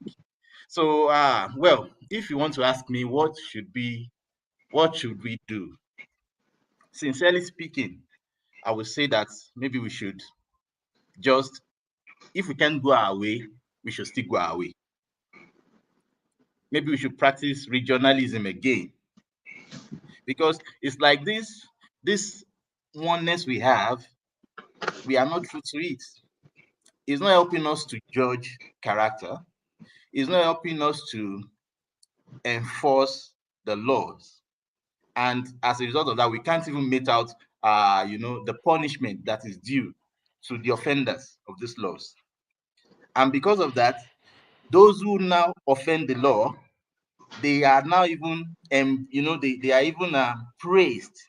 They get the juice of the nation. So, if you look at the reward system, everything is so against doing good now in Nigeria that you just have to ask yourself, where do you start from? But where I believe is that maybe if we should go our separate way in our own little way, maybe regionalism and things like that, at least you'll be able to manage that problem. Like, okay, it won't be a national problem again, it will not be a regional problem. And for instance, if the Southwest now say they want to be on their own, I believe for somebody like Tinubu who has a lot of baggages, an average Yoruba person may have a double mind before voting such a person. I get on the point. Yeah. But if it is now a national thing, it is now no more what we want to do. It is now what we want to get from the nation. So somebody who should have gone have his own, be kind of have that integrity to make principle, to judge by principles. They will now have to judge by what is in it for us in this thing. And if you don't have the critical mass of people of integrity, people who can stand by the truth, if you don't have that critical mass, then there's nothing you can do. The majority will always win their vote. So from my own standpoint, because if we continue to, I don't want to just complain and complain and complain. Everything boils down to this fact that there's greed in the system, and this greed is a national greed. That it is not just Yoruba, it is everyone, all of the elites. They are greedy, and there's the only way you can just try to reduce this is to just manage your own section. If the Igbos, for example, look at the issue of the buildings that have been demolished in Lagos State. Yes, you might want to say it's a target against the Igbos. I don't know, but what is the fact that we have? The government that we give power to says that those buildings are on the waterway. You get the point. So, and as a result, is there any way you can judge it? No. But if you want to look critically into it, you should ask the Igbos, then why don't you go and develop your own side? Look, what is happening to Nigeria, especially for those who are in diaspora, that we are facing a lot of things, is because back home, we don't have a good stand. So, and as a result, we don't have the power to even negotiate elsewhere in a collective. If you negotiate, you only negotiate for yourself, but that negotiation can be transferred into your next person, who is also your relative. But if you look at other race, they negotiate, and these negotiations are even transferred. That even their generations down the line benefit from such negotiations. But our negotiation is just they are individualistic. Reason is because we don't develop our home that should serve as base for us to say, come, bullshit your bullshit, we can bullshit their stand. And as a result, when you are not hungry, you negotiate well. So Southeasterners, please, if you think you are being targeted, go and develop your side. Can I stop you there, sir? Sir, can I just stop you there? No, this is not to Southeasterners. No, wait. No, Don't hold on. You spoke. I'm going to stop you there. I am using Southeast for as an example. I'm not trying to just give Southeast. It's a case study. Yes, thank you very much. So, but the thing is, we all need to just go back. If I say, what's the solution to Nigeria? Go and develop your own side. Everybody should own their own. Let them have their own truth. And then let us now come back and discuss the way we want to run the country. But if it is with this paradigm that we are using at the moment, I can tell you, it's either that you go with them fierce for fierce. Maybe, for example, maybe the Labour Party, if you are ready, you go fierce for fierce so that you can, you have to play the dirty game with them. But if you want to go with the righteous game, forget it. It's not going to work. And they've targeted, they own the power, they own the state resources, so how do you even want to fight them? So this is just my own point, that maybe we should go our own way. Everybody should just play there should be regionalism. The problem with that is that we've tried that before. It didn't work out so well. The one we have not tried is we can't say it didn't work out, because if you look at that time, every form of leadership we always have. You can't say it didn't work out. It happened a few times. When we go to Kenya, they found us separate. They colonized us. Then we found our own independence. We were separated. We led to a civil war. Yeah, we've tried it. In that way, it keeps failing. Can I wait, see him. A lot of people want to say on. Okay. That period is still the best period, for example, for the Southwest till date. That period gave us the best of leaders in Southwest till date, that all the other leaders that are sprouting up want to emulate from. See, from my point of view, let me just say something to you. Let me say something. So I will give you a different perspective. See, from my point of view, what I saw in the early 60s is like a decline, a slow decline that is still carrying on. We just think it's brilliant because the white people just left, and then we just carried on freedom. There was that euphoric period, and we were enjoying the bounties of being free. It doesn't mean we had a strong foundation. It was still just as weak. Okay, these hands are a bit too much now. How am I supposed to select two hands? I was going to. Bello Babs hasn't said anything. No. KJ Paul hasn't said anything too. Okay, I will let it flow. But see. For a while.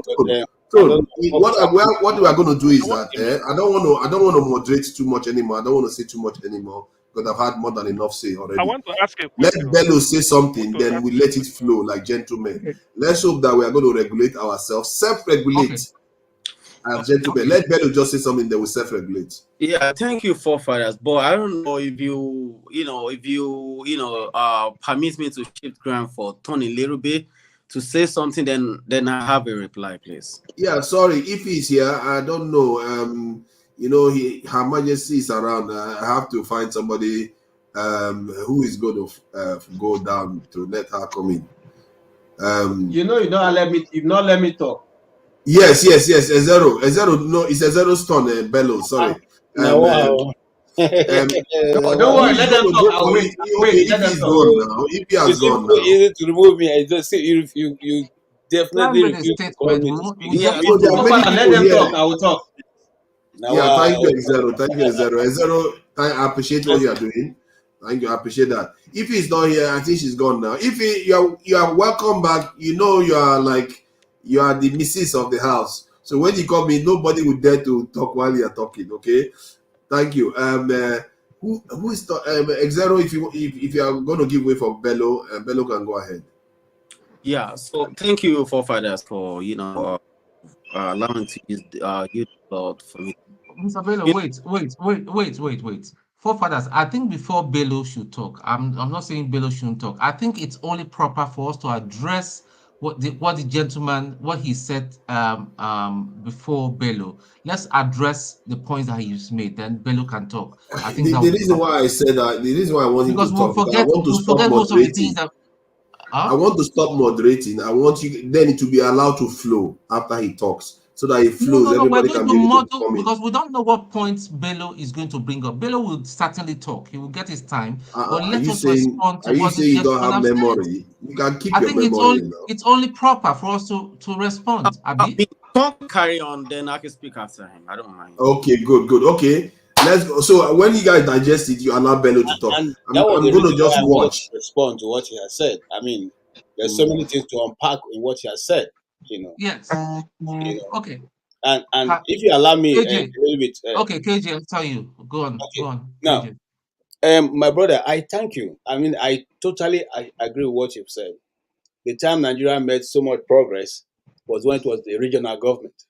Even in the East, the development that was made in the East was when Okpara was the premier of the Eastern region. It is still there. That is still the blueprint that most of the Eastern most of the state governors now are using. In my place, the road built by Okpara is see what we drive in part of Ozuakolo. You can check it out. Sorry, KJ. So we celebrate that time, and that was the time that the Eastern region was one of the fastest growing economy in the world. It is there in history for you to see. So I think if we are afraid of going our separate ways, let us go back to regional government. The struggle for the center will be less. The killing and the maiming of people will be less. The struggle for resources will be less because there'll be nothing to share. The sharing formula that has now bastardized the governance system of Nigeria will no longer be there. People will now use whatever they get in their region and develop their region.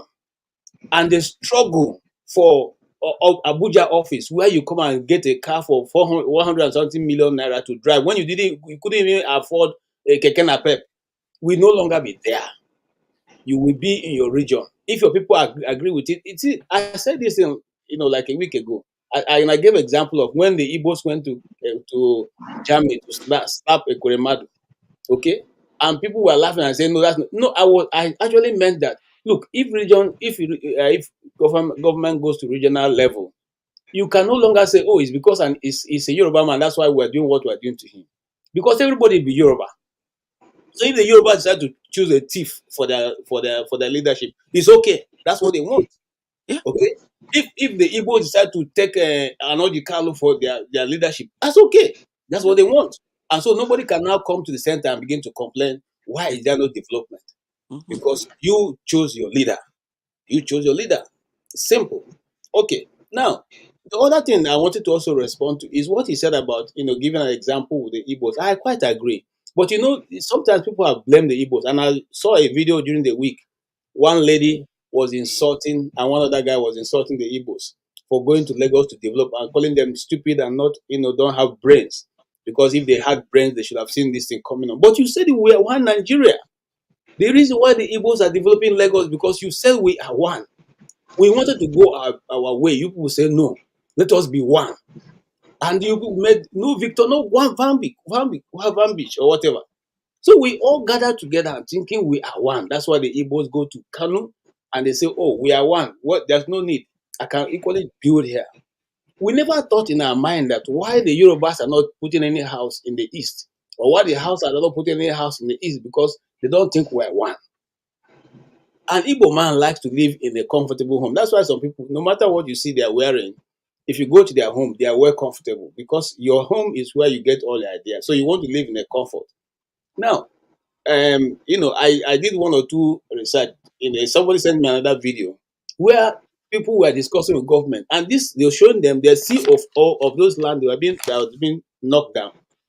The question is, in a country where housing is a problem, there's so much deficiency in housing. The little that is built, you are breaking it down.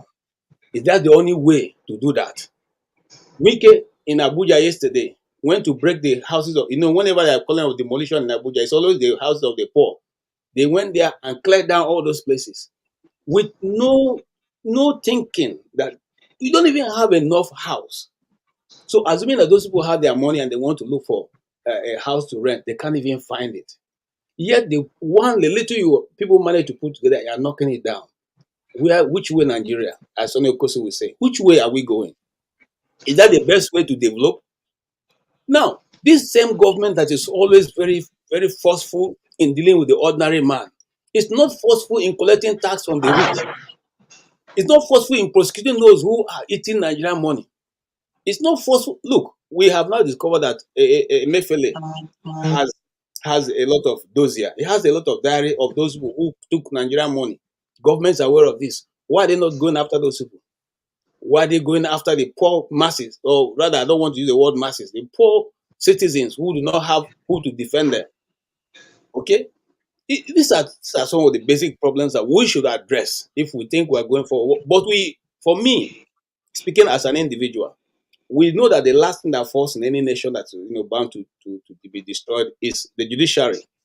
Now we don't know no longer have the judiciary. The army has been taken. The police have been taken. The of course governance and authority have been taken. Judiciary was the last hope. It has been taken. So what else are we hoping for? We just look. Somebody put it this way. He said, "Look, they can never be. You see, Nigerians are going to get to the point where we now begin to enter the walls because we always morph into something when we are pushed hard. We have been pushed to the wall. We are going to morph to the wall because there can never be somebody who will stand up and say enough is enough. And as long as don't say enough is enough, this is a state capture. Tell them, look, I have which I'm not going to put in the public space, but they are going after everybody who is not a APC governor before 2027. You aren't going to be there. You aren't going to be there. So, brothers, let's wake up. Something is happening in our country. If we don't wake up, if we don't tell ourselves the truth, if we keep playing on tribe, on region, it's not going to help anybody. If you see the truth, say the truth. Thank you. Thank you. I yield to Tom. Thank you. Okay. Thank you very much. But while you talk, yeah, you talk. Let me just a quick one. Sorry, I didn't get your name. Is it MF or whatever it is? Okay.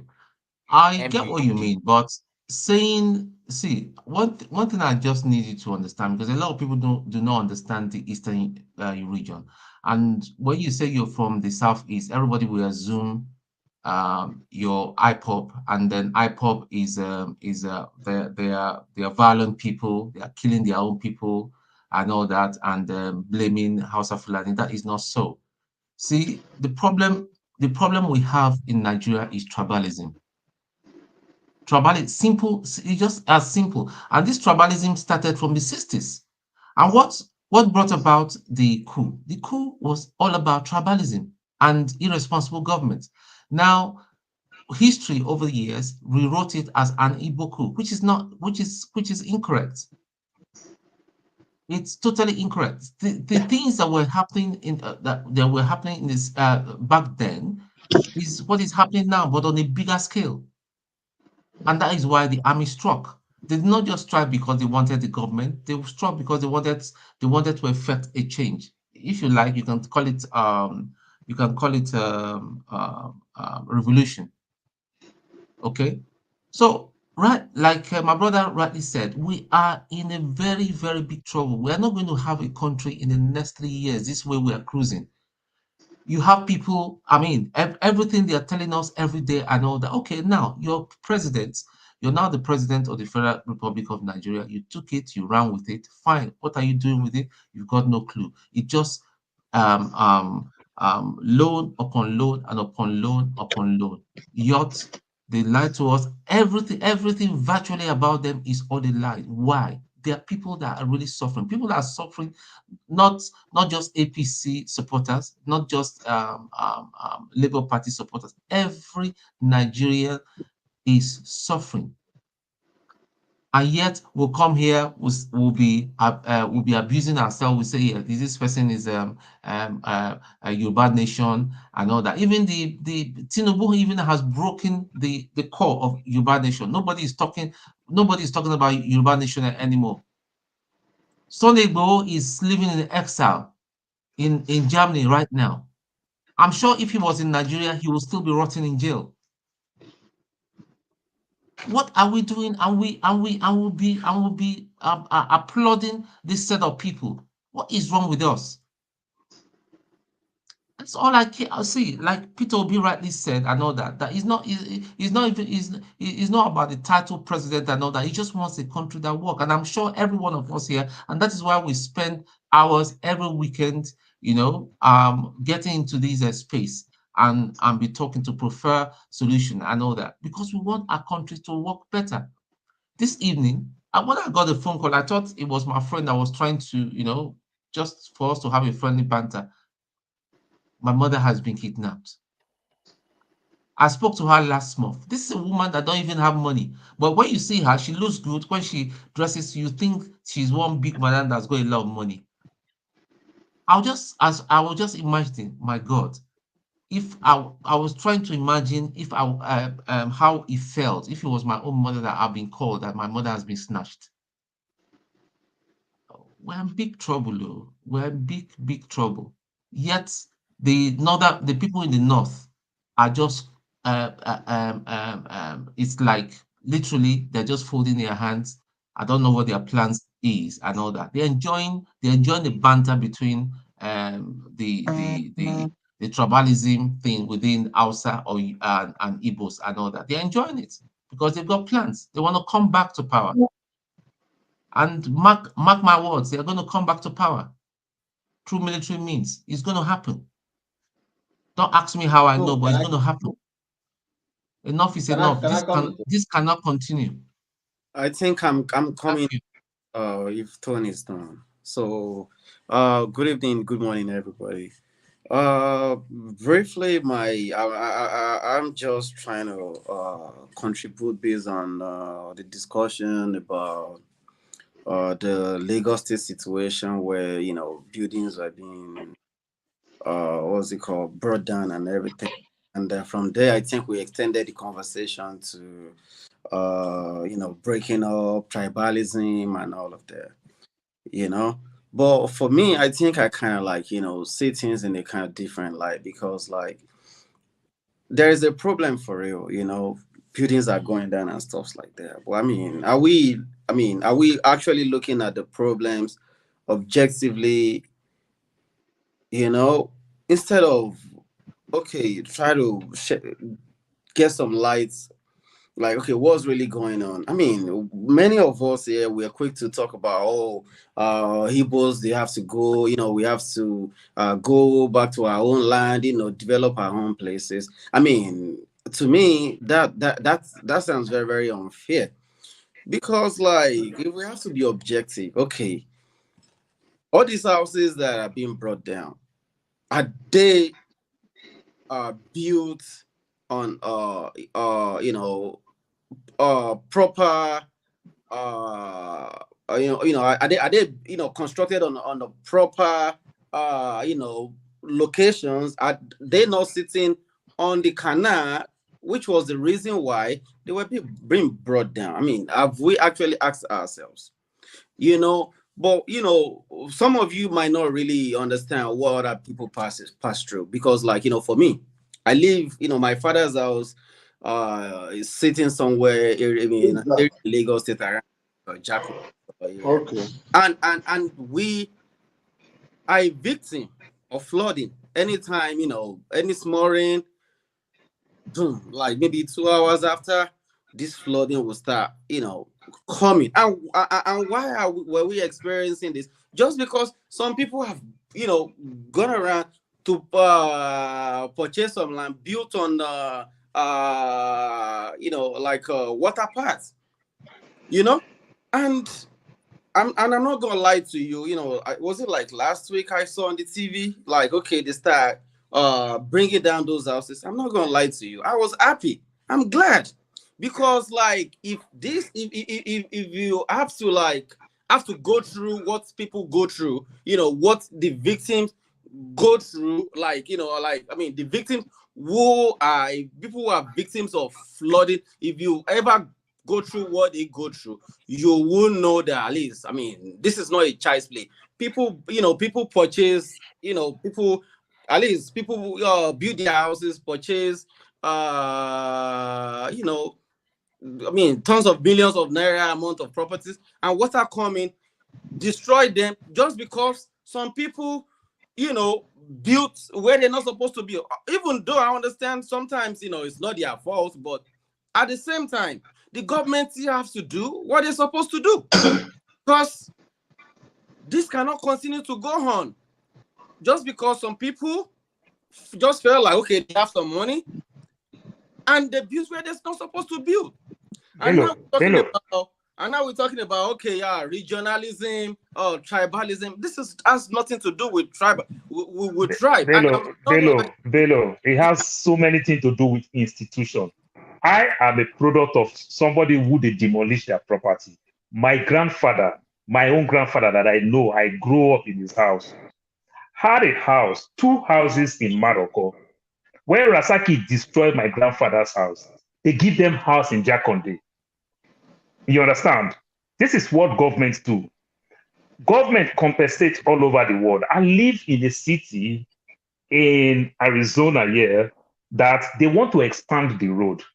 Every people who rent an apartment, not landlord, they give every one of them $7,000 for the fact that government is taking what they call tenement rates, the new name called land use charge from a property. If you buy a property in Lagos don't have what is called CFO.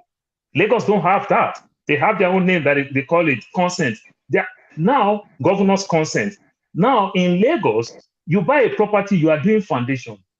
Lagos State send people to come and inspect that product, that land. You take it up to linted. You are doing roofing. They inspect all these things. Then you finish building. You rent that property. You are paying tenement rate, as they call it. Then somewhere along the line, Lagos State felt within them that where you bought that property was wrong. And Lagos State cannot be what is called in criminal case accomplice. My brother, let us use common sense. Let us not blame only the landlord. What about the state? Let's not blame only the landlord. What about the state? You understand? The state is taking rent from that property. And the state did not, hold on, you continue. The state did not tell us that they picked 10 people from that Ministry of Land and whatever, that they arrest, that is an accomplice, that approve all these things. The state did not tell you all those things. Nobody go unpunished. Only the man who build us go unpunished. My brother. Thank you. Something. Please, can I interject? I want to give you information. Let me finish. Bros, please, let me interject a bit. Let me give you information. Then I am into real estate. I'm a professional in this industry. Okay? And my practice has been in Lagos for about 20 years. So what is happening in Lagos, I am a victim. My own personal house. I think it was 12:28 p.m. I was called. Bulldozer was already there, bringing down my building. That was during Fashola regime. Millions I put in there. That was how I lost everything. My own personal house. I have decked it. I have roofed it. It remained a security post. Everything was brought down. My fence, I was sharing fence with Abraham Adesina, that elderly man. His son, yes, when the government was about to construct a drainage, the natural waterway falls into that man's house, Abraham's son's house. Because it's him, they shifted that drainage to my own side. And being a professional in this capacity, before I bought that land, I went to Alausa myself to verify that land, to look at the chart. I paid and charted to know whether if it is government acquired or there is a future proposal for drainage. There was nothing like that before I paid for that land. And I did every documentation. I went to Alausa myself, to the director of drainages in Lagos, to submit a petition. So what is happening in Lagos is political and is tribal. Look at what happened in Alaba International. Somebody spent about 400 million naira to erect a building, shops. Lagos State went without notice and pulled it down, claiming that that place is government owned. And as I'm talking to you now, they have used that land to settle APC chieftain. He's building there now in Alaba International.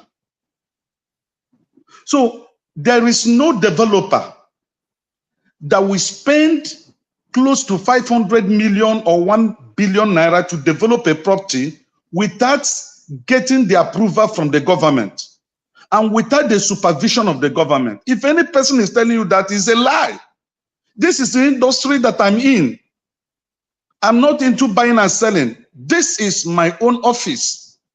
We know what we're encountering in Lagos here. The moment they discover that you are a non-Yoruba, you are a victim.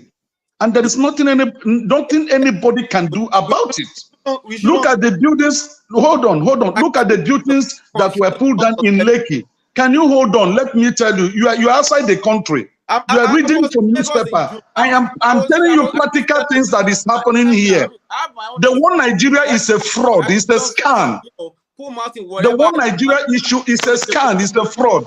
When it comes to marginalization, there is no aspect of this country that they spare an Igbo man. The moment they know the smell that an Igbo man, you become a victim. Righteous man, it's all right. Okay, Righteous sorry. man, don't bring it to only Igbo. But Igbo suffer a lot.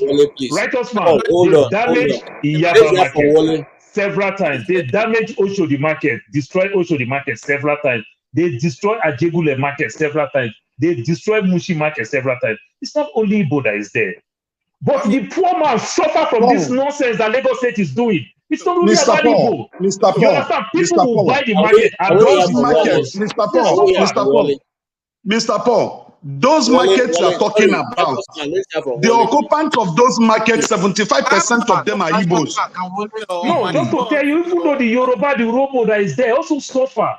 And that thing that Lagos State is doing, let's put head together and condemn it. It's not only about Igbo. Every one of us suffer it. Gentlemen.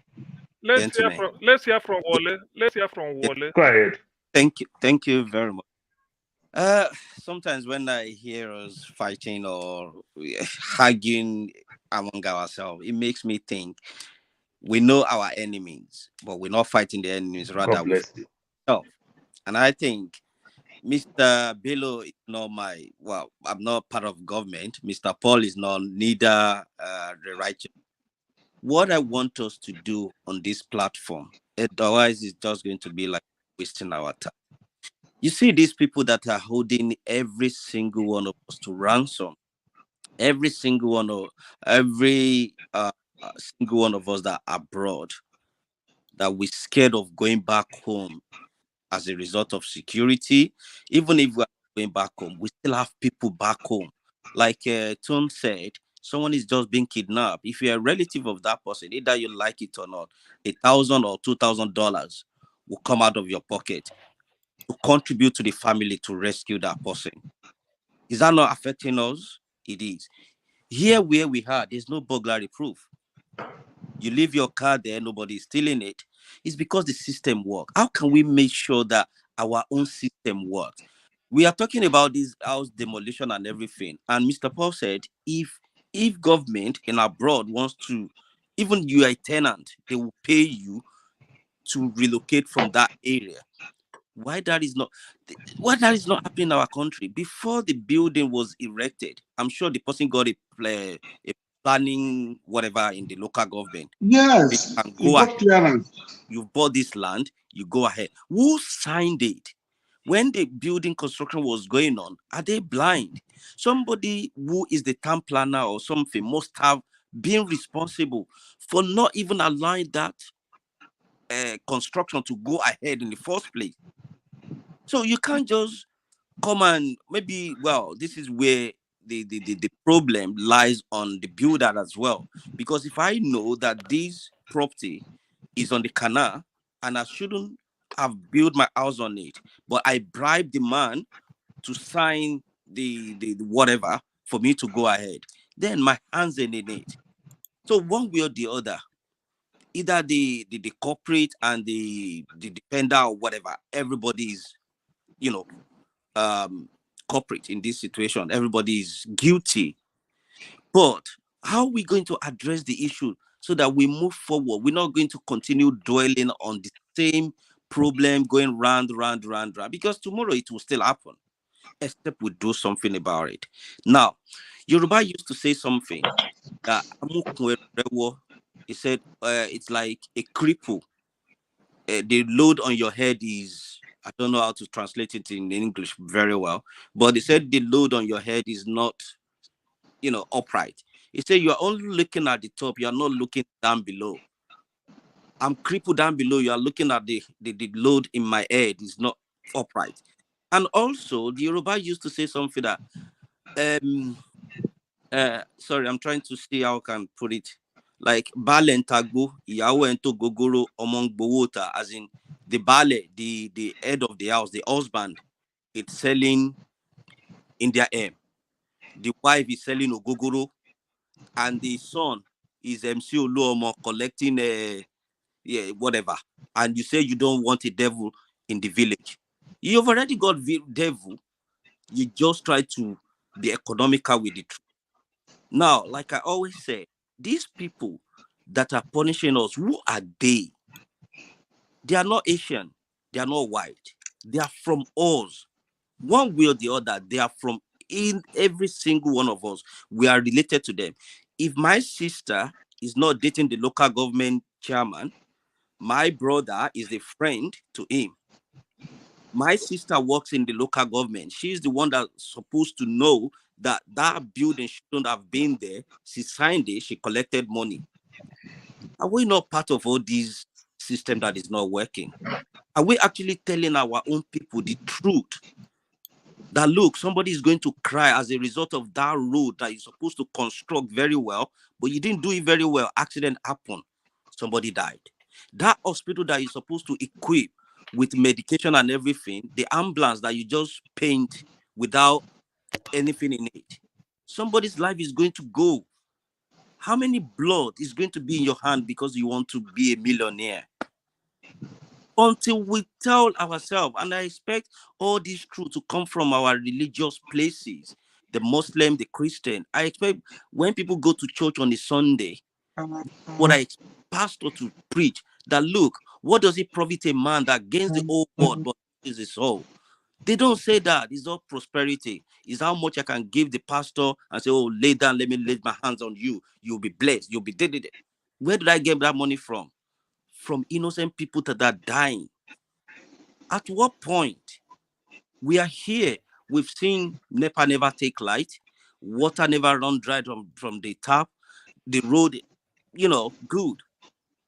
They are not, all these things are not done by aliens. They are done by humans. When I go to work, I do my work diligently. If I'm a cleaner, I have to put the caution on the floor when I'm cleaning it. Because if anybody fall from it, is my fault. Is my responsibility. The employer will make sure that I do. They will give me the training. I have to do my work diligently. But we don't do that. We just want to cut corners. Then we are now blaming. Why are we suffering? We'll continue to suffer till Jesus come. Till we tell ourselves the truth. Wale, talk more about the state. The state. Wale, Let's talk more about the Wale, state. Wale, It's rounding up, and you are... Wale, please. Wale, please. If you people allow me, I won't waste more than 2 minutes or 3 minutes because most of the things I would have said it has been covered. So I wouldn't go repeating myself as if it's a broken record. But one thing I want to react is this. All of us here, we know the truth about demolition. I don't need to, we're all adults. We can find out. But regarding what Bello said, Igbos, go and develop your area. At least you develop your area. We are trying, Onisha is built up. Aba is built up. Was just no, comment. I know. I heard you say. It's MH that did that. Said that. I know. Listen. Even EMHE too. That Igbos, at least you the Southeast develop your place. At least you develop your place.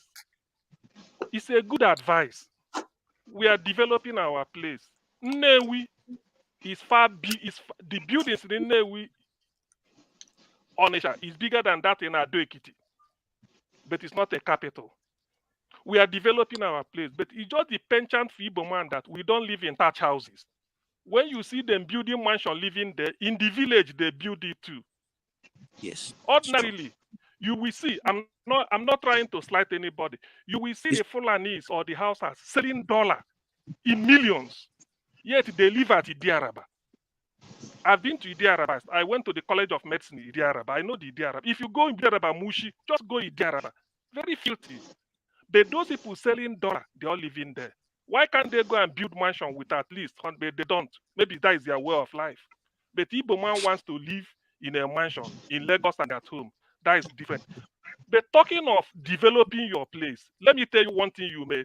I want you to go and research this. There's a man called Professor Olusegun Oludapo Shogbeso. He's from Agoiwoye, Ogun State. Agoiwoye, where you have Ogun State University, and the Agoiwoye, where you have this Yoruba scientist called Professor Onobamiro, who discovered a parasite and called it something onobamiroid, because I read about Agoiwoye, very intelligent man. This Professor Shogbeso built, he's the owner of Onitsha Business School, the way you have Lagos Business School. I will give you the telephone number. You people will find out. He's the owner till today. Now, I know that man has got no business school in Agoiwoye, but he put one at Onitsha. I can tomorrow influence the area where it is in Onitsha. Is called Onitsha South Local Government. Tone knows Onitsha very well. Feg area, Onitsha South. Onitsha North, okay, I think it's towards the Onitsha. So I can influence, because it's my classmate who is the local government chairman. We can influence it. Take a caterpillar, go and demolish it, and claim that it is close to River Niger. The man paid CFO to own it. Onitsha Business School. They are graduating MBA, PhD. Go, it's on the website. You can find it. Onitsha Business School, owned by a Yoruba man, living there. If we go and use caterpillar, I can. That one is simple for me. Influence it, they bring it down. Tomorrow, TVC will carry it. All we need to say is that they said, the building is close to Onitsha. The River Niger normally overflow. We found out that some of the buildings, we pull it down. That one is the owner. And if I'm to follow the logic, I will say, why did this man come and put this thing here? He should have gone and develop. Why can't he go and put it in his Agoiwoye? The telephone number for you to know is +234 803 341 9008. +234 803 341 9008. Onitsha Business School, owned by Yoruba man. 9008. I can write it. I can write it on the private chat. So why I'm saying this is that although the investment the Yorubas own in the south, although the investment the Yorubas own in the southeast, it's not up to the one Igbo own in the southwest. I quite agree. But if only because of this one, if only because of this Onitsha Business School, we pull it down. We pull it down. Thank God Onitsha is on the bank of river. Put this building down. Demolish the whole school. make sure that the man did not leave even with a pencil or pen or anything in his office. Tomorrow it will be a headline. All we need to do is that we say, but the man should have gone to, we should have taken it home now. He should have held his side. We can do all this. But one thing I'm trying to say, we all know the truth. In Lagos, do you know how people buy land in Lagos? Let's come in. Do you know? Just one moment. Do you know how? I'm coming. How they buy this land in Lagos? I've been the secretary of my town's union Lagos branch before coming here. When we are having meeting, the chairman may say, "Please, end of the meeting, please wait. Somebody want to address us." Somebody will walk in. He said, "My people, there's a land for sale in Lekki in those days. Say there's land for sale. If you want to buy like 2 or 3 plots, we can reduce." That was when they used to sell it 2 million or 3 million. He said, if you want to buy like up to 4 plots, we can give you 1.5, 1.5, we can negotiate it. Then people will buy. Later it increased. There's a man called Adeyinka grandson. I used to engage him. And I told him, why is it that when you want to, now that land is about 70 million, 75 million. I said, if you don't want to have a taste of the meat, do not use teeth to share it. If you want to sell land, why not do what the British did in the UK? The Englishman want to rent a house. He said, no Scottish, no Irish, no dog, no black man. I said, put to yourself, say this land is only for Yoruba people, maybe 1,500 naira. You go and advertise it in Ogbomosho. Don't come and tell us. Igbo man will buy, then they will lead you to Alausa to go and do C of O. You do C of O, you carry it. C of O is from the Governor's office of the consent. governor. Then what? Governor's consent. Then why come back? Yes. Then what? Then why come back to come and demolish it? Like somebody said, you can't invest 200 million on a plot of land without you can get C of O for a very few thousands of naira or million. Who will do that? But all these things is just sometimes, because I know this is a debate that will go on for the next 2, 3, 4, 5 weeks. It's okay. I've told my Igbo people we have lost. Gaza today, Gaza or Middle East is being raised down. It's now a rumble. They are losing. Ukraine has lost. Igbos built house in the north, they lost it. They built house in Port Harcourt, they lost it. Now they build in the west, they lost it. I told my Igbo people, let's go home. When we go home, we raise our flag. God forgive the person that will come and pull us back again. Because all these things, if they had, now they cannot stay it. Now they cannot started it. The whole country rallied around and said no.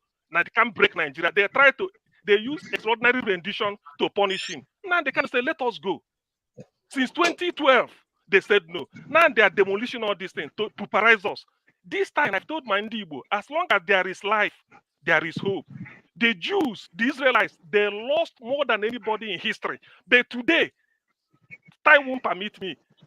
The world today cannot make an inch advancement without the Jews. Every major discovery in the world, I can name them for you, are done by the Jews. So Igbo will rise. Let us know that this generation wasted my father wasted his own in Port Harcourt. My own generation wasted in Lagos. Now, no, hold on. Now we are going home. But I'm pleading, when we now go home, let nobody stop us if we raise our flag. I'm pleading with my Yoruba brothers, let them not send army. Let them not, because Tinubu is in power. When we go home and raise our flag, let Tinubu not send Nigerian army. CM, it is not about flag to come and quell us, CM, because we are going. When we go, we raise our flag. Whatever is in Lagos, let me talk. It's my turn, please. Please, let me talk. No. Whatever is. Hold on. Whatever is in Lagos, we've lost it. We've lost the way we lost abandoned property in Port Harcourt, in Rivers State, lost in Kano, lost everywhere. No, we've lost.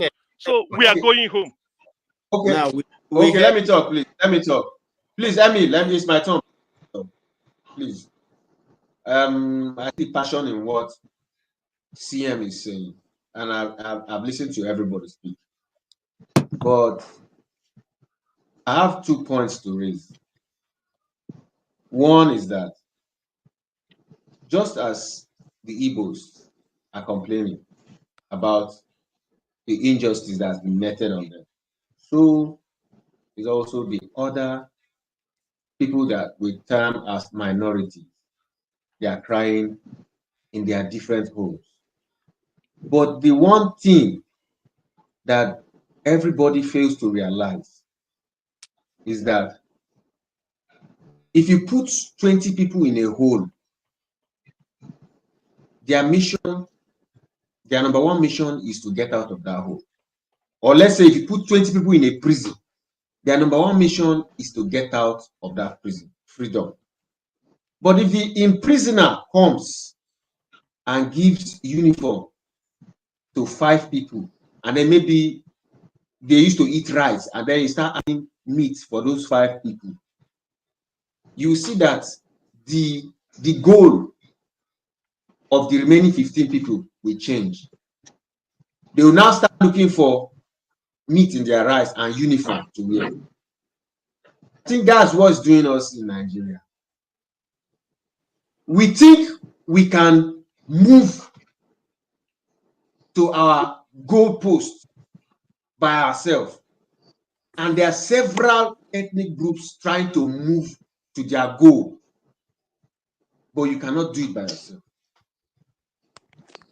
And that is where the imprisoner is enjoying himself, because we are still in that house of Babel. We are still confused. We cannot discuss our ways and use our force to destroy the table on which they are sitting, until all the ethnic groups boycott all their own personal grievances, come together, break the chain that is holding everybody, then discuss our separation and move. Until we do that, if Igbo move, they will use special forces to bring you back. If Ijaw move, they will still bring that our collective wealth, they will use it to defeat you and bring you back. If Yoruba move, they will still do the same thing. The military that no country fights 2 civil wars and survive. No country in history have fought 2 civil wars and survived. No country. I'm just saying so that we will use our mouth, our tongues to counter our teeth. I'm not saying that civil war or no civil war cannot save everybody or anybody. What I'm saying is use your tongue to count your teeth and then know how you move. Move strategically. Nobody can move out of this matrix without putting heads together. We are in a matrix, and the people that put this matrix, they have, it's like we are their investment that will keep giving them yield, because we will be fighting each other. Definitely. But the people who are enjoying it far away from us. I know. You understand it? And they enjoy it. Yeah. The minute you start blaming, Yoruba did this to me, or I is doing this to me, you'll be fighting the wrong person. The person that's enjoying it is far away from you. The Yoruba, Please, my brother, hold on. You see, like I have spoken, it didn't take long before they want to start breaking Nigeria up. Just a minute, please. Just a minute. Like my own submission, I'm not fighting any common Yoruba man on the street. I've lived in Lagos here for 40-something years. My children were all born here. My establishment here. I am not fighting the ordinary Yoruba man. I am not complaining against the ordinary Yoruba man on the street that we go to market and buy the same thing. I am saying the Yoruba political elite, they are the one that is selling this evil agenda. It's not the ordinary Yoruba man. Are they not the one that voted for P2B for a change? But the political elite, they have made sure that they frustrate individuals. Do you know where they among that political elites, you find Igbos there. You find Hausas there. Please. You understand me? That's why I'm telling you, it's a system. No, that is not the political elite.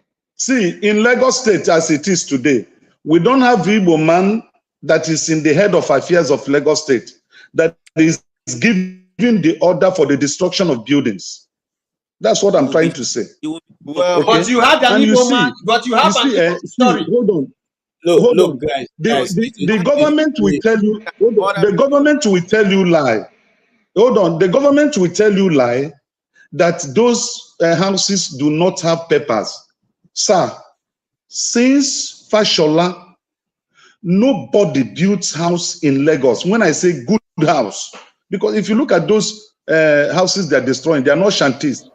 They're houses that cost hundreds of millions of naira. With that, how much is to make get your paper? 2.5 million, you have gotten your paper.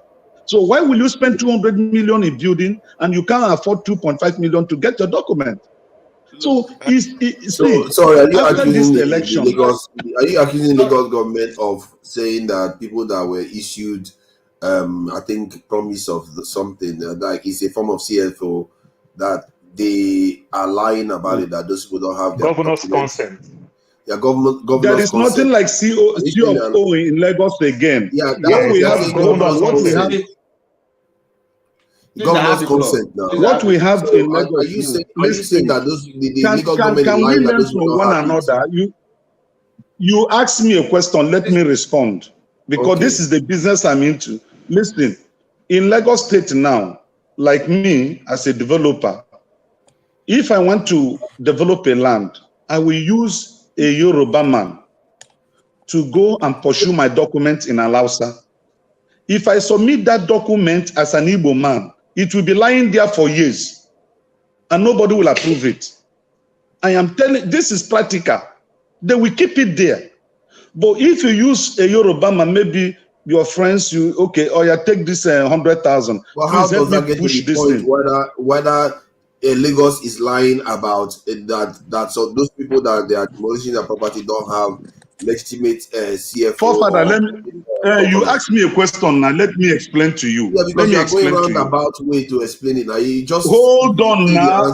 Forefather, you come again. Hold on. You asked a question. Let me explain to you. No, because you are spewing, you are adding something else that may not necessarily don't have any proof. No, you are injecting something. You are injecting something that you don't have any proof. Forefather, wait. Now let me answer you. You cannot spend 200 million without getting your document. If Lagos State said that, they are lying. For example, if you go to the website of Lagos State, they said the state used the state fund to pursue Sanwo-Olu legal fees. But if you watch Arise, they are denying it why that thing is in their site. If you click to their site now, you will see it. But they are denying it. Roseberry, the LP gubernatorial candidate in Lagos is now campaigning that Sanwo-Olu should resign because you can't use public fund to execute your personal legal case. But Lagos State is defending it that is not true. Why that thing is there? Yeah, but Lagos, what I'm trying to say, that Lagos is lying about it. Yes, they will never tell you truth. Is there any government in Nigeria that tells the people the truth? Let the owners of the building bring their documents and show us now. Where are the owners showing us their documents? Where will you submit it? Can I round up my submission? No, I will let you submit. I'm just trying to ask pertinent questions here because he is saying making a lot of accusations against the Lagos State governor. Do you have people like a lot of Lagosians that are destroying their properties and they are saying, look, we have the document. They gave it to us. I can prove it. And I've proved it here. I've tell you several times, Lagos State government has destroyed Teju Osho market. That is one of the most biggest markets in Iyaba, Teju Osho market. The Lagos State government have destroyed that market several times. Maybe what you may not understand with market, people buy stores. So when state government destroys stores, people who buy the store, you buy that store for life, it's your property. When you destroy that store and you want to rebuild again, you want to build modern market, State court still will tell you that this person that you destroy that place, you want to rebuild again, you give the person the store back. You understand? They lose it. So sometimes they come up, when people started fighting, go to court, they use fire outbreak. You see one small fire outbreak, everybody lose. Now Lagos State come up with one new law. If your property burn, you lose the land. Will I stand up to go burn my property that I built with millions of naira? You are very correct. And if your property collapse, you lose the land. You lose the land. Now collapse to some extent. Let's say you did bad work while you are building. I'm telling you that about fire outbreak. You understand? You lose your land. I suppose that is for everybody now, isn't it, in Lagos? So that no, I just use the word. When I use markets now, Yoruba people owns market, Urobo people owns market, Calabar people owns market. When you go, it's all the way to Lawansin. Akwa Ibom people, what we fondly call Calabar, they own a lot of stores too. They sell their market. They sell their dog, pepper soup, and every But other the thing. idea is that some people are saying that they are targeting the Igbos. That's what I'm questioning. My Igbo people are only speaking for themselves. Like me, I'm speaking for everybody. Now, when we talk about charts, when you are buying this property, when they give you charts, they give you the chart of this avenue that comprise of 250 blocks. You will see where they make provision, you understand, for all the lanes, all the canals, where they make provision for clinic, where they make provisions for more. They give you the charts. You have the charts. You understand? Somewhere along the line now, the charts that they give you, you're seeing another chart. And they are not firing anybody in that office that approve all these things that is coming from Lagos State. This is barbaric. You understand? You are not buying a property that they just tell you that this is your plot. You understand? 125 by 125. No. You are seeing the chart of that area, the master plan of that area. But every day the master plan change. If you change the master plan from what you give me yesterday, how is it my fault? No, I don't think people that build the property, let's say you build the property and you got the this thing from the Lagos State, the documents from Lagos State, and you got the permission to build the property. Then after you build it, then they come later on and say we're going to break the property for free. No, they are supposed to compensate. Yes. So, forefather, you might say. So, forefather, some people make mistakes. When we talk this word, let's not use one stone to treat one case fit all. Some people do that in the sense that some people, now they give you your property, you encroach your property. That can cost you a lot. You understand? You bought the property for 125 by 125, and you are seeing free space. So nothing there happen. Then you go from 125 to 140. Now that can cost you your property. It's 100 by 60. No, I'm just saying. I'm just saying now. You understand? So some people do that. That you can blame some people. These are the things that also affect all those gutters and every other thing. Because you that get 125 by 125, you understand, and you go more than that. Now you create problem because you encroach the master plan, the way the chart's supposed to be, how everywhere is being designed. Now, remember what is happening in Lagos. Outside this, they are converting public schools now to markets. Public schools in Lagos are now being converted to become daily markets. I have at least about 4 public schools. Let's just say that one is Lagos State or local government properties. Let's just say it's their property. What they want to do with that. But what I'm saying is that when you also encroach, now you are breaking the rules because of you encroach. You know those things that forefather, you build your house, then you want to put store in the front. You want to put everything from security posts, everything becomes store. And you see the store lying straight with the gutter and everything. So people do all those type of nonsense. Yes, you can blame those ones. But some other person that you just say in a whole area and everything where they got charts. The question that I'm asking, why is your chart changing every day? I'm supposed to go online and pull a chart and see this master plan of 1978 because they designed when Lagos State designed all their property in 1978. When they draw the master plan of Lagos.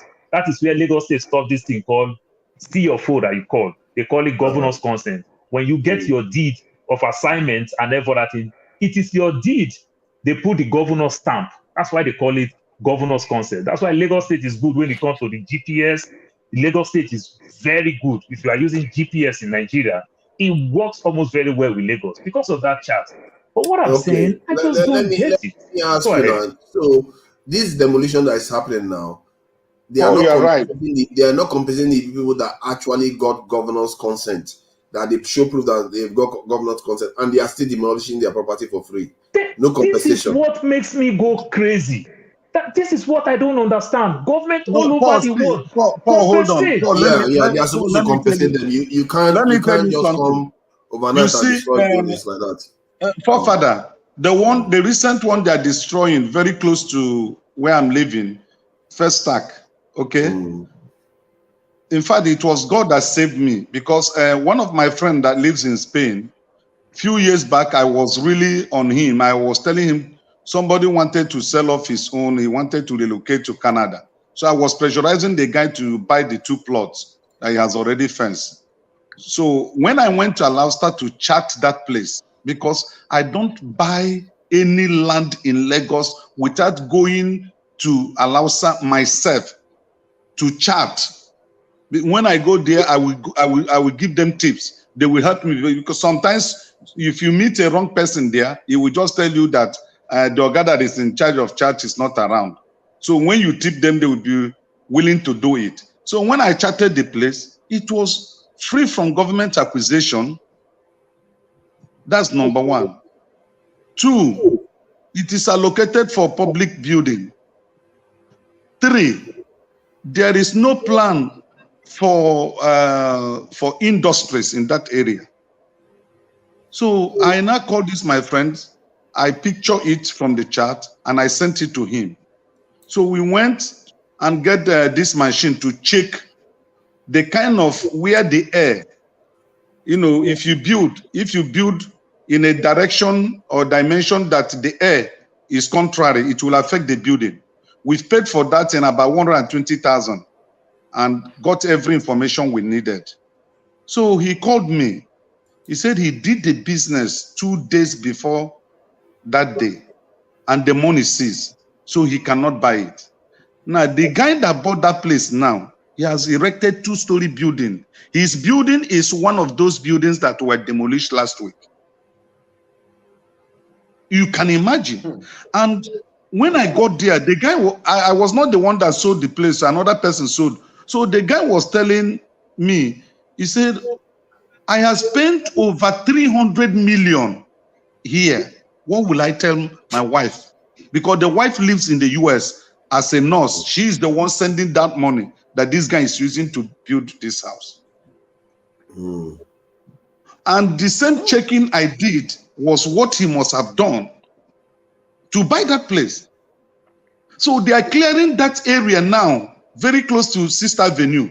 They are clearing it now. They call it New Festac Extension. In fact, it's mighty. There is no house that costs less than 200 million in that area. They're demolishing it. Are they all Igbo?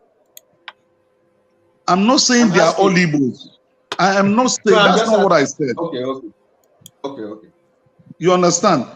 Yeah, Nigeria. So tomorrow now, you are encouraging somebody to come to Nigeria and invest.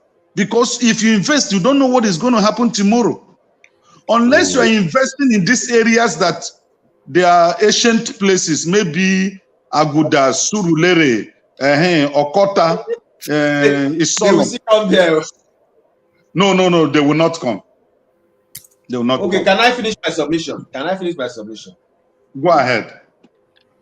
I'm saying that we are living in a system that gives power to a certain set of people.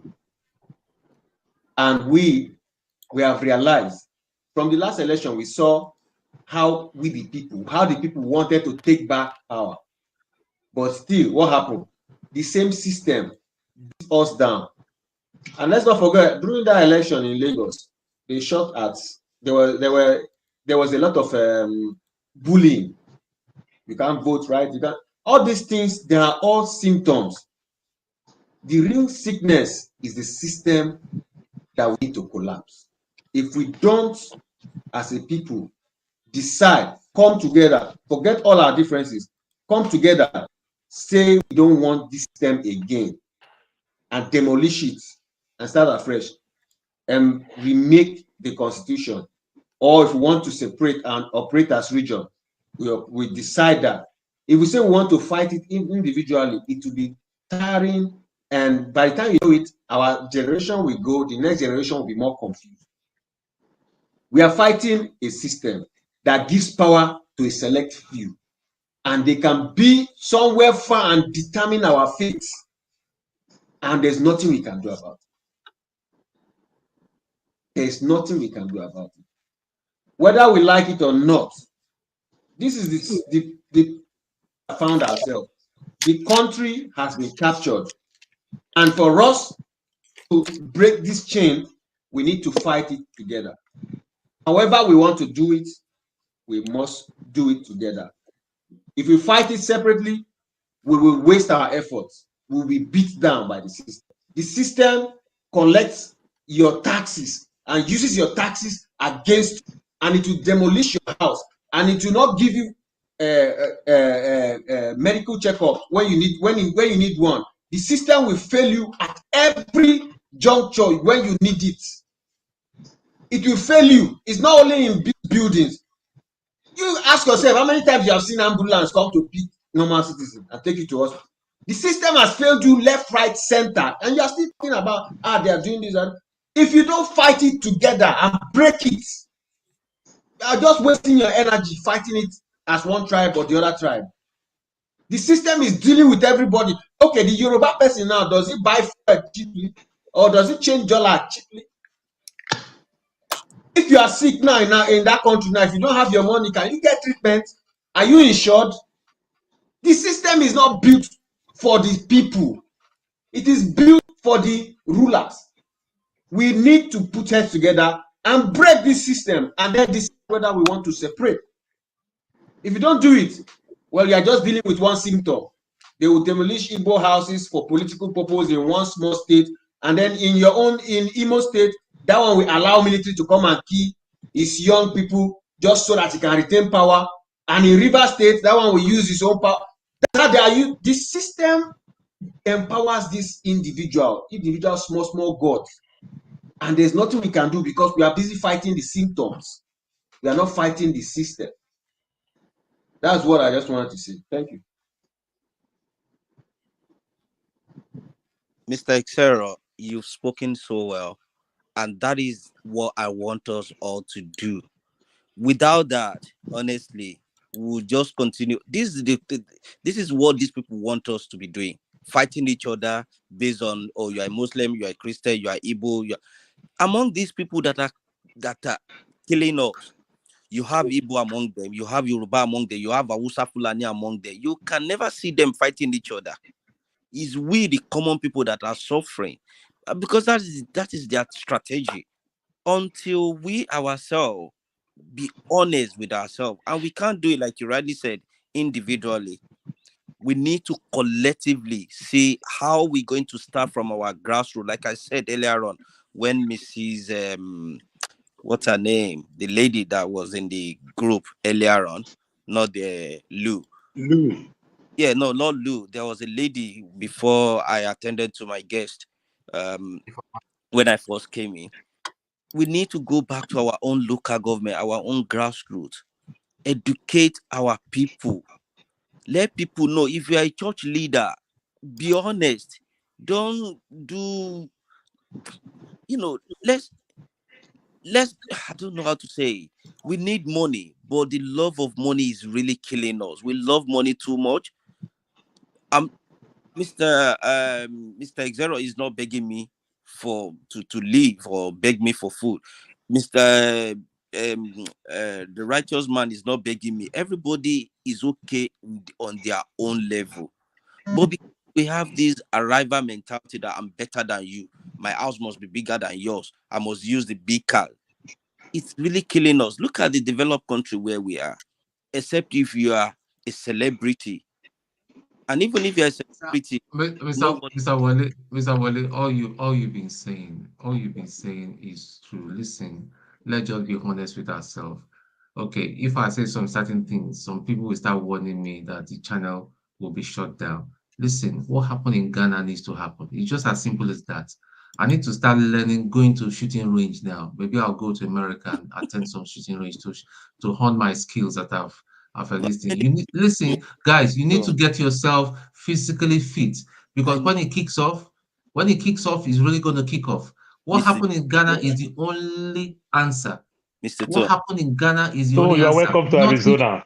You are welcome to Arizona for that. Not just about this administration, from past administration, line all of them in 2 days. And Mr. Tone, I'll be much more happier if you can do that by yourself, be a sniper. But someone like me, I've never, maybe it's I'm only not talking about sniping. I'm talking about when somebody takes over a property that belongs to you. What do? Do you go debating with the person? when somebody takes your livelihood away from you, you can Yeah, go. you don't debate. When somebody takes your child away from you, you don't debate.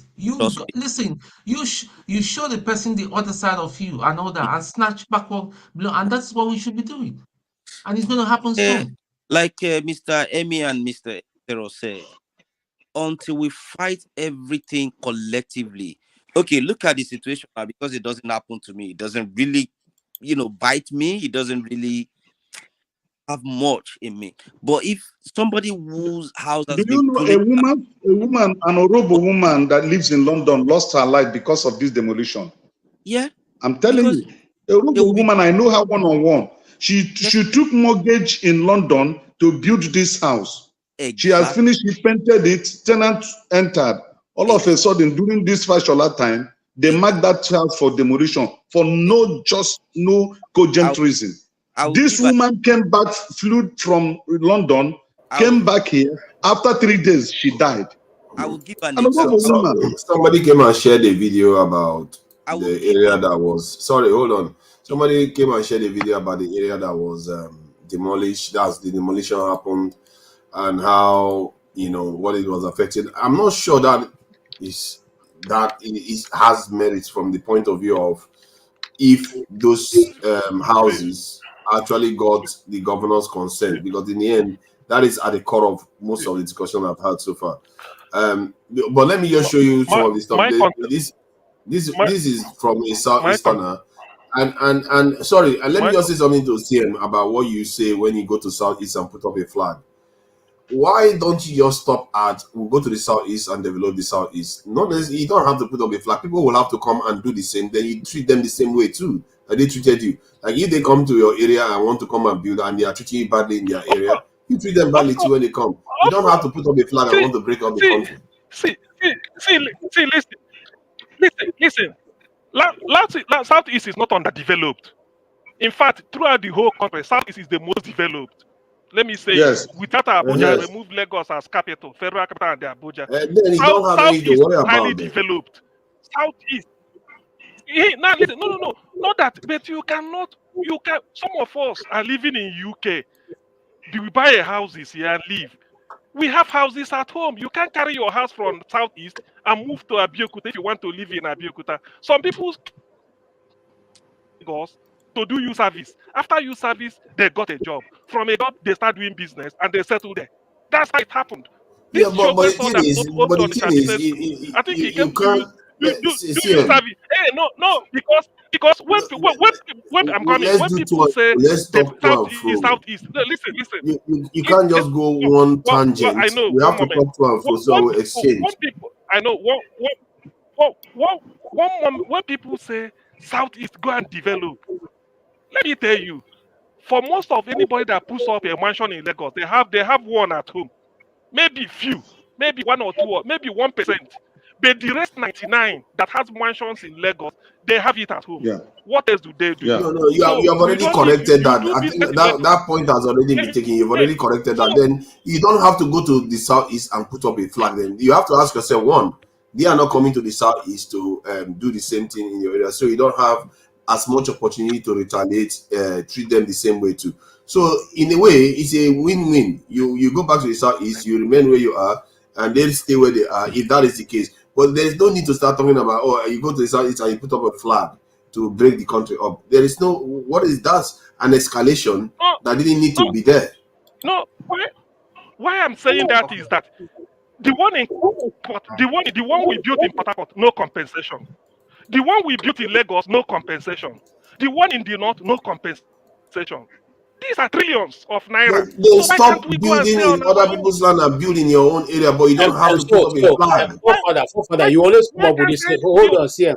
No, you don't have to. Everything don't have to always lead to conflict and break up. Forefathers, are we make this conversation to be civil? On what basis are we one Nigeria? I think it is civil. Some people are just talking about each other. What are you saying? You always say that, forefather. On what basis are we continue to be a nation if we cannot develop in other people's in other states? But if you cannot develop in an area, sometimes I used they to don't want think to that the develop in your forefathers area. Why are are you saying this type of thing? honestly. So we that live Most in the times, UK, sometimes in there the is West, a way. that forefathers in the Anything West, that has what to will you do say with the to us? statistics, the way If you're forefathers not letting attack me it, say something, you're not it letting looks me as say if something. he has issues. No, I don't like when people What are always you talk talking about breaking about? up of the country. This is my own thing. Because Forefathers. Of it's willing course, to break up of the course, country all it the will time. come.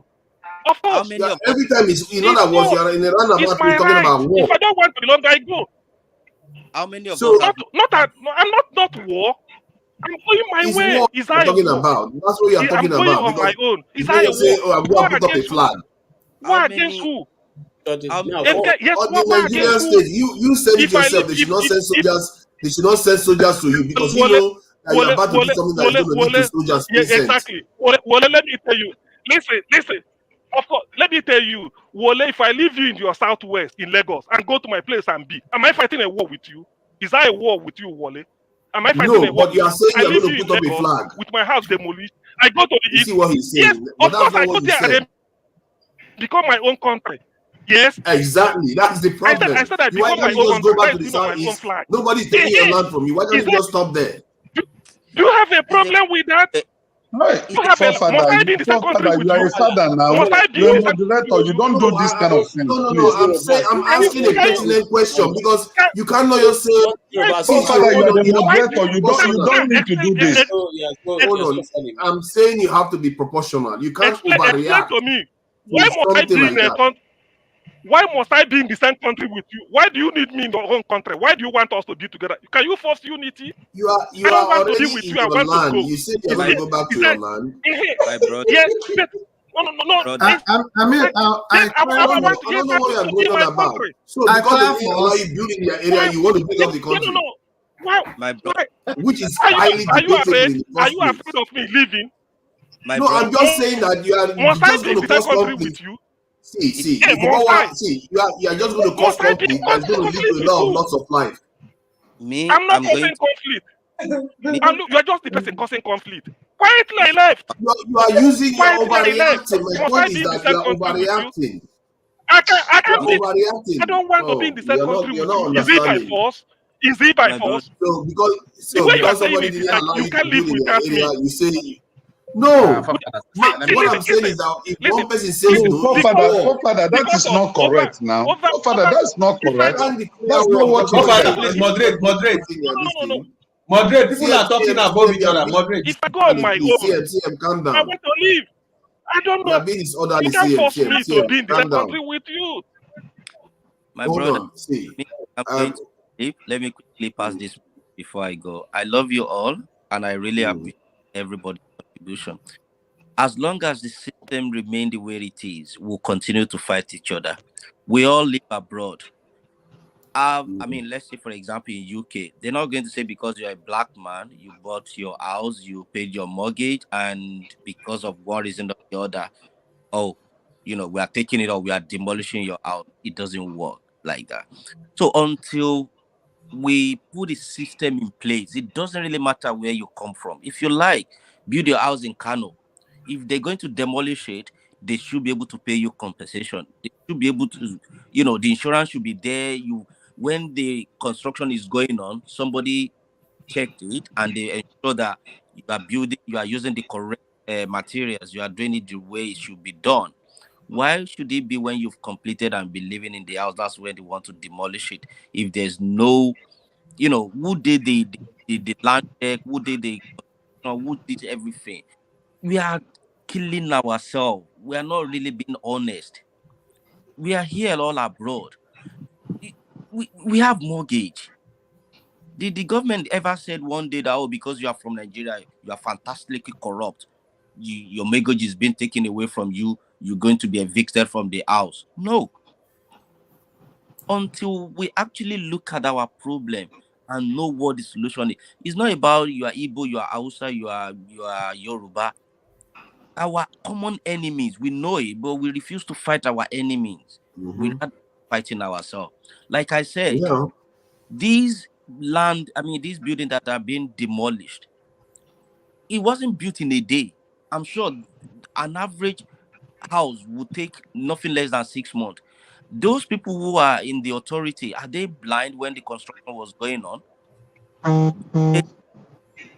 So why was it that when the house has been completed, people have been living, that's want to deploy? There is CFO for some of them, for those of them. To pay the compensation. If there is CFO, they will compensate them. I don't believe that if they have a legal CFO, even in Nigeria, I don't believe that if they have a legal CFO, they will not compensate them. If they have a legal one, they will compensate them in Nigeria. It's an evil system. The system, within the system, there are corrupt elements that can dish out fake CFOs. That's why I say the system is bad. Yeah, if you go and get a fake CFO, even in the UK, even if the property demolished, let's be fair. Even in the UK, if you want to build a property and you go and get the wrong document, and somebody go and deceive you and did fraud and deceived you and sold you a false property, the government will still come and take it to. They don't care whether they defrauded you or not. Okay, forefathers, let me ask you a question. What the government should do is if you get a fake what the government should do is that if your house is excuse me, what the government should do is this. They said anybody whose house has been pulled down in Lagos, present your CFO. Simple. That's all. That's what the government should do. Present your CFO, then they go through and they publish it. If it's fake, let them publish it. Yeah, the system is corrupt. I think anybody whose house has been pulled down, present your CFO. CM, calm down. I believe this is going to be done. I don't think this up. Somebody's just going to spend 200 million naira or 500 million naira building house, and somebody just go and demolish it. And there's no. I don't believe that. That's kind of stuff that leads to serious problems. I don't believe somebody that has 500 million, 200 million naira is not a joke person. You're not going to just destroy their property for free. I'm sure the government, they are going to look for the CFO and see if those people got their CFO. Let me ask you a question. I want to ask you a question. The house that collapsed in Ikoyi, who owns that house? That house that collapsed in Ikoyi, who owns it? I think somebody was building it now. I don't know who owned it. Who owns it? One of the politicians. Yeah. No, the forerunner. The forerunner was the person that died there. But the real owner of that house, that is a pastor. It's a Yoruba man. It's a Yoruba man that came from the. He was living in the UK, moved to the US. Osibona or something like that. That one is the developer. I mean, the real owner of that house. Nothing like the real owner. He's the real owner. People can invest in him. He's the owner. He was not the owner. Tell us. Don't ask us question when you know the owner now. Exactly. Why are you angry? Each time I ask question, you get angry. No, you ask question just to stay on conversation for so long. If you know the answer, let us just educate us. You understand? Exactly. But you ask question just to stay on for so long. I see it like a strategy just to stay on. You understand? It is simple. Then when people talk about all this funny nonsense thing that why don't you go develop the East? Why don't you go develop the that? I don't know of some of you. Some of us in America, we own more than 2 properties in America. Some of you. Paul, I know that you're a very rich man. Does my village do I have village in America as an Urobo man? America is a civilized country now. America is not Nigeria. No. I'm telling people who tell my people that why don't you go develop your East? I'm telling people that if I can be comfortable enough to build, my grandfather owned a property in Lagos. My father owned a property. You've repeated it already. That is not a fair. You know those Ilano and Agado, all those areas. Gentlemen, I'll be going to bed. It's early Sunday morning. Hold on, interrupting again. You can say that without interrupting. See, the thing is, when somebody says that in my own context, when I said that just now, was because he was saying he was going to Father, it's like you don't want me to say I was saying good night. You were interrupting me now. You can say good night when I finish saying what I'm saying. You just finished talking, remember? So the point is that if the context I was saying that he can develop the Southeast too was that he says he was going to leave the other areas that they are taking their properties and go to the Southeast. I say that is fine. I just felt like he should just stop there and say, I will go and do this my own way in my own area, but you don't have to declare independence on another nation to do that. You see what I mean? That's all I'm saying. because that's overreacting. Then you're going to cause conflict. The one we built in Lagos, we've already built in Onitsha. We built in Oka. Go to Newi, there are houses there. But you can't carry it. Okay, if tomorrow I decide to live in Okene and I put up a building there to live, they say why can't you build the East? These people talking about the East, how many of them have been to the East? Do you know the East? Have you ever been to the East? Tell me the areas. Let us discuss. Go to Enugu and see buildings. Let me show you development. I'm coming. Even in the villages, excuse me. Even in the villages, in my family, all this mansion you see in Lagos is so common. I can tell you my village. You go and verify. But you cannot, because you live in a very mansion with swimming pool at home. When you come to Lagos to put it, they ask you. Let me shock you. We have already had. We don't live in mud houses. So we put it in Lagos. And it's not clear that they are targeting people on this one. CM is raging now. So far, let me say something. No, not Igbo. Not about Igbo. The government taking advantage. Forefather, Yoruba that develop Lagos more. I know Lagosians, the Ijebu people from Ogun. The Ijebu owns a lot of properties in Lagos. They are also Lagosians. They are also losing property. That is why. Let's talk about. Hold on, my brother. Let's talk about solution. I will tell you solution. Working in the airline, you understand? For many years, there have been fake tickets where people will buy tickets going to London with visa, like Germany, that will give you 7 days visa. This funny, crazy Schengen visa. And you get to airport, discover that your ticket that they give you, somebody print a ticket for you, is fake. But guess what? The era of fake tickets has come and gone. If there's anything fake ticket now, maybe it's just this scam of somebody use another person's identity or another person's credit card to buy you ticket. Do you know why? Because we can go to online. We can do it ourselves. Lagos State, let me press one button and see all these things. You understand? Don't be telling us every time that this property is fake. This document is fake. Forefather, when I'm getting to the level from that fake property, I'm paying you rent. It never happened in the UK. It never happened in America. Never. Because which means they put it in their system. They've approved that property in their system. That's why you are paying tax for that property. Where you have been paying tenement rate, government is making revenue somewhere along the line, 5 years, 10 years. Then they say they want to destroy. That is wrong. What government do in the West that I know, the pavement in my house, in my backyard, I say I want to break that pavement. I want to put a slab there because I do my Tokumbo thing to start driving cars to my backyard. And I didn't take permission, and I went ahead and do that. That is a violation. You understand? I must wait for them to approve. If I break the building code, I'm in trouble. You understand? But say you go start building house, nobody in his sane mind will build a property without not asking for document at all. So if the person even make mistake, there's always an accomplice. But you hear these things every time. Nobody, they tell you that within that same offices, that department in Alausa, in Lagos State, is in trouble. That is crazy. I think it's because let me go online and see it myself. Paul, in terms of trouble, my thinking is that, let's say 20 years ago, somebody wanted to build a house, and Mr. Lagos worker decided to give him the permission, but he didn't make it genuine. But he turned the other way. He didn't inspect it. He let it go through. After he retires, then the next person comes in. The person in charge says, what's going on here? This one is not legal. What do you think is going to happen?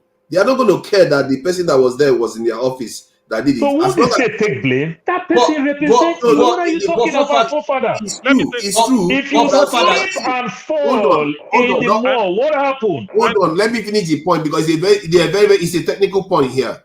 The person that did that stuff, if he didn't issue a genuine one, he just looked like, you know how some people take bribe and they look the other way, but they don't actually issue a genuine certificate.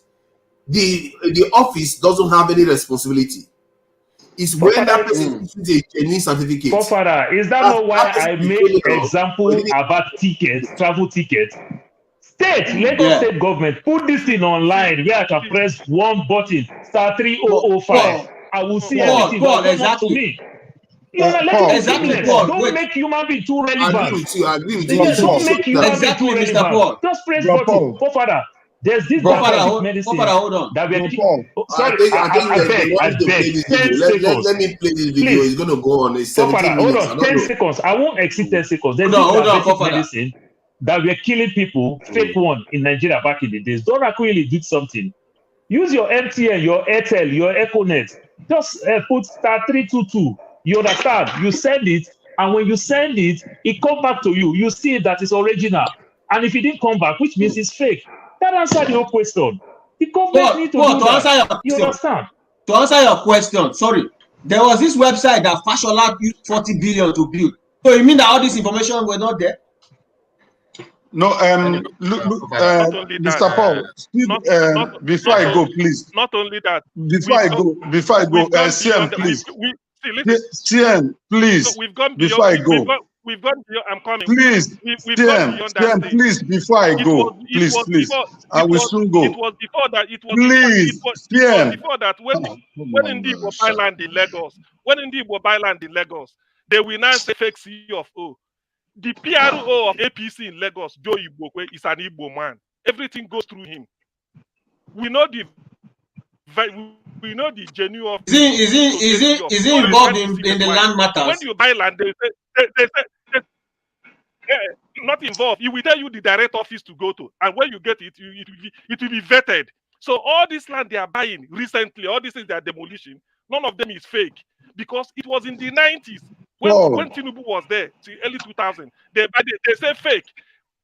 Igbo, we go to the direct place. If we see, before they pay for the land, they say we go for the CFO. So we know all these things. I don't know telling me fake CFO. The question Paul asks, let me clarify the question Paul asks. Paul, every land in Lagos is numbered. Every land in Lagos is numbered. Are you hearing me? That is true. You're right. Every land in Lagos is numbered, and there is no land in Lagos that does not pay tenement rate, land use charge. There is no land in Lagos. So you cannot develop a property without the know. And there is no street in Lagos where there is no government informant that gives the local government council or allows information that somebody is developing so and so place. There is no place in Lagos. They have informant everywhere. You can't hide and build in Lagos. So this issue of fake righteous man, I can assure you, if this stuff, as you are saying it is clear these people legitimately existed. They got actual documents that were issued by the office of Lagos.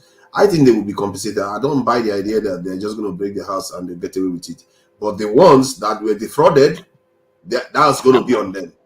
I believe that's the general law all around the world. Let me just play this video because some people believe that they explain this very well in this video. Please, let me just play it. It's also part of the issue. You see this water being here, it now gets bottleneck here. You see another bottleneck here. So when water doesn't have free flow, free channel to flow, it starts to, settle on the surface where people are supposed to live. So now what the Ministry of Environment has basically done is to open up all these channels. If you look here now, you will see that even this house is on top of the canal. You can see that this is a structure.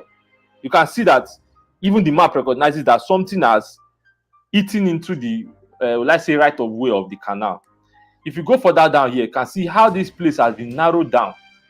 So water cannot flow. So the Ministry of, the Commissioner of Environment is now trying to open up all these places so that water can flow. I don't see the all that this is thing we make. The question In is, fact, did I you heard issue from the CFO any house? That's all. members of this community, the Maroko and the Gede communities, that wrote a petition to the office of the commissioner asking for help over the flooding they experience in their areas, which is due to the blockage of this canal. Now let's take a look at what these conditions are.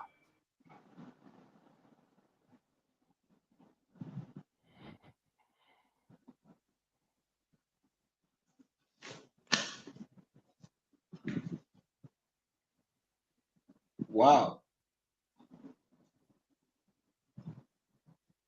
This is Baroko. This is Jakande or where?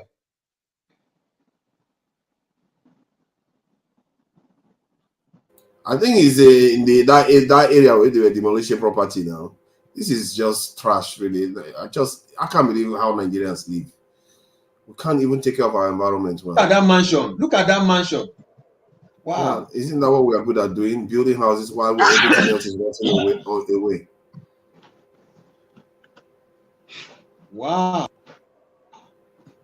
No maintenance culture now. Look at this is not the flooding that did this. So this is just bad maintenance. So this is why the state government doesn't even bother to do the roads, because those roads are because it's going to be flooded anyway. Look at the canal is blocked completely. That's what he was showing on the map. The canal is completely blocked. They built over it. But the state that cares about the environment, why did it take so long to notice that these houses have been encroaching? It takes the right person to get into office. The next question I'm going to ask is that if the government knew that these people were doing the wrong thing, why did they allow them to build the houses in the first place? Who gave them the building approvals? I can authoritatively tell you that none of those people had a building approval, talk less of a title document.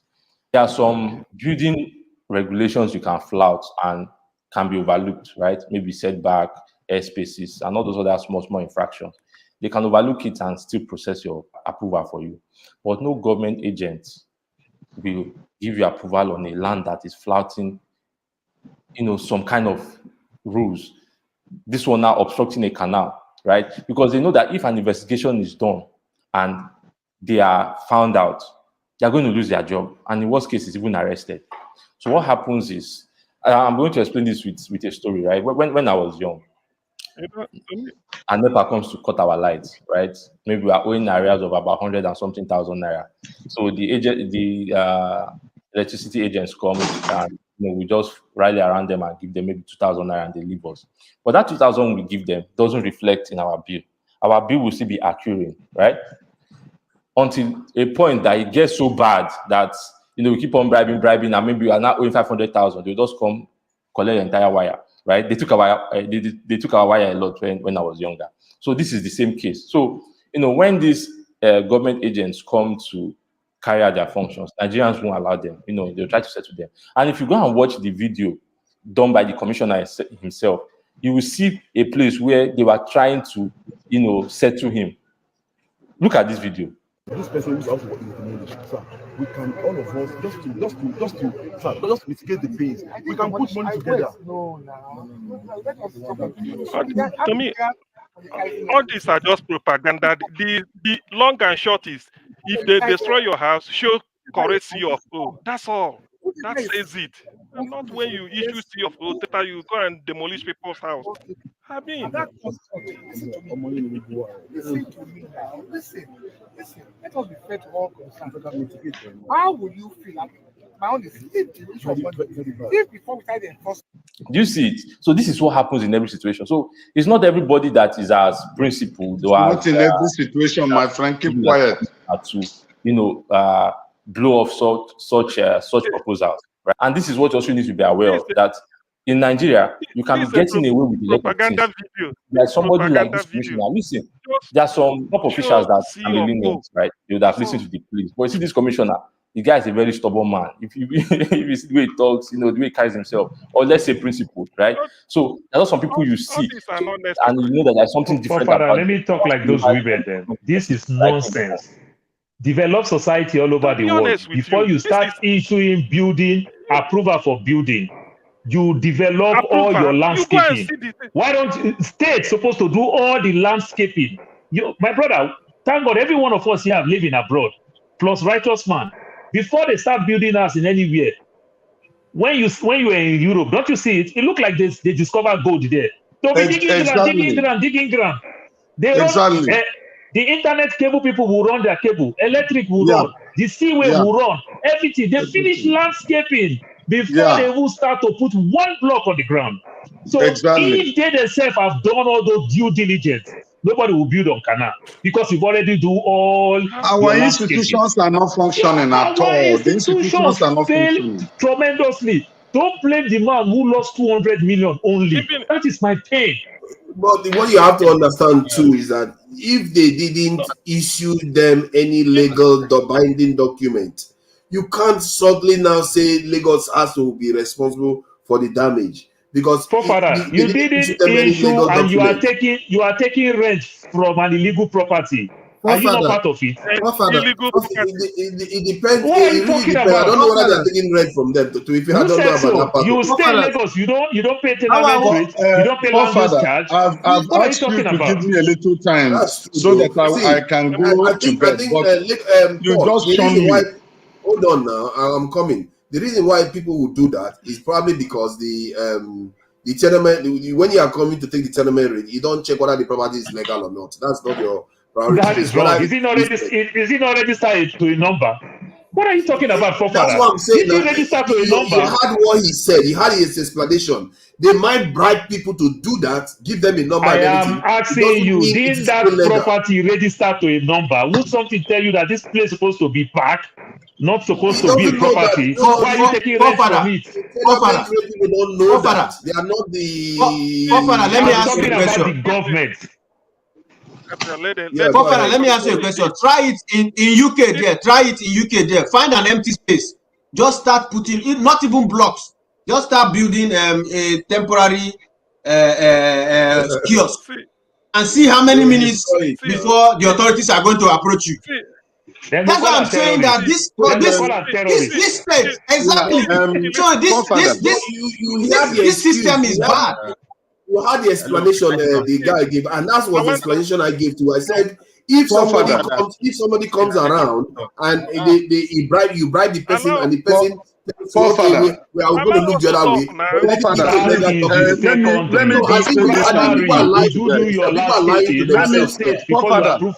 not right. Let me just say this and go to bed. I'm asking Fofada a question, please. I don't know, Fofada, I don't know how long you lived in Lagos before you moved abroad. He didn't live in Lagos one day. Not one day. He didn't live in Lagos one day. Look at this one. One day he didn't live in Lagos. I lived in Lagos. Nobody live. I didn't live in Lagos. So, Fofada, you see, the way you reason sometimes, you reason as if you've not tested Nigeria before. Or, in fact, you live on theory. You don't live on practical things, you know. I actually live in Nigeria. Hold on. You argue Nigerian issues as if you benefit from the government. You defend things that you are not supposed to defend. See, now, hold on now. You are not being logical. That's the problem. First-hand information. Hold on. First-hand information. You want to go by your feelings and accusations. It's not right. First-hand information. We are telling you that this thing they are doing is a propaganda to save their face from the people. That's what they are doing. You know the person that played that video, he says does it really matter? Does it really matter? Listen. So you mean that example he gave? I gave similar examples without me seeing that video. I gave similar examples, and the same rule applies here. Why you Fofada? Good night, gentlemen. Will I say good night or good morning or good afternoon? Fofada, I have no problem with you. Fofada, I have no problem with you. I'm not here. But the issue is this. Honestly, each time you comes to moderate this panel, we end up in chaos. We end up in nobody challenges you. They tell you what you want to hear. I'm telling you what you should hear. Don't listen to people that just tell you what you want to hear. But a moderator, you moderate people, but you take over the discussion. You take over the discussion. Fofada, you take over the discussion. You don't allow the panelists to discuss. You are the one discussing. You are the one judging. You are the one saying everything. Things are not done that way now. You don't like what things are not done that way. Fofada is the judge and jury. He is the judge and jury. I'm not judging you. I'm not insulting you. I'm telling you what you should hear. That's my own opinion. When electricity moderated here, we enjoyed it. When show moderated, we enjoyed it. Anytime you come in, you will make sure you dominate everybody. Let your word be the one that everybody. No, things are not done that way. You have to step down now. We are all gentlemen. We are all adults. You don't lead the people that way. It's What not is your it's not problem? Sam. Because they don't let you get your way, you just start shouting at It's people. not true. It's not true. How many times have I spoken? You said you were Get through more than how? 5 minutes ago. You didn't go, and now you're shouting at me. Nobody, What are you talking nobody about? can I just debate heard my me. own opinion, and you're shouting at me and calling me this thing. Please, guys. Let God, me didn't say what you want to Can hear. there, let me address. can No, there be orderliness? I have to speak. I have to speak. I've been Yeah, kept you quiet have to since. speak. You've Nobody been can speaking for intimidate. so long. Nobody What's can the problem? intimidate me. No, CM is still going I'm on. beyond Nobody's human. intimidating you, but you allow other people to talk as well. I am beyond human Okay, intimidation as if far you as know this if he platform is has the concerned. floor, if I he am opens her beyond. mouth, everybody has to be quiet too. So let me address this video. Kulata that is in the Thomas Adedeji that is in the chat this thing. Kulata, I'm not a transvestite. Let me address Kulata. He's listening. I am not a transvestite. That is one thing. Then secondly, he told me to shut up. How can he told me to shut up? Now the You next know thing. Now Kulata. if you want Kulata to, is just a if troll you now. want, You know that. if Kulata want Kulata, please Kulata, if you want to debate me, you and Thomas Adede, you come into the platform. We take it 10 minutes. You can't finish me. Go and base me a one-man show. This video, God forbid. This video that they play, What is God forbid? this is pure propaganda. The only thing Lagos state government will do is this.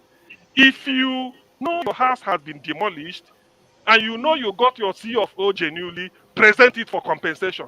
Simple as that. That ends it. Immediately they say this, everything dies down. So you now dig out your C of O, and then we now go and see whether it is genuine or not. All this idea of opening this thing. By the way, if you know, before you give C of O, if somebody want to, even if you want to collect, they go there to collect tenement rate, and you know it's in the canal. It is you that will say, no. We don't build in this area. It's forbidden because it's the policy. Nobody knows Lagos State better than the Lagos State government. So what do you They make know of their that video Lagos. you They saw know just the now? Lagos. So what they do? CM, What? A guy is The ignorant. video He's is just following the No, not stereotype the for his guy, not the ignorance. guy. See, Paul, you're not helping. And what you are doing there, you are egging them on. It's not nice what you are doing. You saw them. They were talking to the commissioner or whoever it was. What do you think was going on there? Did you see the other side acting as if My they were being Nigerian people, we are being oppressed to the level where you beg for your but rights. it's not good that you are egging exactly people what they are on the doing. They wrong are taking for their direction. rights. You can't egg The way people on in custom the will wrong direction. frustrate It's you not at right. the airport. Custom will frustrate you. Did you see that area that was flooded? Did you see the Forget that thing flooded that you are area? talking about, forefather. Do you see the flooded area? You keep egging them on. You are instigating division. It's not fair. Forefather, What you I are doing, am you are telling instigating you, it. you are talking flooded area, and you've lived in the Some people West are for very so funny. long. People should be careful. What Some people are just government instigating approved division. building without doing their own landscaping? What government is saying approved building without? Come on now. That is not the point. As poor as Ajegule is, Ajegule have What? This landscaping is a in the simple matter. 70s, If in the people are not 80s. being, What if are you people are talking not being about? decisions, this is a very, very simple matter. If people are not Then trying to we're be talking funny, about new this is a very, area very simple don't have matter. landscaping, and you approve building for people to start building, and you've not done your. Forefather, do you know the meaning of If they landscaping? It's a approved question. I it, put it to if you. they approved it, they will compensate Forefather, them. I I can put it to assure you of you. that. Do you know the meaning of landscaping? I put it to you. Oh my God, you've already explained it, so Before they now I put know. one building there, you that is approving those plots, you must have done all your own landscaping. And if you do all your own landscaping, back in the days when we were growing up in But what if Lagos, they did not we approve it? understand. Have you considered it? See, we look growing up in Lagos, in Apapa, in Satellite Town. We know all the places that they say this place belongs to federal government. You will see it, Have you NPA. considered what You will if they see did it, not approve NMPC. it? You What if they did understand? not approve it, Paul? What if they did not approve it? Did you consider If they did that not approve possibility? it, which means they will demolish every building there, which means that place has not been approved for Oh my building. God. Why would they demolish every Then they're building? supposed to demolish every building from No, A if they, to Z. just because they What did are you not talking approve one, about? hold on, just Forefather, because you they did are not approve one, ignorant they about demolish this thing. everything. Hold on, why did you say that? Hold on. Because the state is also doing please hold on. nonchalant Mr. Paul. work. What? What are you talking Paul, about? please hold on. You are taking it Please, from the the secondary question level, I leave asked the primary. You can't demolish everything because you did not approve. Hold on now. Let me say something. The question I asked before, you not and I'm answered saying it. you are I don't ignorant know. about this I thing. don't You know don't how have it is. knowledge Maybe about it. I am. Maybe I am. But you Yes, can't you tell are. me. Please, You want to nobody's hearing demolish all anybody the now. other buildings When we because are one all of them talking, is not nobody hears approved. anybody. That Then doesn't seem right. let's do Mr. time. Popara, This please this hold is on. okay, hold Can on. use Let me. timing then. Can we do Everybody's timing? talking. Okay, let's Can we do let's do timing, timing so please. that because since we are since all everybody barbarians, wants to talk quickly, let's do 1 minute timing. then. 1 minute. Then Everybody it's 1 minute. 10:44. So Your time second start round. now. 1 minute, You go round. Yeah. You go. 1 Yeah. minute. So I can I second go, round fast. right? Okay, Yeah. let me go. Look the Popara, time in what I look the said time in the screen. Look the time in the screen. So that I'm I'll timing stop it you. here. 2:45. 2:45. I get 1 minute, right? Yes. So the question I asked, I'm still asking. In a decent climate, before, even if you are not building a permanent building, just try to in that UK you are, just try to be putting structures like a temporary kiosk and see how many minutes before the police is going to come and accost you and say who gave permit, this and that. Why is it not done in Lagos?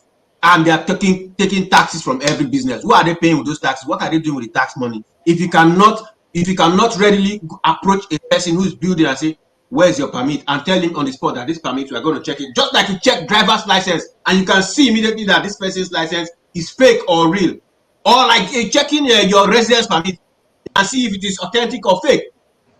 Why do you have to build for several years before the stupid government comes to you and say this house is on waterway, we are demolishing it? Why does it have to take that long? That is the ineptitude of the government. It's the system we are talking about.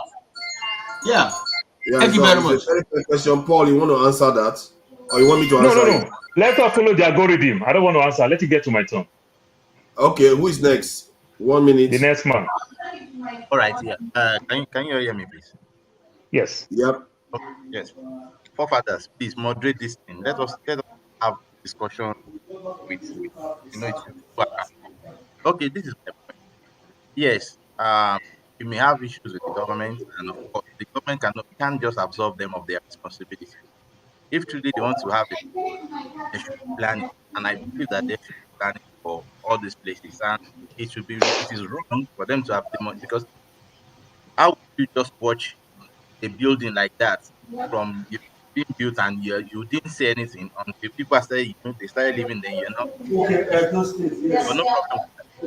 That's government, and we know that the government, a lot of the time, they are just inept to do the right thing. Not that they don't know what to do, but they just choose to be wicked. Yes. But my point now is this: what will you do? Because now, at least, majority of the victim claim they are. Who's that? It's your time. It's 1 minute. I will give you 30 seconds to round up. All right. Everybody mute, please. My point is this, and I think that's where CM landed eventually. Look, you just have to see how you can work with what is on ground and go back to your place and develop your place. I'm not saying it is not developed, but this is me. Even if I'm an Igbo man, that is what I will still say, because that's the only way you can solve your problem. Now, that's the only way you can. I know it is difficult, and we have to emphasize those who have lost property. But what is the solution? If Lagos State doesn't want you to come to their place to build, then so where will Lagos? That is how it should be. And that is my submission for now. Thank you. That is Righteous Man now. Please go ahead. 1 minute. Yeah, gentlemen, I thank every one of you. I appreciate all our contributions. And I believe that we will do better next time we assemble here, probably later today or thereabout. I appreciate everybody, Mr. Paul, Wale, the rest of all of us. I appreciate every one of us. Good night and God bless. Good night. Thank you for coming in, Righteous Man. Till we see you again later on. Yeah, okay. You didn't use all his time. Paul, please go ahead. Yeah, so I will still say it again because I have documents. I have document in this room that I'm talking about. When you want to develop properties anywhere, before you start approving for building, you that sell the property will do, first of all, what they call landscaping. You will map out everything as you want the place to be before they'll start doing foundation to start building. The responsibility lies in you. Before they approve families, even families that sell land, family will first of all go do all their landscaping, do all the master plan and everything until they approve before you start building. And when you start building, you do all these documents, you build that house, you start paying tenement rate. Because it's called tenement rate. Father, I want to educate you. Tenement rate, the meaning of tenement rate, if I build a property and I rent it, tenants are paying me rent and I'm paying government their own. That is what is called tenement rate. And if I bought a land for 1 year past and I've not developed that land, I'm supposed to pay what is called land use charge, because I cannot buy land for 1 million and leave the land there. Let snake be growing there for 20 years and sell that land for 100 million. I'm still supposed to pay taxes. That tax is called land use charge. That is my take. I think it's Steph's turn. Steph, if you want to contribute, you can go ahead. Yeah, I will contribute, but I will start by, should I say, pleading with you, forefathers, or advising you. I don't know, sometimes you deliberately make the show to be a free-for-all show, which is not really very good. Somebody interjecting somebody is not a way to help people pass out their ideas, especially when we know that this is not an in-house forum, that people are watching us. It's not really fair.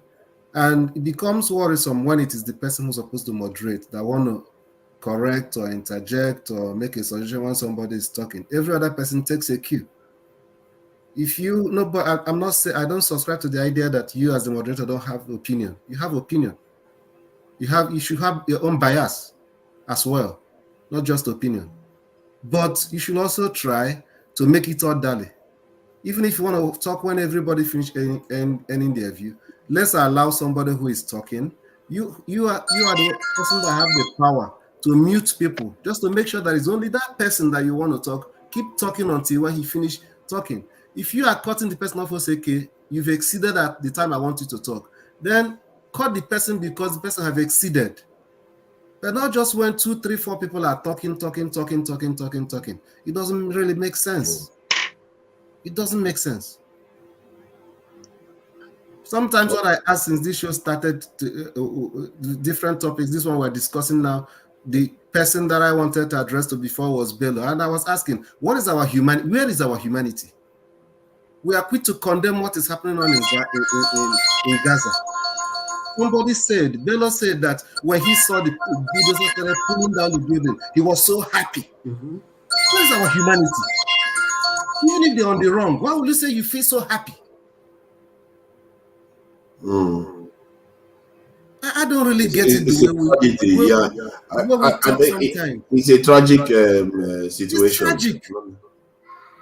I'm not saying all of them are right, but anybody that sees those things falling down, even if those people didn't have any paper, that didn't really feel, wow, this thing would have been an avoidable circumstance. What a great loss. Yeah. Because I want to protect my backyard and somebody have done something wrong, which I'm not going to stand in for the person. I can justify without really being happy that such thing is coming to them. Well, like when somebody said, well, where I think the Lagos state government got it wrong. It's not when you have gone well beyond your 2 minutes, 3 minutes. Falling, I'm coming. When rain, I never talk all this way. Remember? Okay, very well. Let all the panelists know. Yeah, it's a special case. So just in case. So where I think that they got it wrong is, it's not when rain finish falling, it begin to bring out the dry stuff that is inside the house.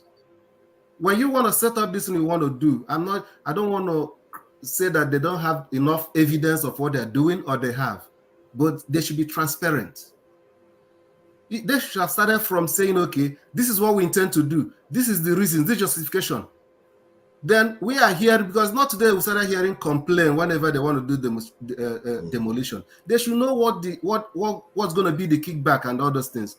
Anybody that have so and so evidence that he did this or did I have all these approvals, we've opened up a portal or an office where you can submit it. And anyone that will verify to be authentic, we're going to give compensation. Okay. That's how I think they should have managed it. You see, that's a very key term, compensation for the right people. It's a very simple matter, really, in the context of this.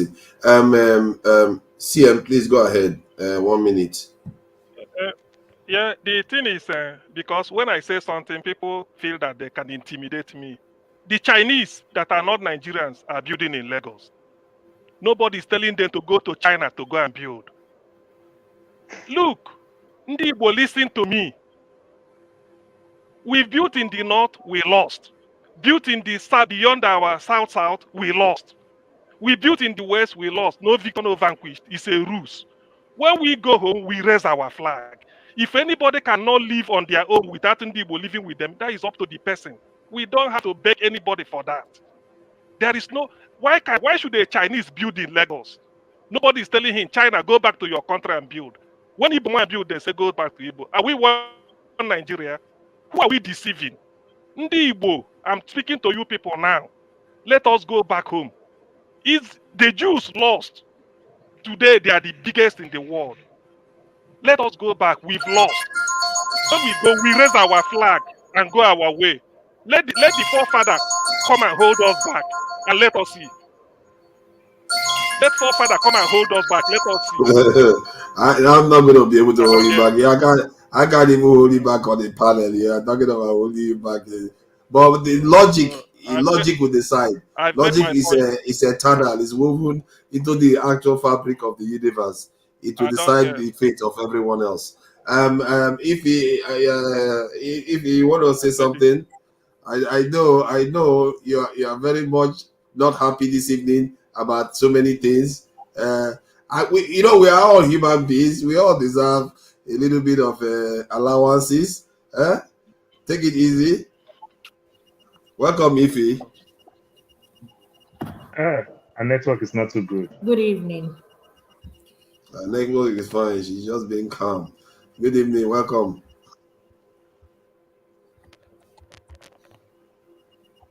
Our network is so this is what I'm saying. I mean, when you are listening from the can you hear me? We can hear you. It's a bit delayed. Coming slow. Okay, just go on. Just go on. We'll pretend to see your face. Oh, really? Network is hold on. Let me do something. Hold on. No, she knows what it is. Cool. Technical support. Mr. Yellow Man, why did you come here and annoy people? You went and said something very, very mean. Yes. Whatever you did worked. And now it froze again. It's froze. If you just go back and come in again. When you try to okay, if you keep talking, the audio is good. It's just the picture. If you are hearing us, keep talking. The audio is good. Coming late, but the picture is slow. Go ahead. Okay, all right. I'm not. Okay, so when you are, when you are behind listening to you guys, I mean, it's just so chaotic. Just what Steph was saying. I mean, it's just like, excuse my language, where mad people are arguing. Everybody talking, everybody keep interrupting. I mean, I'm not even in the show, but I started having headache just listening to you guys. Why can't one person allow one person to talk? Why do you guys keep interrupting, fighting? People are back home watching all over the world. Sometimes, somebody lose track of guys I even talk. So I think it's better to find a way to moderate this in such a way that, I mean, if you have 5 minutes to talk, you have that 5 minutes to talk, or 1 minute to talk, you have that, instead of Paul interrupting Steph and CM interrupting DBC or Bello interrupting, I'm just giving. We need to stop this. Let us talk like people that have, that are educated, that have some common sense. It's not right. We are all adults. Nobody's fighting each other. We don't even see each other. But everybody, even forefather, even the way you're, just like Steph said, the way you are moderating this, I just don't get it sometimes. You're supposed to be the moderator, but you are the one that talks more than everybody. It's not supposed to be like that. Yes, you are. It's okay for you to air your view, but when everybody's talking, where's your power? You're supposed to have this show under control, but it's not. Every day is chaotic. Can we just do better? That's all I can say. I don't care about what is happening in Lagos. I don't care what is happening anywhere. It's none of my business anymore. If you feel that you are being marginalized, go back to your place, period. I'm Igbo. If you stay in Lagos and you feel that you are being marginalized, go home. Stop all these crying fouls all the time. We need to stop it.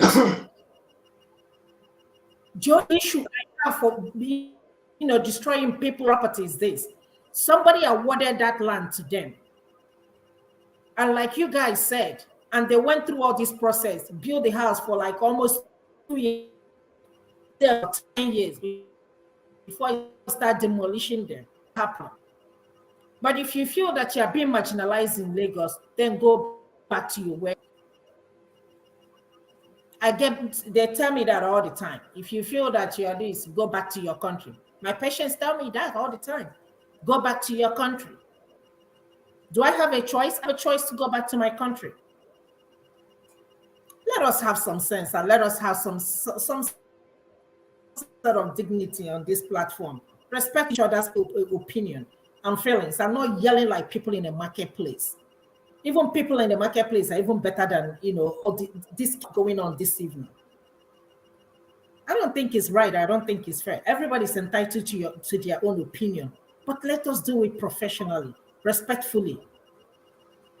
That's all I can say. Thank you. Thank you for coming back.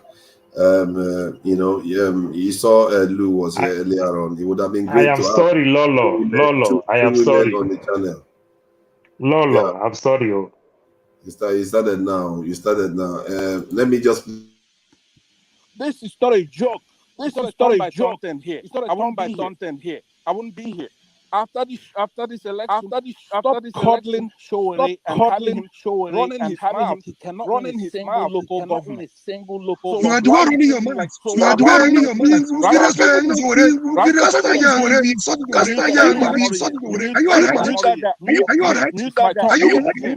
Are you alright? Are you alright?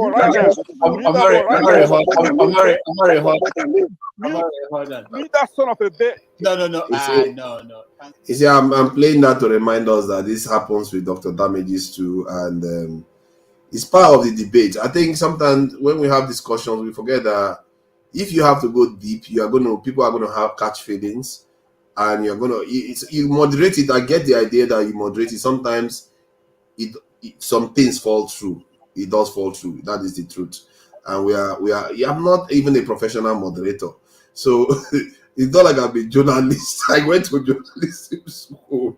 I was a panelist that became a moderator somehow. So try to be understanding. And some people actually believe that we should hash all these things out, get it out of our system. Because if people are too restrained and they are not saying everything out, then ideas are not meeting ideas so that they can compete and get to a better place. Because when ideas meet ideas, that's when people actually get enriched. I've seen it happen here, and I've seen it happen in so many places. So it can be chaotic, but I just beg and plead that people see it as part of the process. It's not animus. I don't think people hate each other here. All of us are generally one Nigerian. We like our people, even if sometimes we are angry with it. We are all still Nigerians. We come together every day to have these conversations. I don't think people are just coming here just to only to pass time and not be lonely in their foreign destinations. So who is next? Bello. Let go ahead. 1 minute. Okay. So I mean, just a little bit of clarification. When I said, I'm happy that some houses were going down.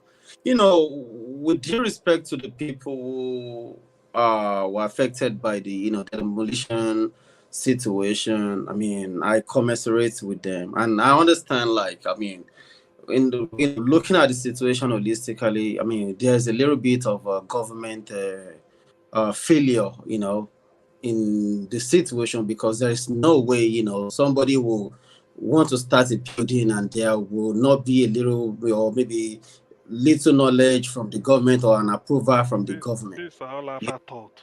Whether you commiserate or not, that's why it doesn't matter. Someone look, say so. I mean, this was just a situation that was just being achieved. You don't have to, try to but trying to cut in when I was talking. I never let's just please. Okay. And but the fact remains there, because every time we all come here, we talk about we want a good governance. We everybody come around, bring about ideas and everything like that. The fact remains there. Everybody has their kind of rights. Where your own right stops, my own right begins. Where my own rights, begins, your own right stops. If you think you have the right, everybody has the right to, erect a building. I mean, it is not like we're trying to provide shelter for ourselves. But at the same time, government will not continue to look, see that flood is going on in the city. Thank you, Bello. Time is up on that one. I will try to keep it brief, very, very brief. For me, it's a very, very simple matter. If you got legal documentation, yes, yeah, let me set it then. It's only fair. Okay. It's a very simple matter. If you got government issued certificate, you'll be compensated. If you didn't get government issued certificate, no matter how much rigmarole you did with the local with the government officer, and you bribe them like we bribe NEPA officials, it's not going to matter. There will be consequences. And if our government officials are trying to do the right thing by the states so that people don't get flooded, why are we not saying they are doing the right thing? We say we want good governance. We keep telling them to bend over backward to accommodate people that are breaking the rules. If you do handshake, is that not supposed to be an offense? Why do we excuse these things and then we make it a tribal stuff on top of that? We have to search our consciences. You see, I did well. I didn't even hit 50 seconds. Are we going around again? Go around again. Please. Excuse me. I want to do some rebuttal, please. I need to do some rebuttal. There's no rebuttal here now. Don't come and rebut me now. I need to do some. I need to do some rebuttal. See, Mr. Zero's turn now. Let's follow the law. Wait for your turn, so that we'll take it turn by turn. Your turn will come, please. Your turn is coming. It's 1 minute. It's not even going to be 10 minutes. Please, Zero, go ahead. If you want to say something. I heard what Mr. Bello said, and I think he's trying to say something, but he doesn't have the words. He has a different reality from the man who built and his building was demolished. He said his father's house is on the other side. I mean, the other side where the flooding occurs a lot.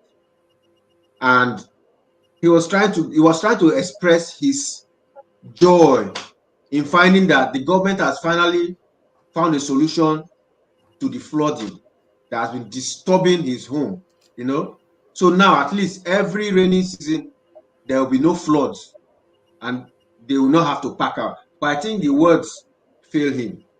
So he appeared to look like he was happy that they are demolishing Igbo houses.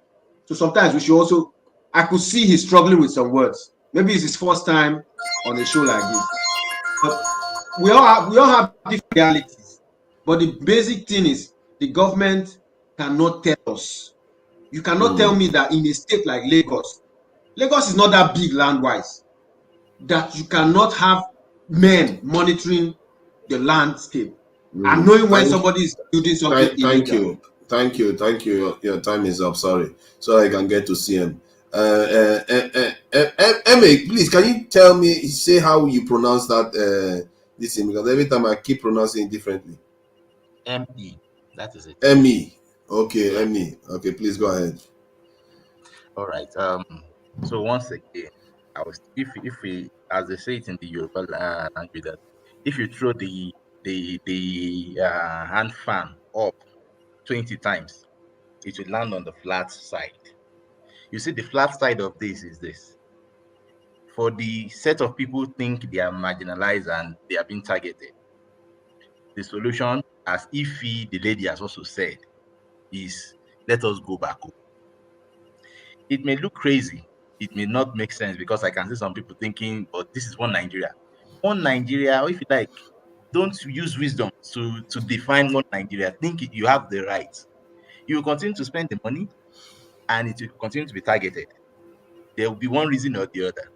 So it is wise. We shouldn't just it is foolish to think you must play your right all the time. Wisdom makes you to make you to sit down and think again and say, come, how do I solve my problem, even if the government is not going to Thank you. That was good. I think it's okay. Steph, please go ahead if you want to. Now you're under the timer. This thing, there's no special treatment. Steph, you want to go ahead or CM should go? Oh yeah, he's there. Yeah, okay. I don't want to talk about what I don't have evidence for.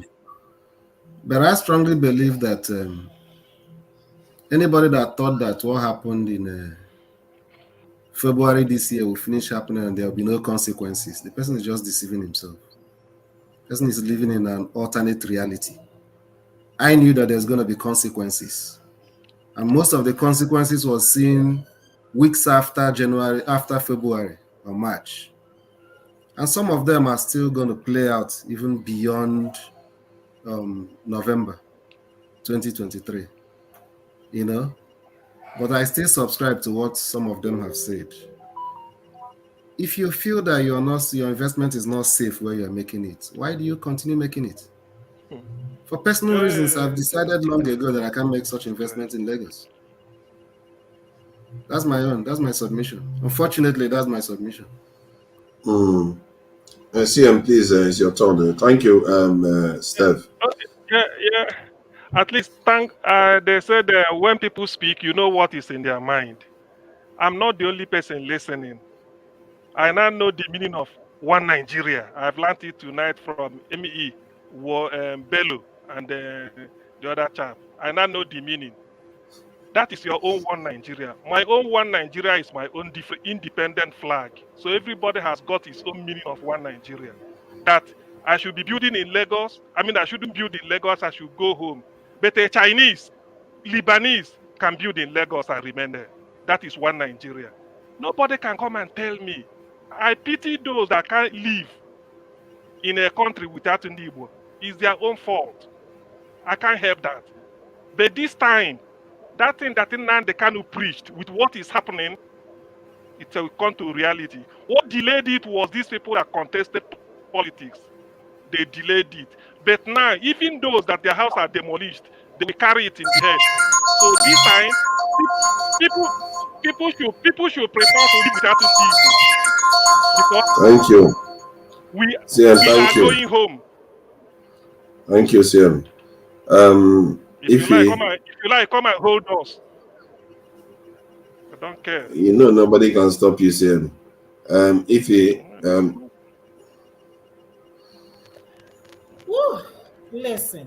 Listen, we can argue this from January to December. It's not going to change anything. So again, like I said, if you don't like it, leave. What Bello said about water, we have experienced that for more than 20 years where we live at Onitsha. When we moved there, when my father built a house there, it was fine at Housing Fege. A couple years later, they built a school. One woman built a private school called Case Foundation, and then they built another church on top of the canal. Let me tell you, as I'm talking to you for years now, we can't even park cars in the compound because they have to build and build so that a flooding cannot, come into the house. Even the kitchen, they have to put like 2-3 blocks. So when you want to get in the kitchen, you have to literally put your leg. So I don't understand what the problem is. I'm frustrated every time I go to Onitsha and go to a house. It's a problem. You can park, all of them parked along the streets, outside, for years. You see? So I don't understand when Bello said, yeah, that he is happy. If that happens to us, I will be happy. I will be so happy. You can't live there. The only way they can get inside the compound is through the small gate. They can't open the big gate because they already put the blocks. Yeah. So I don't understand all this attack. Yes, in as much as sometimes we don't like each other, I don't have no problem with that. But let's call a spade a spade, period. If you are in his shoes, or if you're in my shoes, or when my brother will call you and tell you it's raining season, the flood is coming inside the house, the tension and the pain, just because somebody made a decision to build a school on top of the canal where they're supposed to have the gutter, and the government is not doing it. Or the church, they built a church, 7 what is it called, all these people that worship on Saturday. And when I say something about it, somebody will get angry. Why should you get angry?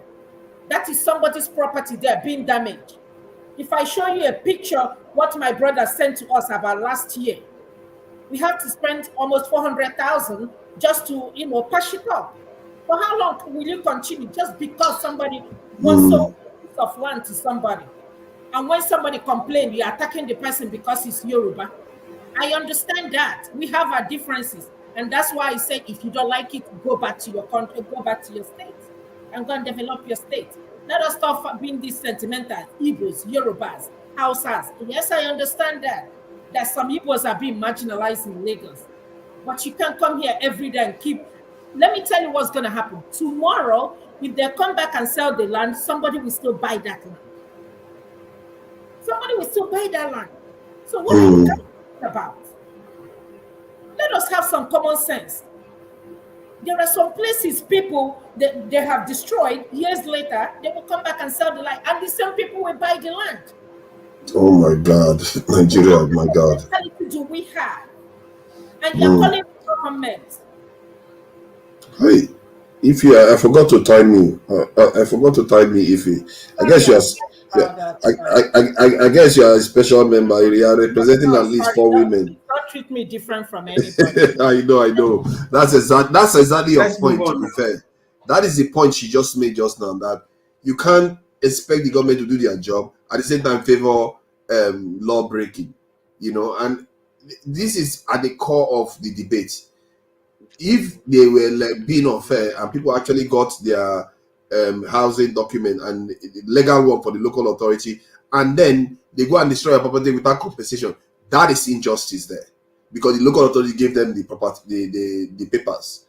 But if they go there and those people didn't get it legally, and they want to go and clear the way so that people's houses don't get flooded, how is that the problem? Isn't that what CM, you have been arguing, that our country, there is impunity everywhere?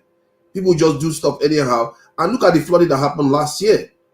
That was a terrible flooding because nobody bothered to do dredging. And when the government wants to try to do canals now, we complain again because they have to remove houses that are in the way. Civilization is not easy to build. There are going to be hiccups along the way. There are going to be problems along the way. I hope the Lagos government, even if you broke the law, if somebody is losing 200 million that they used to build a house, it should matter. And they should tamper it with a bit of common sense. Maybe they will find a way to, make a gesture. But how do you make a gesture to somebody without encouraging it to repeat itself again? So this is life. And if somebody breaks the law, we should expect them to pay for it. And if I break the law, let my head be on the block, because it's going to lay a good example for a better future for everyone else. then it would have meant something. My death would have meant something, or my punishment would have meant something. That is how it's supposed to be. That's how nations are. And hence why when you are facing punishment, you should be ready to take it, because it sets good example for other people too. Please, Nubisi, please go ahead if you want to say something. You're muted. You're muted. I greet everybody in the on the platform. Yeah, your camera is gone now. Oh, it's back. Okay. My position about this demolition is this: if those landlords or building owners have their papers, their documents, they should present it, and they should be compensated, because that is how it is done. Yes. They should be compensated. What are the documents we are giving to them in deceit by the officials working in those places, and all these years they've not looked at them, but now they came to demolish it. They should be compensated because they've lost so much. That is one.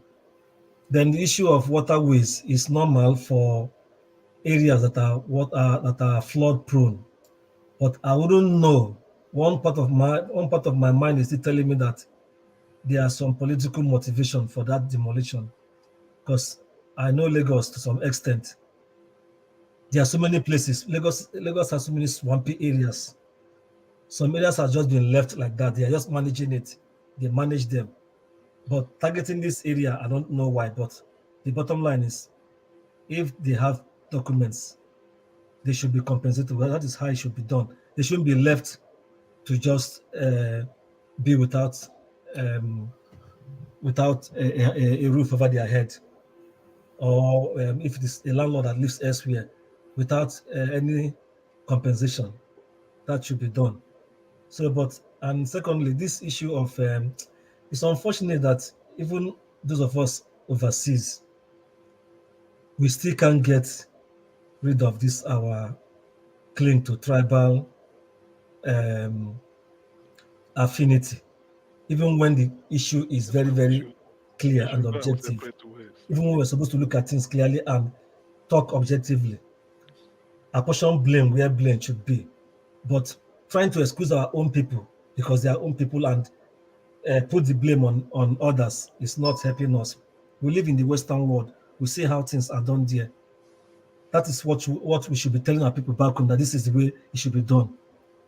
I was a little bit disappointed when somebody, I don't know who said it, somebody was saying that, oh, he likes what happened because those places are flooded areas. And also, me, I don't know the whole story. I don't know even the part of Lagos that thing happened, but I know I lived in Lagos. If I do a little research and find out the place where that place is, I know some friends or brothers who I may call and maybe find out what is really going on there. But I'm thinking, like I said, one part of my mind is telling me, why at this point in time? Why now? One part of my mind tells me that it still is politically motivated. It could be managed. It's politically motivated. Nobody can tell me otherwise. It is. Well, it's still a flooded area like they claim. And I don't know whether that place floods every time it rains heavily. But to repair it, yes, if you want to put that place in order. If this aim is to put that place in order after this demolition, fine. But like somebody said, I won't be surprised tomorrow when probably they will put it in order and they'll carve out one section for buildings and their own political friends will take over that place because they have quietly gotten rid of those they want to get rid of. We know these things. We are Nigerians. These things happen every time. We know. We shouldn't be hiding under one thing or the other to say these things. So let me leave it there for now. Thank you. Yeah, Bello, you want to say something? So we can round this thing off, this topic off. I mean, you're muted. We can't hear you. Now the camera too is gone. Oh yeah, you're back, but no audio. Is it me or let me check? Oh, there's no audio. Oh, I can't hear him. Yeah, for a moment I thought I was the one. Yeah, I think you're right, but I don't think I'm not sure it's a because the demolition is going on all over Lagos. I think there's quite a lot of places being demolished, and it's not the first time Lagos there has been demolition in Lagos. Lagos has demolished so many things from Oshodi to all kinds of stuff. But don't you think it's to be expected? Lagos is trying to remove some of the old structures and allow some of. They are trying to build the city to be like a normal city, even if we are moving slowly in terms of development. But that is what they are trying to do. If Nigeria was developing faster, you probably see far more drastic things going on, because they will go to one area. We are going to clear this area for this big infrastructure we want to build there. This kind of stuff you will see happening. This one is really relatively benign. When you talk, if you look at what other nations do to destroy certain areas they want to build something onto. So, and we really shouldn't always tribalize things when it doesn't belong in that column. Especially when somebody, that police officer, that commissioner doesn't want to take bribe. He doesn't care about any of those things. He wants to actually do his job. We should be encouraging people to do their job. Even if maybe he too is being used, but he was trying to do his job. The tribalism comes in. This is when tribalism comes in. If you tell somebody, Now, if you build in a wrong place, it will be demolished. If you want to build, go and build in a particular place that is safe. That's okay. I'm coming. I'm coming. That's okay. No, I'm rebooting. I'm rebooting now. Let me say this and go. Please, just one moment. If you want to build, you build in a particular. Let the lady talk now. You know the lady has priority. You can't just keep. You know the lady has priority. You don't argue with her. Stop it. It's not right. Because it's only one lady here. You don't interrupt her. Okay. Yeah, can I have my own? It is you that jumped in. I wanted to make a very pleasant interruption. It's you that jumped in. Bello, go ahead, please. Stop, please. So my own point is that, like I said, I wish there are compensation to the ones that have like genuine, documentations. However, I understand a standpoint. I'm a victim too. Everything that she talk about, like you can't park in the compound, you have to, raise your fence. Every time, everything happened to my father's house, and it is an eyesore. Property is damaged, And how can the government continue to keep watching people to keep suffering like that just because some people just want to build their houses, which is their right, but we are not doing it the right way. And every time we bring issues, some people come around, they paint it with tribalism, all the time. The other day there were, markets were shut in Lagos. Owodi Onirin market was shut. Lagos market was shut. They shut Ladipo market. The next thing, the guys start coming outside. Oh, they are marginalizing Igbo people. How long do we want to keep doing this thing? How much will the people start claiming a victim about everything? Why can't we just have an open mind policy about things sometimes? Please. Thank you. I think that's a fair point to leave it. And I'm really proud. I don't know what I should say proud, because she's not somebody that I should be proud of. I really respect Ife's position on this, because she is often sympathetic to where CM stands, but on this one, I think she does have experience of the negatives of flooding, and she spoke well about it. CM, please, if you want to respond, please try to keep it brief. Yes. Go ahead. Before I lost my train. Yes. If somebody, if I said I will come to you. If somebody is building on somewhere that is that is illegal, demolish the house, don't pay compensation. If somebody builds and the person felt that I have my documents ready, all the Lagos state government should do is present your document. If it's genuine, you get compensation. No problem with that. But where the tribalism comes is to tell people, go to the east and develop. Go to your place. Why not go to your? What does that mean? If I build illegally in Lagos, who said that?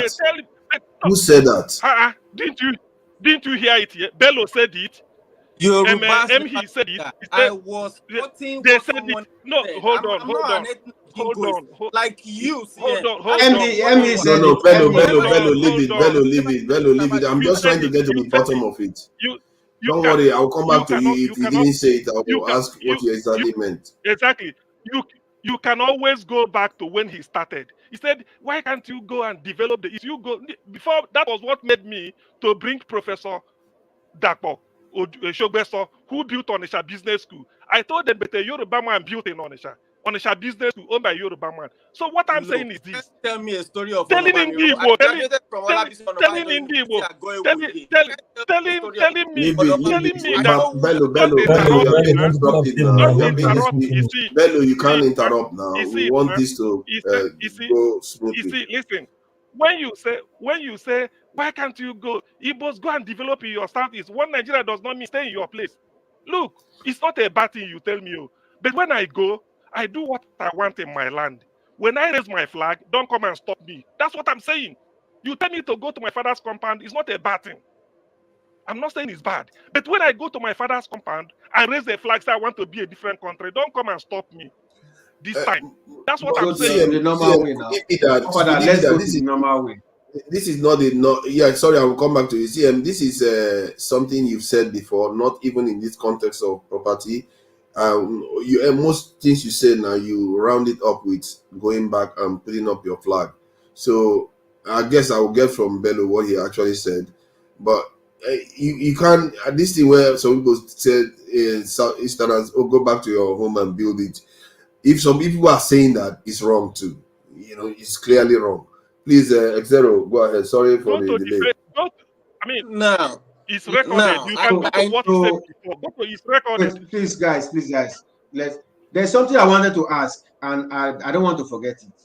Now, I saw that the houses that were being demolished, it's not all of them that are totally demolished. Some of them, they just scrape some part. Is it that they are cutting those parts that are blocking the waterways, and yes, the I think that's what they're after. Can still rescue the remaining part of the building? If they can still rescue the remaining part of the building and rebuild many or of them manage, can actually, if you look at it on the map, many of them they can actually rescue it. It's the one that I think there was one that actually built it directly blocking the way. That one has to go. But most of them are just sideways. The fact that it's showing up on Google Map, that is staggering. What Nigerians are doing to their landscape is showing up on Google Map. It's crazy. So yeah. So if that map is correct, then I think all hope is not lost. Those people should just try this rebuild those when places. I saw the news last week, about the one that happened in my own area, about the demolition. And I called my brother because I still have a brother who still lives in our house. And what he told me was that, it's the area that I live, that some people's fence were just affected. In some situation, it's maybe one room in the house. But, with all honesty, there are some people, houses that were actually, outrightly affected. And you know what? Somebody talk about, why now? Why now? And now, this is the area where I've lived. This is what these people do. When government has marked these houses for demolition for a long time, but you know what these people do? They take the government to court. They stay in the court for a long time because they know that, okay, they know about the Nigerian judicial system. That they don't render their judgment on time. And now this new, I think we have a new commissioner for environment in Lagos now. That is the guy that is, effecting all those demolition. And like I said, when I heard about it, I am so happy because I'm not gonna lie to you. My father is late today, but this was his struggle. This was part of his struggle. How will you build a house and every time, at some point we had to move, my daddy to the fix the, what's it called, to the next floor, just for him to just move like an emergency, because every time it is water damage, every time it is property damage. These people have a right to. This is not a matter of tribal, and I'm not gonna lie to you. Like I'm saying, this is my area. My brother told me there was also a Yoruba man that was also affected. So it is not just about, it is only the Igbo people that were affected. In my area, okay, an Igbo man is my CDA chairman because about 90% of the landlords in my area are Igbos. So, I mean, in one way or the other, people will be affected. But my own thing is that we shouldn't always, justify everything by, ethnic tribalism. To me, it's giving me a headache every time I listen to anything about that. Thank you. We are going to be rounding up by 12 o'clock. Let me by finish 12 my hours. submission. Let me finish my submission. Yeah, you are going to finish your submission. I just thought I should give you notification for 12 hours. The one question was the question of those people can rescue those buildings and rebuild it or remodel it so that they can manage the remaining land left. So don't lose out on everything. Then the second question, I hope that the state government will now carve out the waterways. They shouldn't just demolish these houses and then leave. Carve out the waterways so that people will know this is waterway. It's not when you come, you break somebody's house and you leave, so that water will be, where will the water be passing? If somebody has blocked the waterways, you go there, as you have broken their homes, build the gutter well, put the walls, so it will be like, so that the water will now pass, and dig it deep, so that people can see it's waterways. I think they will do that. I think they will do that. I hope they do it, not that they will just go back and wait. Okay. Or they may not even do anything. If you have, after this period now, let's say a bad government comes, they will just go and sleep. They will take another set of people to build a house again. That is to build there again, so that they can come back and demolish it. That's the problem. It's not that's planned. The problem. It's not planned. It's because there's no continuity. One person could be good today, fix it, then the next person will come and bring it back again. That is the rot you see in Nigeria repeatedly. That's why things don't tend to move forward. Let's pray it stays done so that we can actually move forward with this development without all this flooding and nonsense. Please, go ahead with your hand up. Yes, it's your turn anyway. You. Yeah, but I just have to follow the decorum to make sure that we all do. CM. Just to confirm, sorry for interrupting.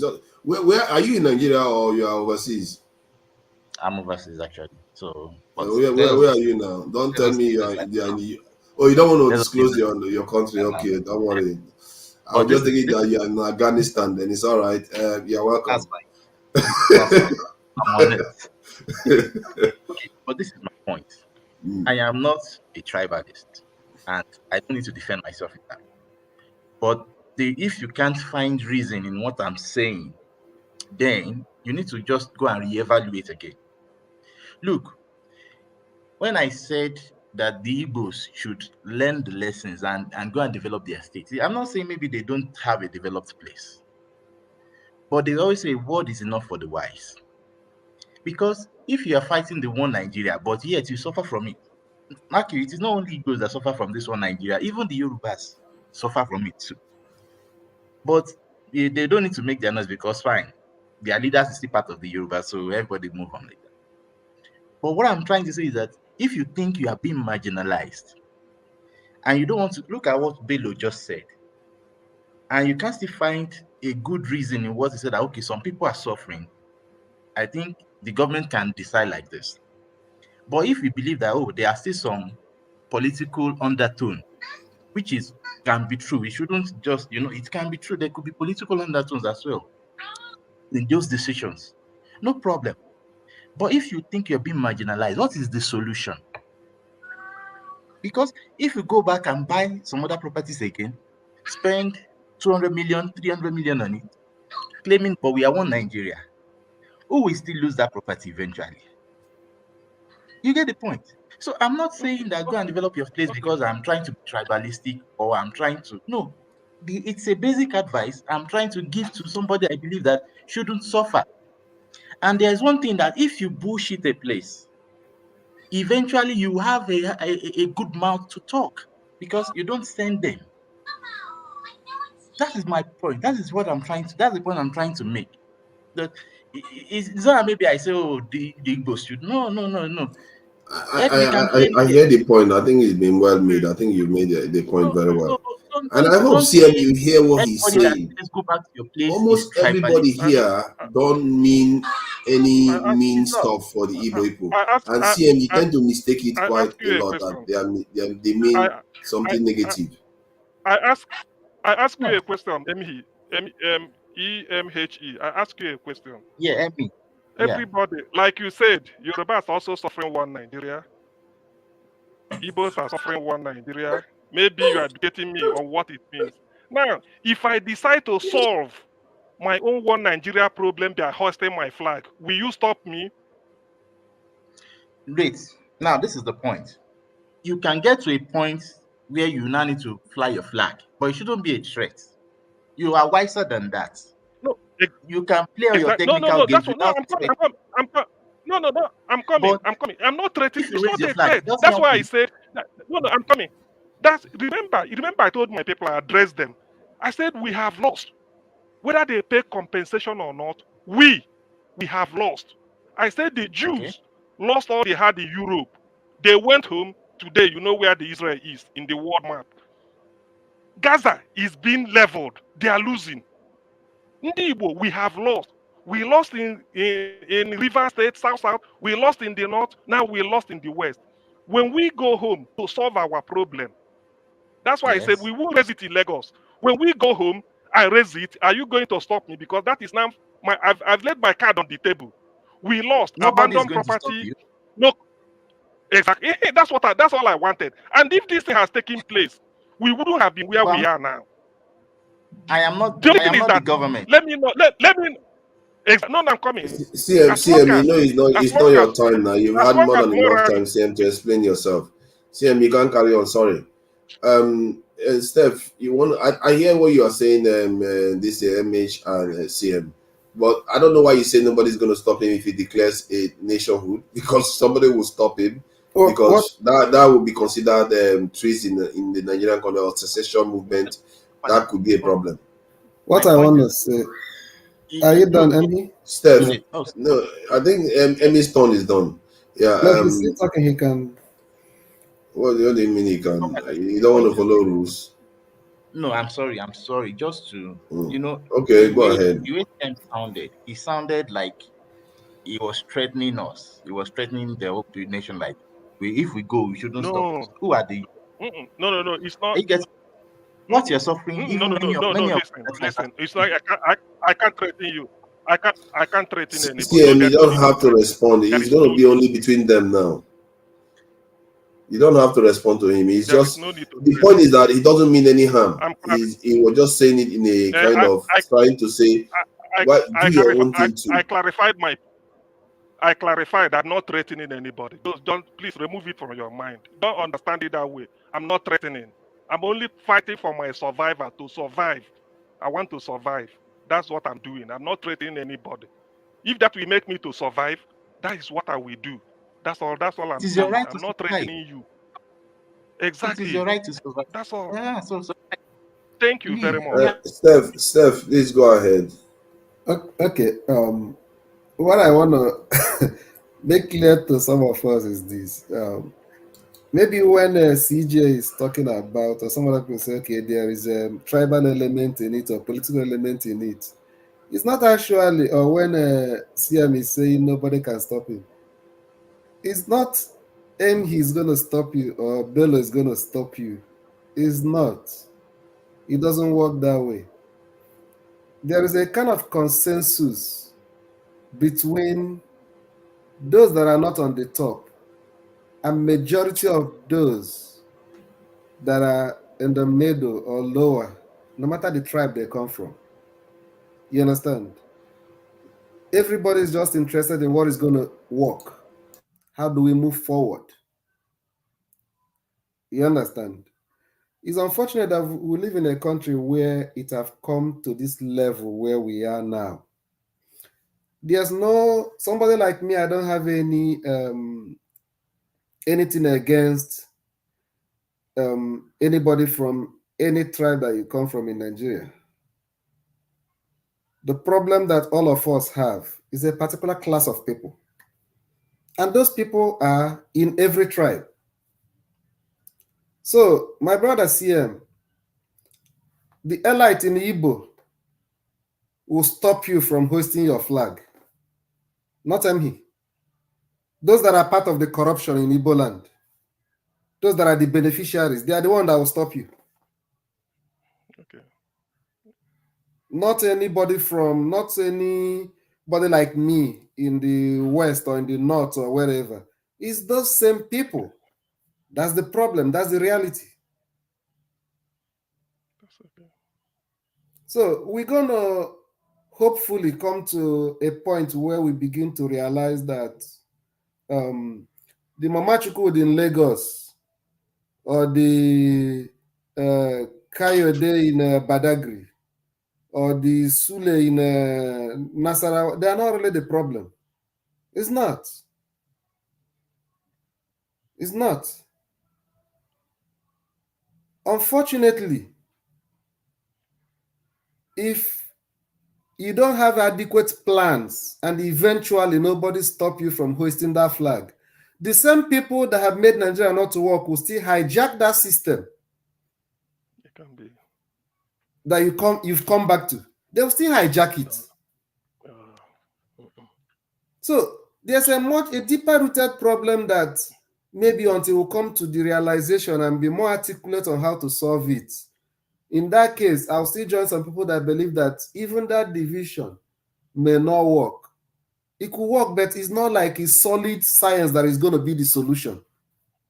Because there are still part of those people that are part of the center that is making things not to work now. Are we going to kill all of them? See. They'll still come back and begin to lord things over our head. Because they already have the advantage. They have the advantage already. They have the oh my God. We have a deeper problem that we think that I know that most of us know that our problem is deeper than we can admit it. It's not really what sometimes we tend to. I'm not saying that those things doesn't exist, but I don't think that's the major problem we're having. And my brother Bello, I do understand that, sometimes when we don't really, maybe because of us shouting on each other, we don't really allow each other to finish making your point. You may not really understand the reason why somebody just said something. The person have not finished talking, it will look as if. So now I understand a better perspective of what you said and why you said it. Maybe had it been that the house was not chaotic, after you said that major point that I picked, maybe you would have made other point that would buttress exactly why you said what you said. So that's what I have to say for now. Forefathers.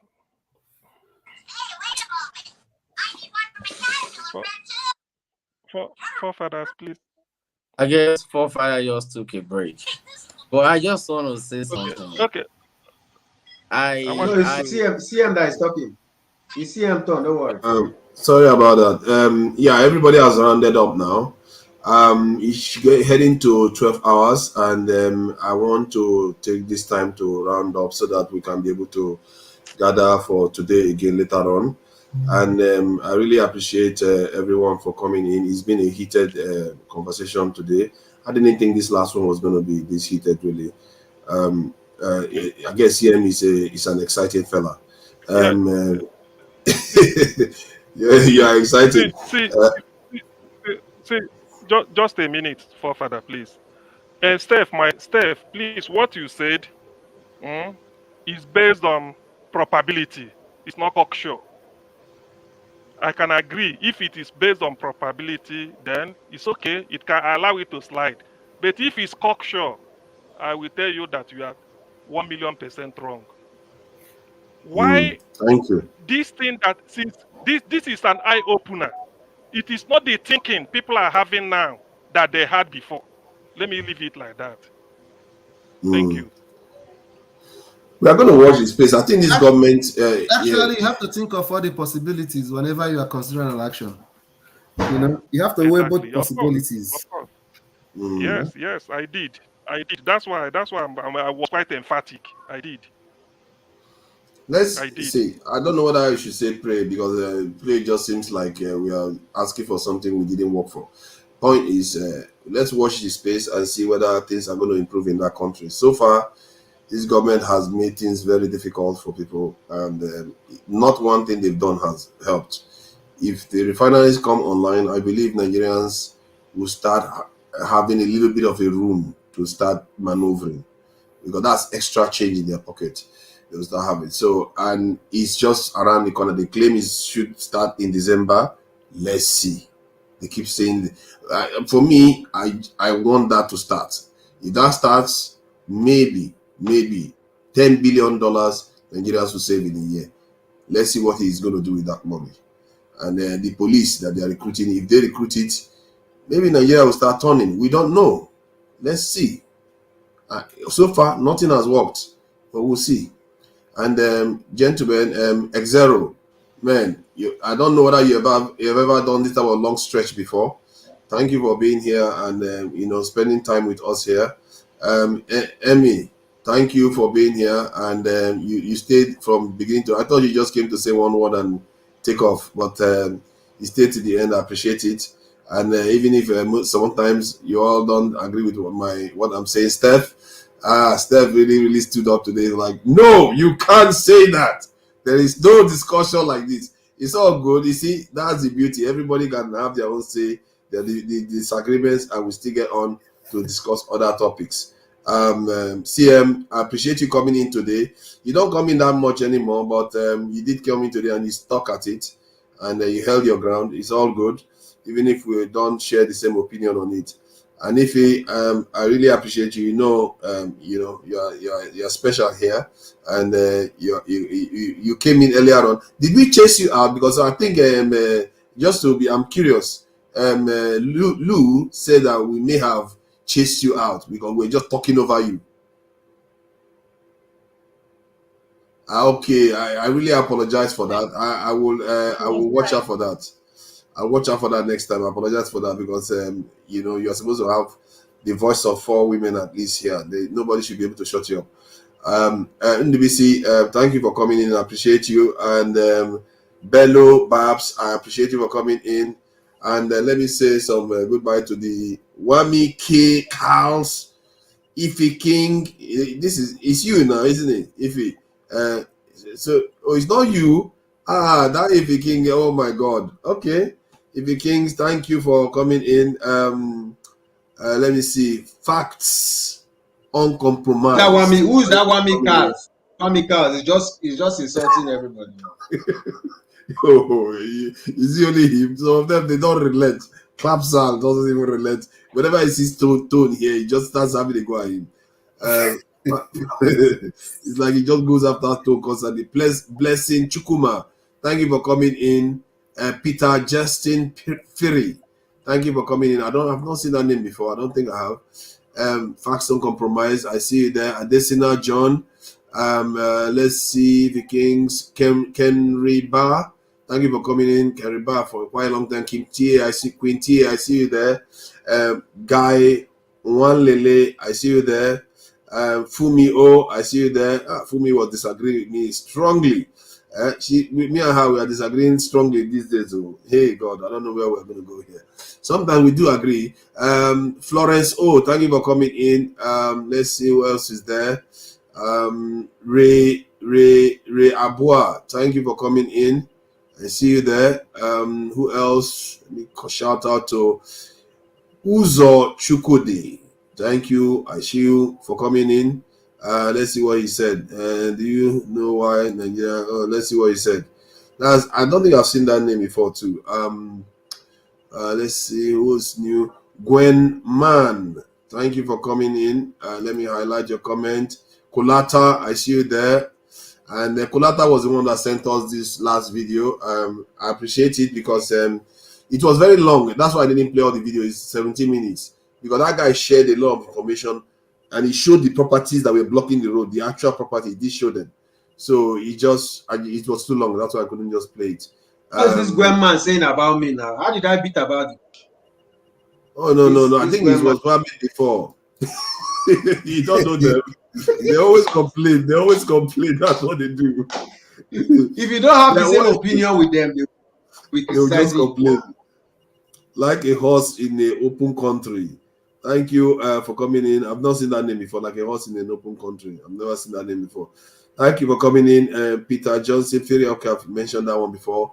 And thank you for your donation, Colata. And till next time, I think it's going to be sometime later on today. Let's enjoy the music of our man, Majek Fashek, even if it's a brief one. Thank you. And if anyone wants to carry on the conversation backstage, they can carry on. Yes. Kulata was insulting you all throughout the comment section, so he still donated in order to. I'm telling you, that's what it does. It pays money to insult you to your face. It pays money to insult you. That's Kulata for you. All right. Bye, everyone. And if you want to carry on the conversation backstage, you are free to carry on so that, minds can be, But Bello, where are you running to? You are the one that probably needs to talk to CN. But it's okay if you have to run. Because you guys who are living in the UK, what? Father, you guys who are living in the UK, how do you guys make your money? Because you guys don't sleep. I mean, I just try to follow the program throughout today. What do you guys do to survive? Don't you know the secret? When people go to UK, no, I don't know. Please give me the memo. When they go to UK, it's been old news that they are losers. Losers go to UK. They don't go to make money. We don't make money. We are poor people. That is the problem. No. To be fair, we do go out to work during the day. I don't know how we do it. To be fair, some people need more sleep than others, and some people can. You guys, we have the same time, almost 1 hour, only 1 hour difference, but we still have the same time. So when I see you guys on the program, sometimes I'll be wondering, should I join? But I want to sleep. That's a fair question. That's a fair question to ask. I understand. All right, next time, bye.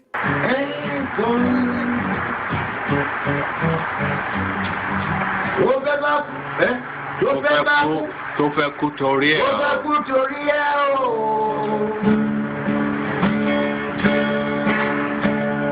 Ọwọ́ ẹni ló ti ṣàánú kọ́.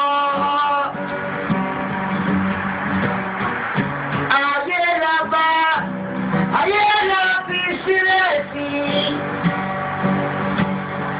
Ọ̀nà èyí yóò.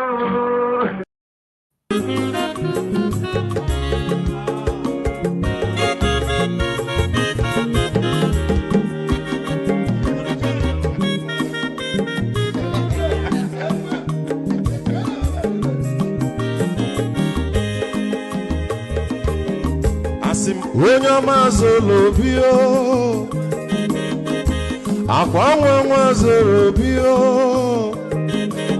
Max ịbịa bunyegokwanụ m n'ofu ube n'azụ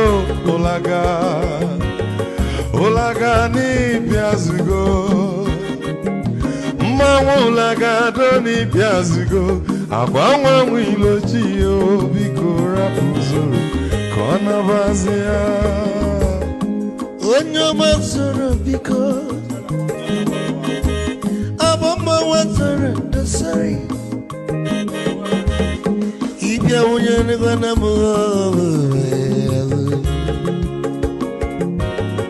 ụlagado n'ịbịazigo, mma ụlagado n'ịbịazigo, abọmma ilochino, biko rapụ zoro ọ na-agbazi ya. Mazi welcome up. Odogu no kwere nka. Onyo mani gadele mo.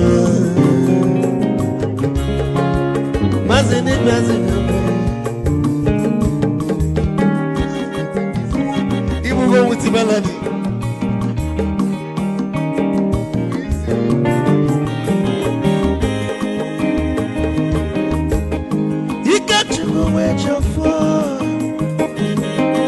Odogu na chala noka. Ezi nwanne m negadele mo. Olagado ni bezigo no. Mo olagado ni bezigo. Mama Wilo Chilo, Bigora Buzoro, Anabazi, Say, Oyamazoro, Abamazoro, sorry. Ibya Muyano Guanamo, Ofube, Mulaga, Doni Piazugo, Nazaboy. Mulaga, Doni Piazugo. Mama Wilo Chilo, Bigora Buzoro, Anabazi. Odogu Kano be kitchen. I'm a Pamnika Gogodia. Wally Wekolo. He catch up a bell. Hey, you want?